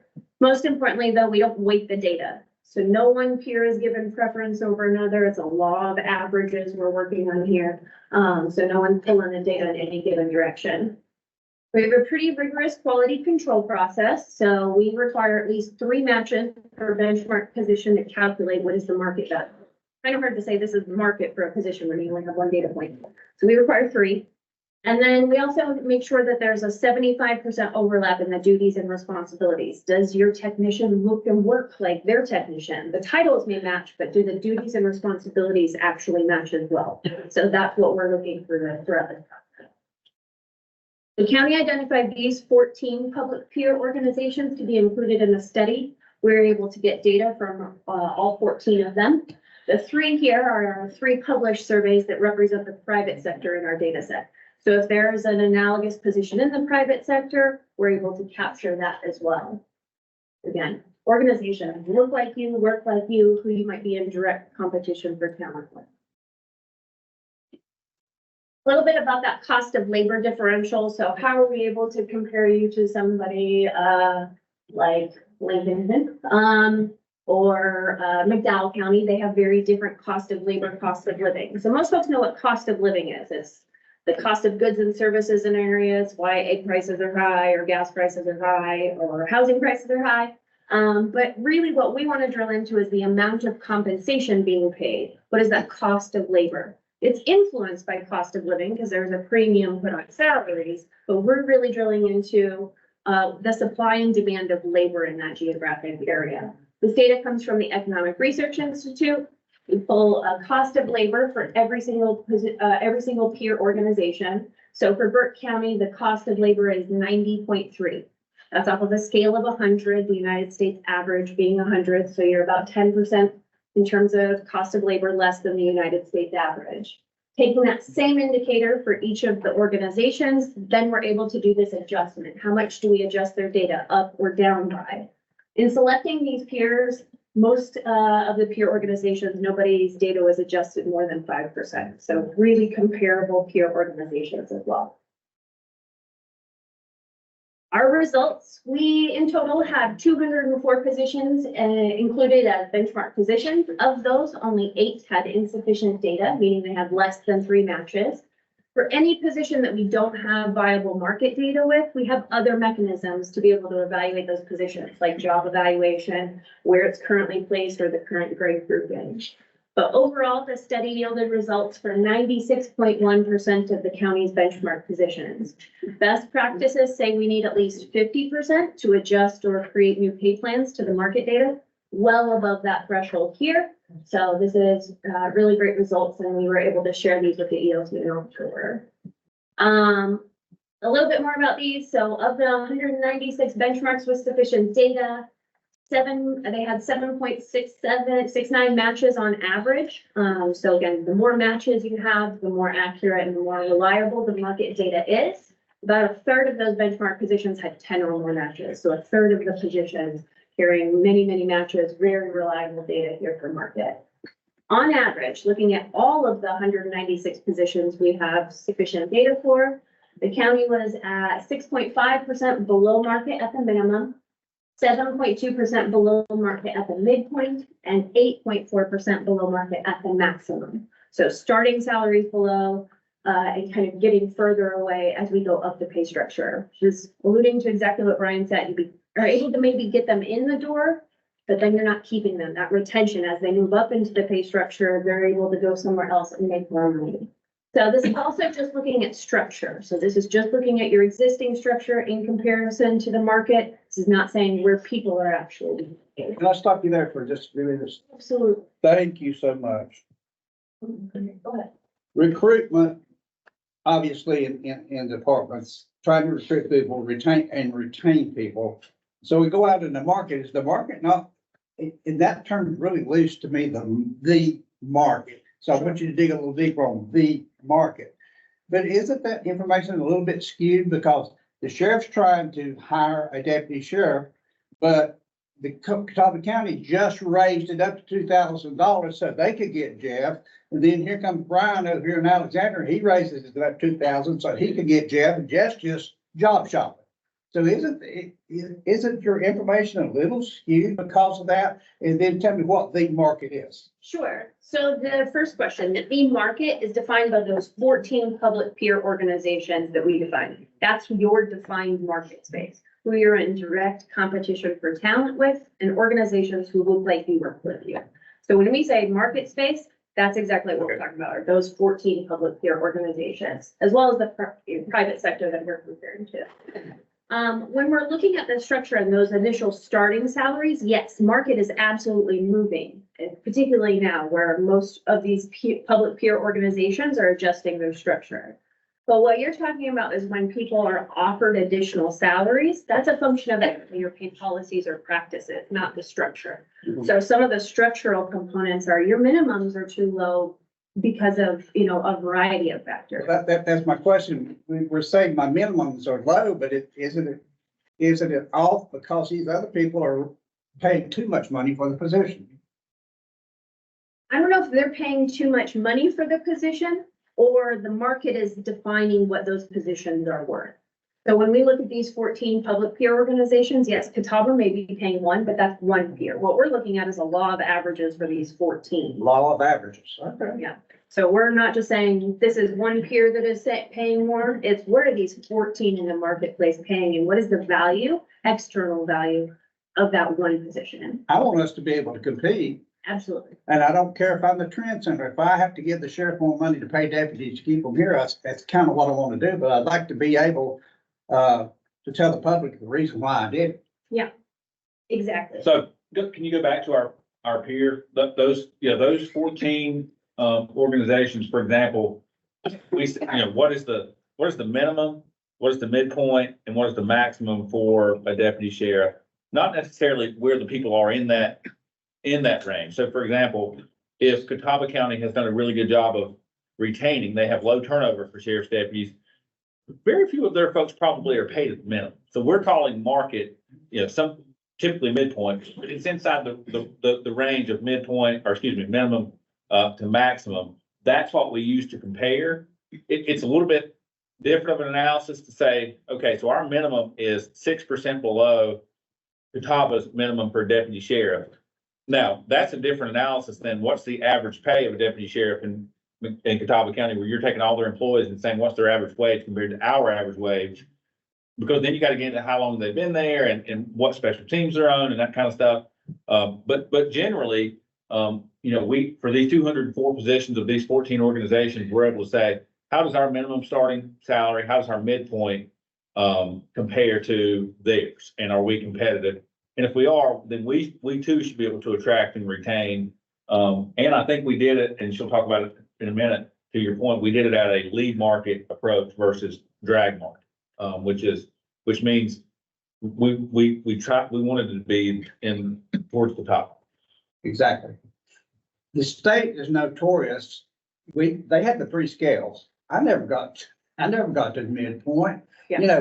We actually we actually told people to quit and come back because they make more money. You can make more money. Yeah. Yeah. So this is a function of most organizations' policies. We see this all of the time. This is why the definition of midpoint is really important. Okay. So when we do a comparison, as we have a comparison of current midpoints and the market average midpoint, because midpoint is the quote unquote market value for a position. It's when somebody's fully proficient in their role. They're able to do all of the duties and they should be paid the market value if they are fully proficient.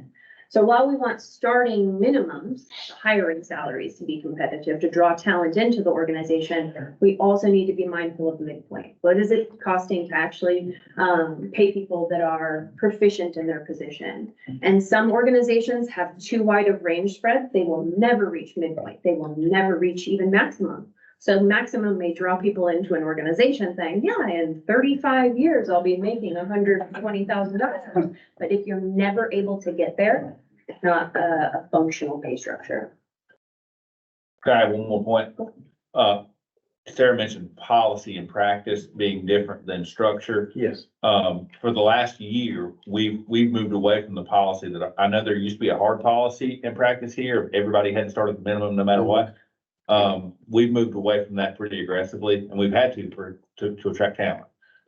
So, you know, we even saw it during the study, people hired within the last 12 months were already in line. Because we were able to evaluate their tenure, their training, prior experience, and recognize that in their starting pay, meaning they started, 10% above minimum or halfway to midpoint on their way in. That may be a deviation from prior practice as well.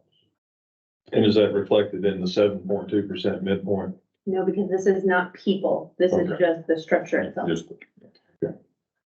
But it is reflective in implementation. So implementation is based on people. Giving away secrets now, we're gonna get there. All right, so putting these two things together, right, job evaluation and market, that's our internal and our external, we put them together and we design pay structures using that. So we looked at your existing pay plan, made some recommendations, ultimately we said, we need some new pay plans here to really tailor these to a new job evaluation system that's new to the county, something that you can continue to maintain moving forward, but also to the new market data. Internally equitable, externally competitive, that's the goal. So then we did, once we worked through the pay plans, designing the pay plans, now we have to figure out where do the positions go, to the grade assignments on the pay plan. I'll walk through exactly what we did there, but we did do an on-site review with department heads to gather their feedbacks before it was finalized and implemented, well, finalized. And then once those were finalized, we did look at some implementation scenarios. So looking at your existing pay plan, pay plans are designed by the number of positions that are within them, the diversity of grading procedures, really the internal and the external results. That's what's going to help us define even your organizational culture and pay philosophy. But you currently have 3 pay structures: general, EMS and detention, and sheriff. What we're recommending is an adoption of 3 pay plans. They look very similar, except for now we've included detention with sheriff, which is where it should be, and EMS, and then a general pay plan. All of these pay plans were aligned to 105% of the market midpoints. This is taking that lead market philosophy, being an employer of choice in the area, saying we're not just going to match market, but we want to lead market. So that is what our philosophy was going into how we develop these. This should look familiar. This is your existing pay plan, existing general pay plan. So it's an open plan, meaning open from minimum to maximum. There's no defined steps.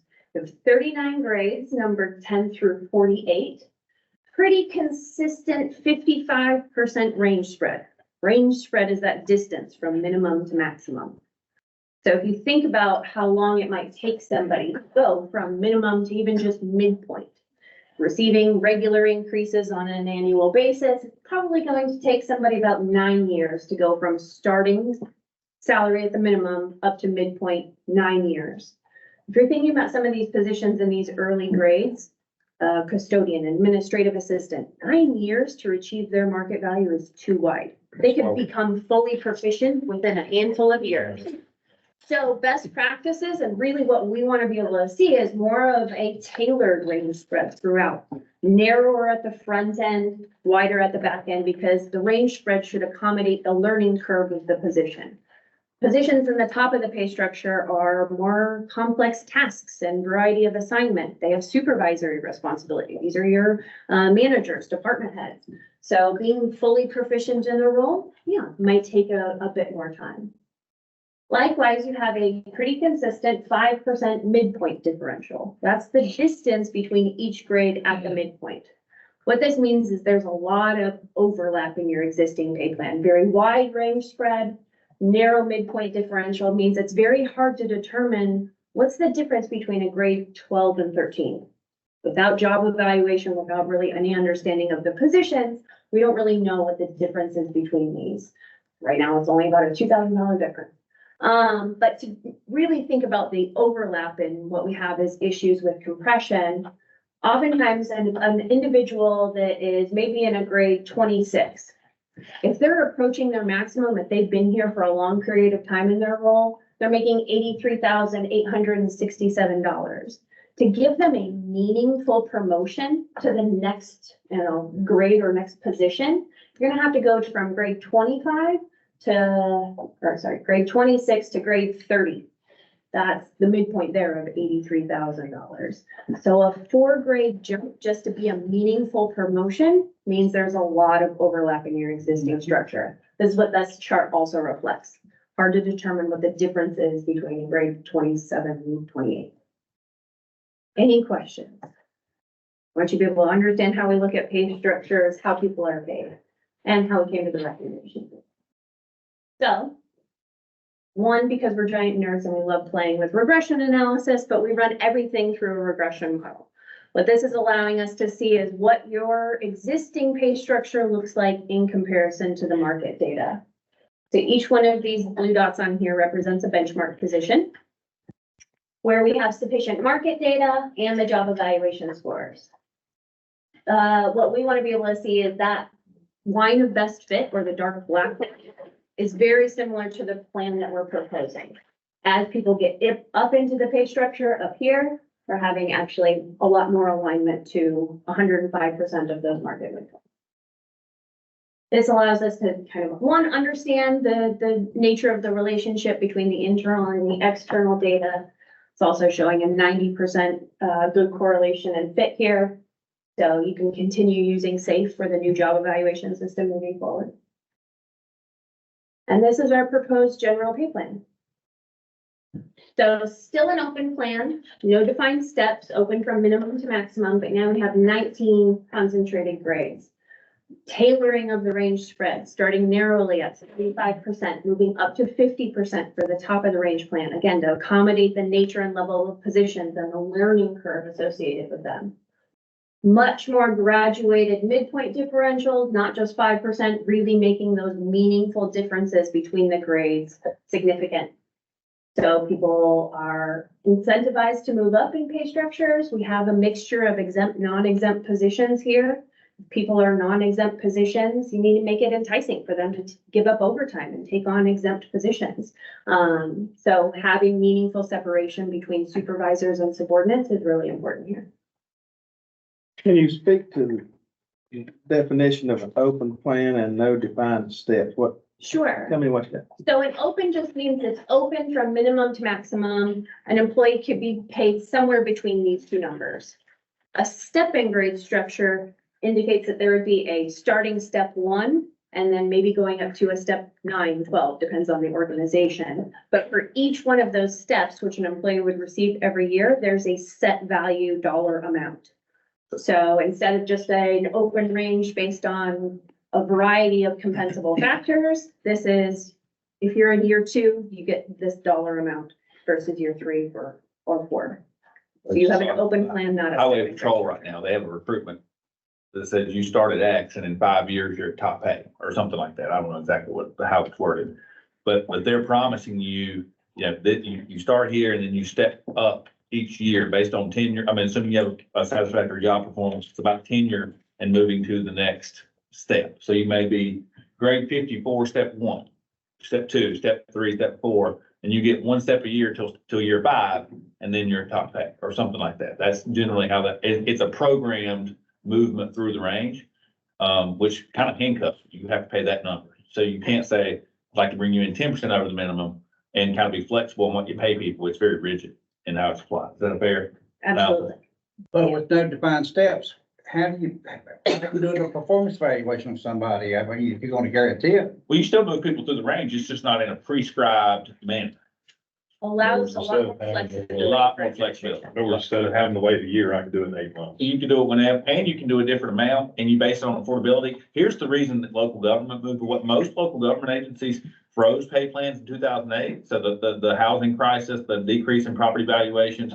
Most counties in North Carolina prior to 2008 operated in a grade and step plan, your grade X, step X. And they froze it because it's unaffordable, because it prescribes how much you have to put into pay each year as a property right.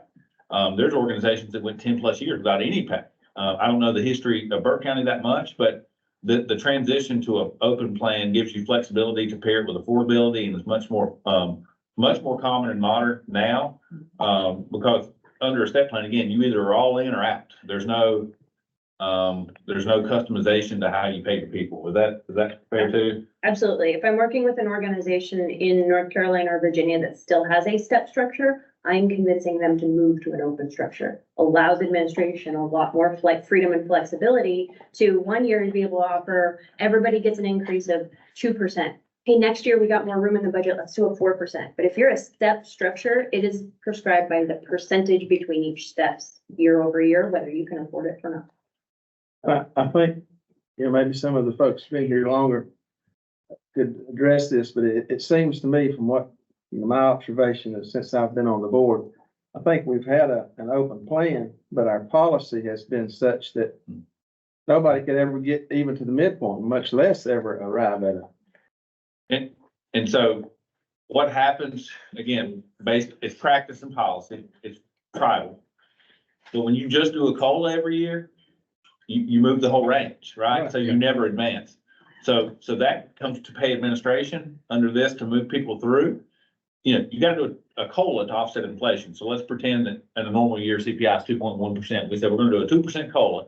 And then based on your evaluation, you get up to X to move you through the range. But you have to do a combination of COLA and raise, if you will. If what we can afford is 3%, maybe you do a 1.5 COLA and a 1.5 raise, or maybe you do a 2 and a 1. But that's about plan administration to move people through. Again, and that's why we kind of shrank if you're a grass mower, if you don't learn how to mow grass in 2 years, we made a bad hiring decision, right? So like you should be at midpoint in 2 years or thereabout. If you're a department head, realistically, it may take 5 to 6 years to be proficient before you get to midpoint. That's why the range spread is wider, but programming in our annual budget, what we can afford in both an inflation offset and a movement through the range is how you accomplish what you guys are talking about. Where I see organizations go wrong is just adjusting. So midpoint is market, right? You're aligning the midpoint here to the market. And they're just shifting that year over year. Okay, we're 5% below market, so shift our entire pay structure by 5% without adjusting the range spreads. So if you still have a 55, 75, which I've seen in organizations, percent range spread, that's a function of how your minimums are then not competitive. This range spread means 25% here, 25% here. It's right around that midpoint. So if you want a narrower, you want to have minimums competitive, reduce your range spread. Whether, you're shifting the structure over time, great best practices, but here's where you really get your minimum starting salaries to be competitive and draw talent in. So we also have a proposed EMS plan. Again, here, open plan, no defined steps, 10 grades. Due to the nature and level of work, all of these are very similar. They're, same industry. So we have a pretty consistent range spread, but we do have a trainee, grade 80 there, shorter range spread. These midpoint differentials vary and are tailored to the actual positions in these grades. So here we can be a bit more market competitive. We can adjust EMS as market dictates without adjusting the rest of the entire pay structure. So you see that for the next 3 as well for all of our proposed sheriff and detention pay plan. Again, varying midpoint differentials, the range spread. Now it's not taking somebody 9 years to become fully proficient or 18 years to max out. Get somebody in their position for 18 years, they're very comfortable. I don't need to take on additional duties and responsibilities. I'm making more money sitting right here. So the purpose of adjusting your range spreads is also to encourage career progression and growth. Take on additional duties and responsibilities. That's how you get more pay. all baked into the pay plans. You don't have to adjust any additional pay components. You don't have to have policies that fix it. It's about the structure itself. So once we built the pay plan, then we have to look at where these positions should actually go. What grade are they assigned? The positions are aligned and found grade assignments by looking at the job evaluation scores, the market information, existing equity where positions are currently falling together, career progression or career paths, and supervisor and subordinate separation. Again, this is all about the position itself. So the things that we didn't consider is the actual person in the position. I have no names at this point. I don't know age, race, gender, any of that stuff. This is a blind review of the position itself, not making decisions based on demographic characteristics. We're also looking not at performance. So whether you're a high performing employee or not, this is about the value of the position. Length of service or the employee's existing salary, not looked at when we're making grade assignments. So those preliminary grade assignments were reviewed by the county project team. We did review them with directors and department heads as well. They got their feedback before we finalized and looked at implementation. So looking at implementation, we just skip a slide. No, we didn't. Things that we are considering and developing of the implementation scenarios is what is your desired position in market? You want to be an employer of choice, so we need a lead market philosophy. Looking at pay policies and practices, like historically only starting people at minimum. What's a better practice to move people and be a bit more competitive? Find people's actual placement and appropriate given their time and position. Looking at employees' position and years of service to the county. And if there's any pay compression. Pay compression is when new employees are coming in right at or maybe even above leapfrogging over more tenured employees, because that's what it takes to bring them into the organization. So some of these scenarios is meant to build in some of that separation back in.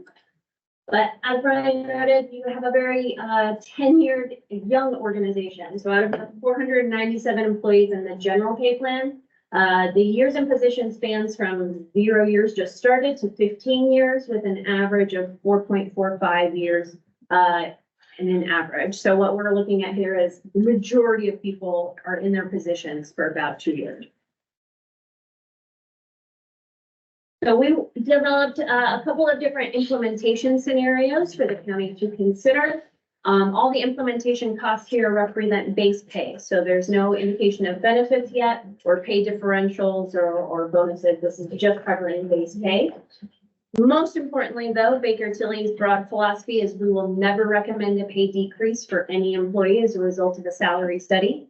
So we do not decrease employee salaries. If an employee's salary is deemed to be above or at the maximum of their range, we don't reduce their salary so they fit within the structure. We freeze their structure or red circle them until the pay structure or market conditions catches up to where they are.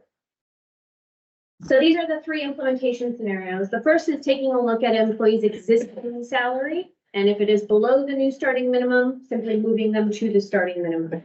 If you're within the existing range, you keep your existing salary. But this is only impacting the people to move to the new starting minimum.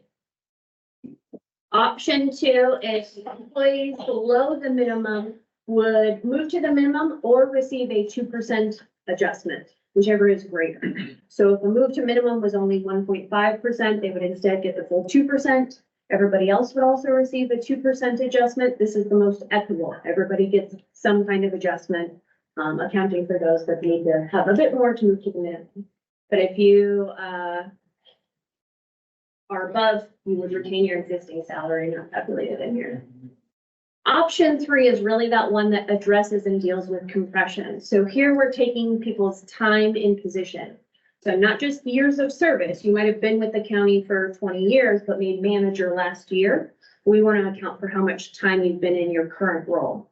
So this is looking at starting with the option 2, moving people to the minimum or a greater of 2% adjustment. And then everybody would receive a 0.5% adjustment times their years in position. So if an employee had been in the organization for 6 years, they would receive a 3% adjustment. And that's capped at 15 years. But this is so everybody's at least receiving something, the most equitable. or also accounting for compression. So most would get 1%. Say that again, So most would get 1% based on the fact that Just for the compression. just for the Yeah. compression component, right? Because you want to be able to move people through, because if the next person you hire is right there, you stack them on top of each other. You need to build up at least a little bit of The separation. way that we've talked about these internally is obviously number one is what's the minimum we can do and get by? Option two is, what makes a little bigger splash, and maybe catches stuff a shot. Option three is the full catch-up option, and it also addresses Commissioner Cardwell and Britton's concerns about not moving towards midpoint, because that compression relief factor of 0.5% for each year in your job does move you through midpoint. Doesn't change the range, it simply moves you away from the minimum and towards midpoint. So for the person who has 15 years, they're gonna go, let's pretend their minimum changes, so they're gonna go to the new minimum, then they're gonna move away from that minimum 7.5%. And if it's for one of the lower graded jobs, that may be almost practically to midpoint, because the range spread is less. So, and then moving forward after implementation of whatever option the board chooses, then it's a combination again of a COLA and a REX based on performance. Yeah, now you have people all in the right position In the right where they position. should be That's within the grade and in the right grade structure. Now everybody moves equitably together. So you implement that, what does maintenance look like? What does the maintenance of that plan look like? Again, it's a annual evaluation of affordability, of annual evaluation of market. And then based on the amount that you can appropriate to people, you split that between how much of it is an inflation offset and a COLA, and how much of that is a performance related move towards midpoint. So again, if we said we can afford 3%, how do we split that 3? So we do 2 and 1, do we do 1.5 and 1.5, do we do 3 and up? And that's going to be dictated by market. If to Commissioner Harts's point, if the market just jumps, you may be forced for competitive purposes, recruitment purposes, to doing all a COLA for one. If the market stays flatline and you can afford 3%, you may again split that anyhow you choose to for maintenance. Okay.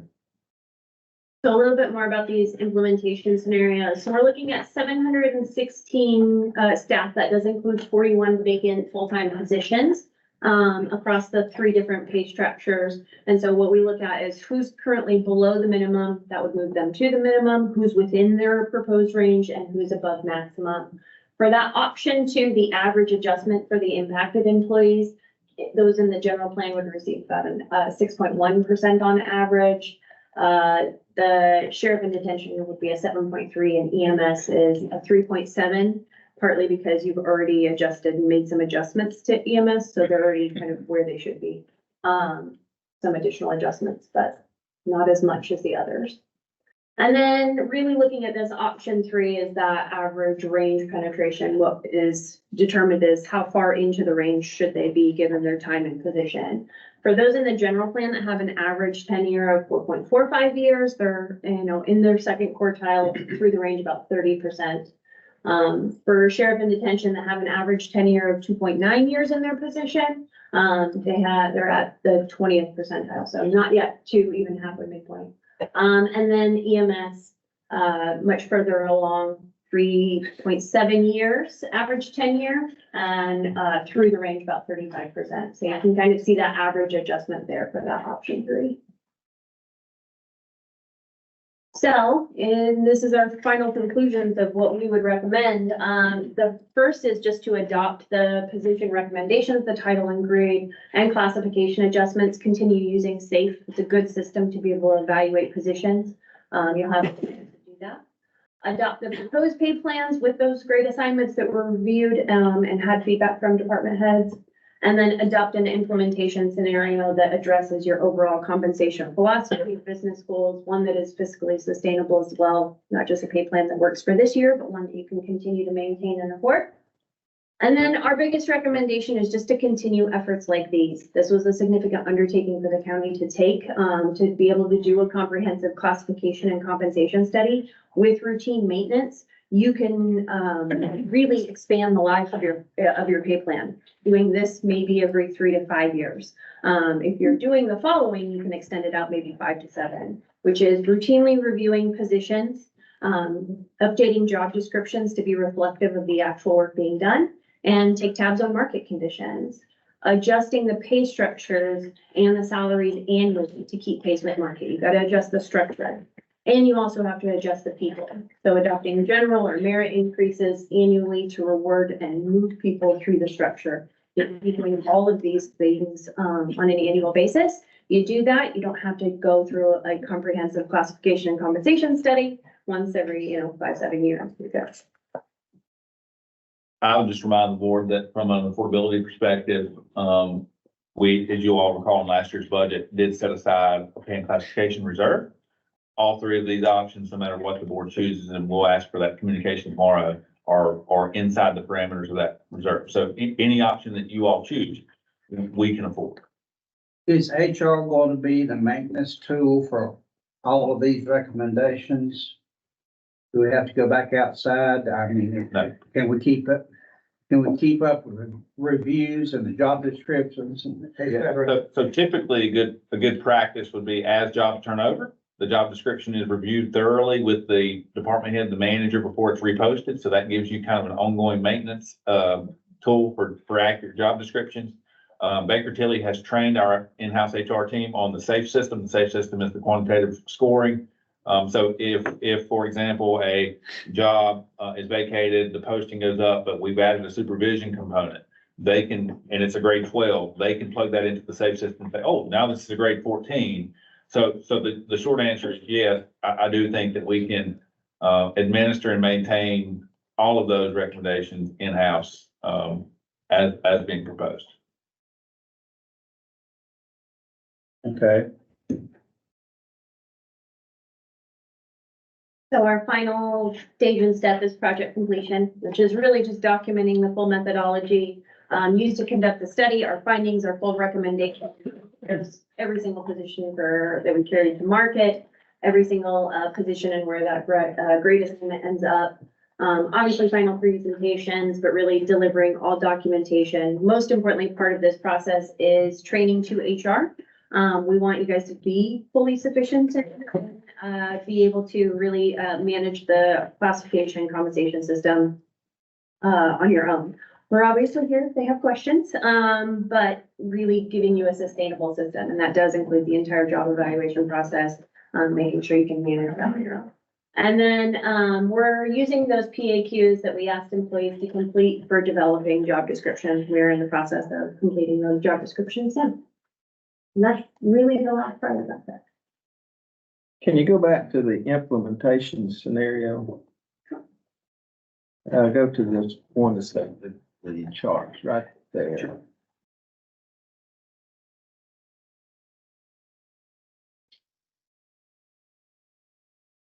Just take the top one, and mine has another piece, a 3A piece at the bottom. That one has the 3A piece. It doesn't have the option 3. Okay. Just take. 3 is 3A in this case. Okay, I'm trying to figure out how the math's supposed to work there. Okay, so in the first option, we're just looking at moving those employees that are below to the new minimum. So what we look at is their current salary, and that percentage increase is that percentage to payroll. It'd take about 8.4% just to move those folks to the minimum. There's zeros next to those within and above because they're not receiving any adjustment. They're already there. They retain their existing salary. This is just to move folks to the new minimum. But the 34,918, is that supposed to represent the current cost of that? Or is that the cost with the 4.1% increase? That is your current payroll cost for the 716 staff plus the 41 vacancies. So. that's not, increase. That's not with 4.1% increase. That's not with the 4.1% increase. Okay. Payroll is a bit of a moving target with people changing jobs and being promoted. And so these, we're still estimating the total cost for calculation. So to arrive at the cost of each of these plans, you've got to multiply it by the percent increase. Mm-hmm. We'll give you a good estimation based on the payroll data that we had at the time, yes. When it actually goes to be implemented, these numbers will adjust slightly because change jobs, some people will leave, new people will be on. So estimate. The most, just for context, the most, the catch us up now option that you're seeing is 3A, and in your book, I think it's 3 on here, but 3A in your book. in our paying classification reserve, we had $3 million. That was roughly 10% of our payroll, which was speculative at the time. The cost of 3A is going to be somewhere, even when loaded, at about 27% for benefits. We've done some costing in-house. Baker Tilly's still working on that because, again, people change and they want to be very precise. But it's somewhere in the 285 range, total cost. If we implement either one of these, let's say we implement 3A, what do you think we gain from it as the end result? Well, that's a big question. I think the first thing that I would say is we have the cultural component of doing what we said we were going to do, which is a big deal. Secondly, I think that we are able to start to tick that average tenure of 4.45 years with most people being under 2. We start to retain some of those folks and build trust and build some institutional knowledge. And we're able to start, it's been really difficult for this organization to measure performance because it's always being reset. And we need some sustainability with the same people in the same seat doing the same job so that we can really start to measure how much better we're performing. And then, outside of just the cultural component and doing what we said and improving. Cultural retention. Yeah, I think they're hand in glove. Okay. We've told our employees they're our most important asset. We've told them that this paying classification study is not a silver bullet, but it will ensure that their job description is accurate, that it's graded appropriately and fairly, that we've measured internal and external equity, and that they're paid within market. And option 3A does that. So we've done what we proposed to do in an affordable, responsible way. And that will lead to the recruitment retention side that gives us sustainability in our workforce to ultimately improve performance. How do we explain this to employees so they understand it? I think we did a pretty good job. We've got a lot of department heads in this room. They've been an integral part. Sarah's been in our department head meetings 3 times throughout this process, about every other month, really. Back in July and in December, when we did employee meetings, we talked about paying classification. I think, and I won't speak on behalf of all of our department heads, but I think they've been carrying the message back to our employees. I think that they have an expectation, whether they could articulate exactly how the mechanics worked, maybe a stretch, but I think most of them would tell you that the county's evaluating its pay system and attempting to do what it can to pay a fair and equitable wage. Okay. One of the biggest things, Commissioner, that I think is easy to understand is the compression relief factor. And that's the difference between option 3 and option 1 and 2. For those folks who have stuck it out here and haven't left and have, 8, 10, 15 years of experience. We got a couple in this room with 30 years of experience. The recognition that their loyalty and those things matter and that their value to the team matters in an institutional way. I think that's really been well received. When I've mentioned we're going to measure market and adjust people to market and update our pay plan, people shake their head. When I say, do you agree that if you've been doing your job 5 years versus 5 minutes, you're probably more proficient? People really shake their head. And when I say, it makes sense to me that proficiency should be recognized in a compensable way. I think that resonates with folks and they're like, yeah, that's right. I may not have the title as a training officer. I hear this from our department heads all the time. It's not in my job description that I'm a training officer, but because this person's been here 16 minutes, I end up training them. And I'm not in any way compensated for that. And so this concept of a compression relief factor really helps address it.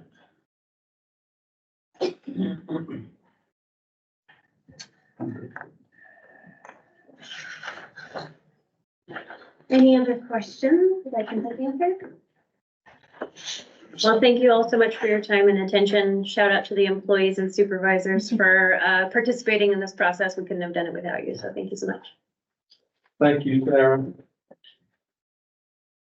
I want to take this moment to, still got just a few minutes before our scheduled departure time, to thank each of you for spending your day with us. A lot of talent, a lot of tenure in this room. And I'd like to give you guys maybe just a minute to, maybe you heard in all this data today, maybe you had a wow moment. Or maybe you just sucked it in like we did. But if you'd like to make a comment, maybe you saw something that you're thinking, wow, I wish I could verbalize that. Maybe it would help somebody else to understand what we see. Anybody want to share this? A thought? And one thing I wanted to follow up on a question you asked about step programs.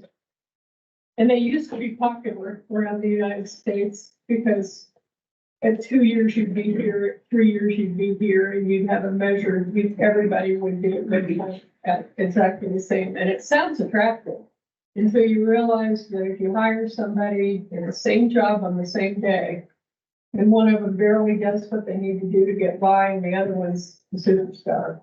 5 years later, do you really want to make a machine rate of pay, an open plan, which is what we've had and we propose keeping. An open plan does allow you to recognize people performance and some of that other flexibility that you really need. That was the good thing about the state. We always reward the piss poor performance. But I just wanted to pause state the reason that it kind of sounds attractive, so you think through it, and then it ends up being problematic if you actually don't have it. I'll just say that I had an employee left year and a half ago or something like that. He recently came back. We had a vacancy, and I said, "What changed your mind on returning to Monroe County employment?" He said, "I read the paper." That's what he said, and I think a lot of good things going on, and I think this is going to be another step in that direction. Well, like I said, past 2 years, we would come here and see just on screen and, go through this, it's, 9 o'clock. See it on the screen is a lot better than talking about it, or we can actually see it movie. And the fact that you all have, hired a firm to come do this study. And we're trying to help the employees, speaks volumes about who this board is, and I just appreciate the work that you all as a manager, command you all. For putting this effort and money in that, sitting on the side, we'll take care of it. We've had studies in the past, and we're going to do the first part and shield the rest of it. And so to actually have something and we'll be committed to doing something about it. Well, I'm just very appreciative of that. I say I've been here 10 years, on 11 now. What this board and town manager's done is remarkable and I would want to. And a personal agency, I think, we've been able to attract, employees from other centers and get that experience and we would have some come back. And it wouldn't happen. It wouldn't have been close to my like to be here. We appreciate it. I think from a supervisor standpoint, and like most of everyone in this room is a supervisor, sometimes when you have an open pay plan like this, it puts a lot of onus on us. It's hard to, when you evaluate somebody, when you got, as Johnny said, one guy that's performing well and one guy that's maybe not performing quite as well. But, we as supervisors have to be willing to hold back a little bit on that guy that's not, to send the right message. In order for an open pay plan to work, it's up to us to send the right message. We keep telling the dud, we might even write bad things about the dud and still give them the same rate as everybody else. That's where you and I come in as supervisors.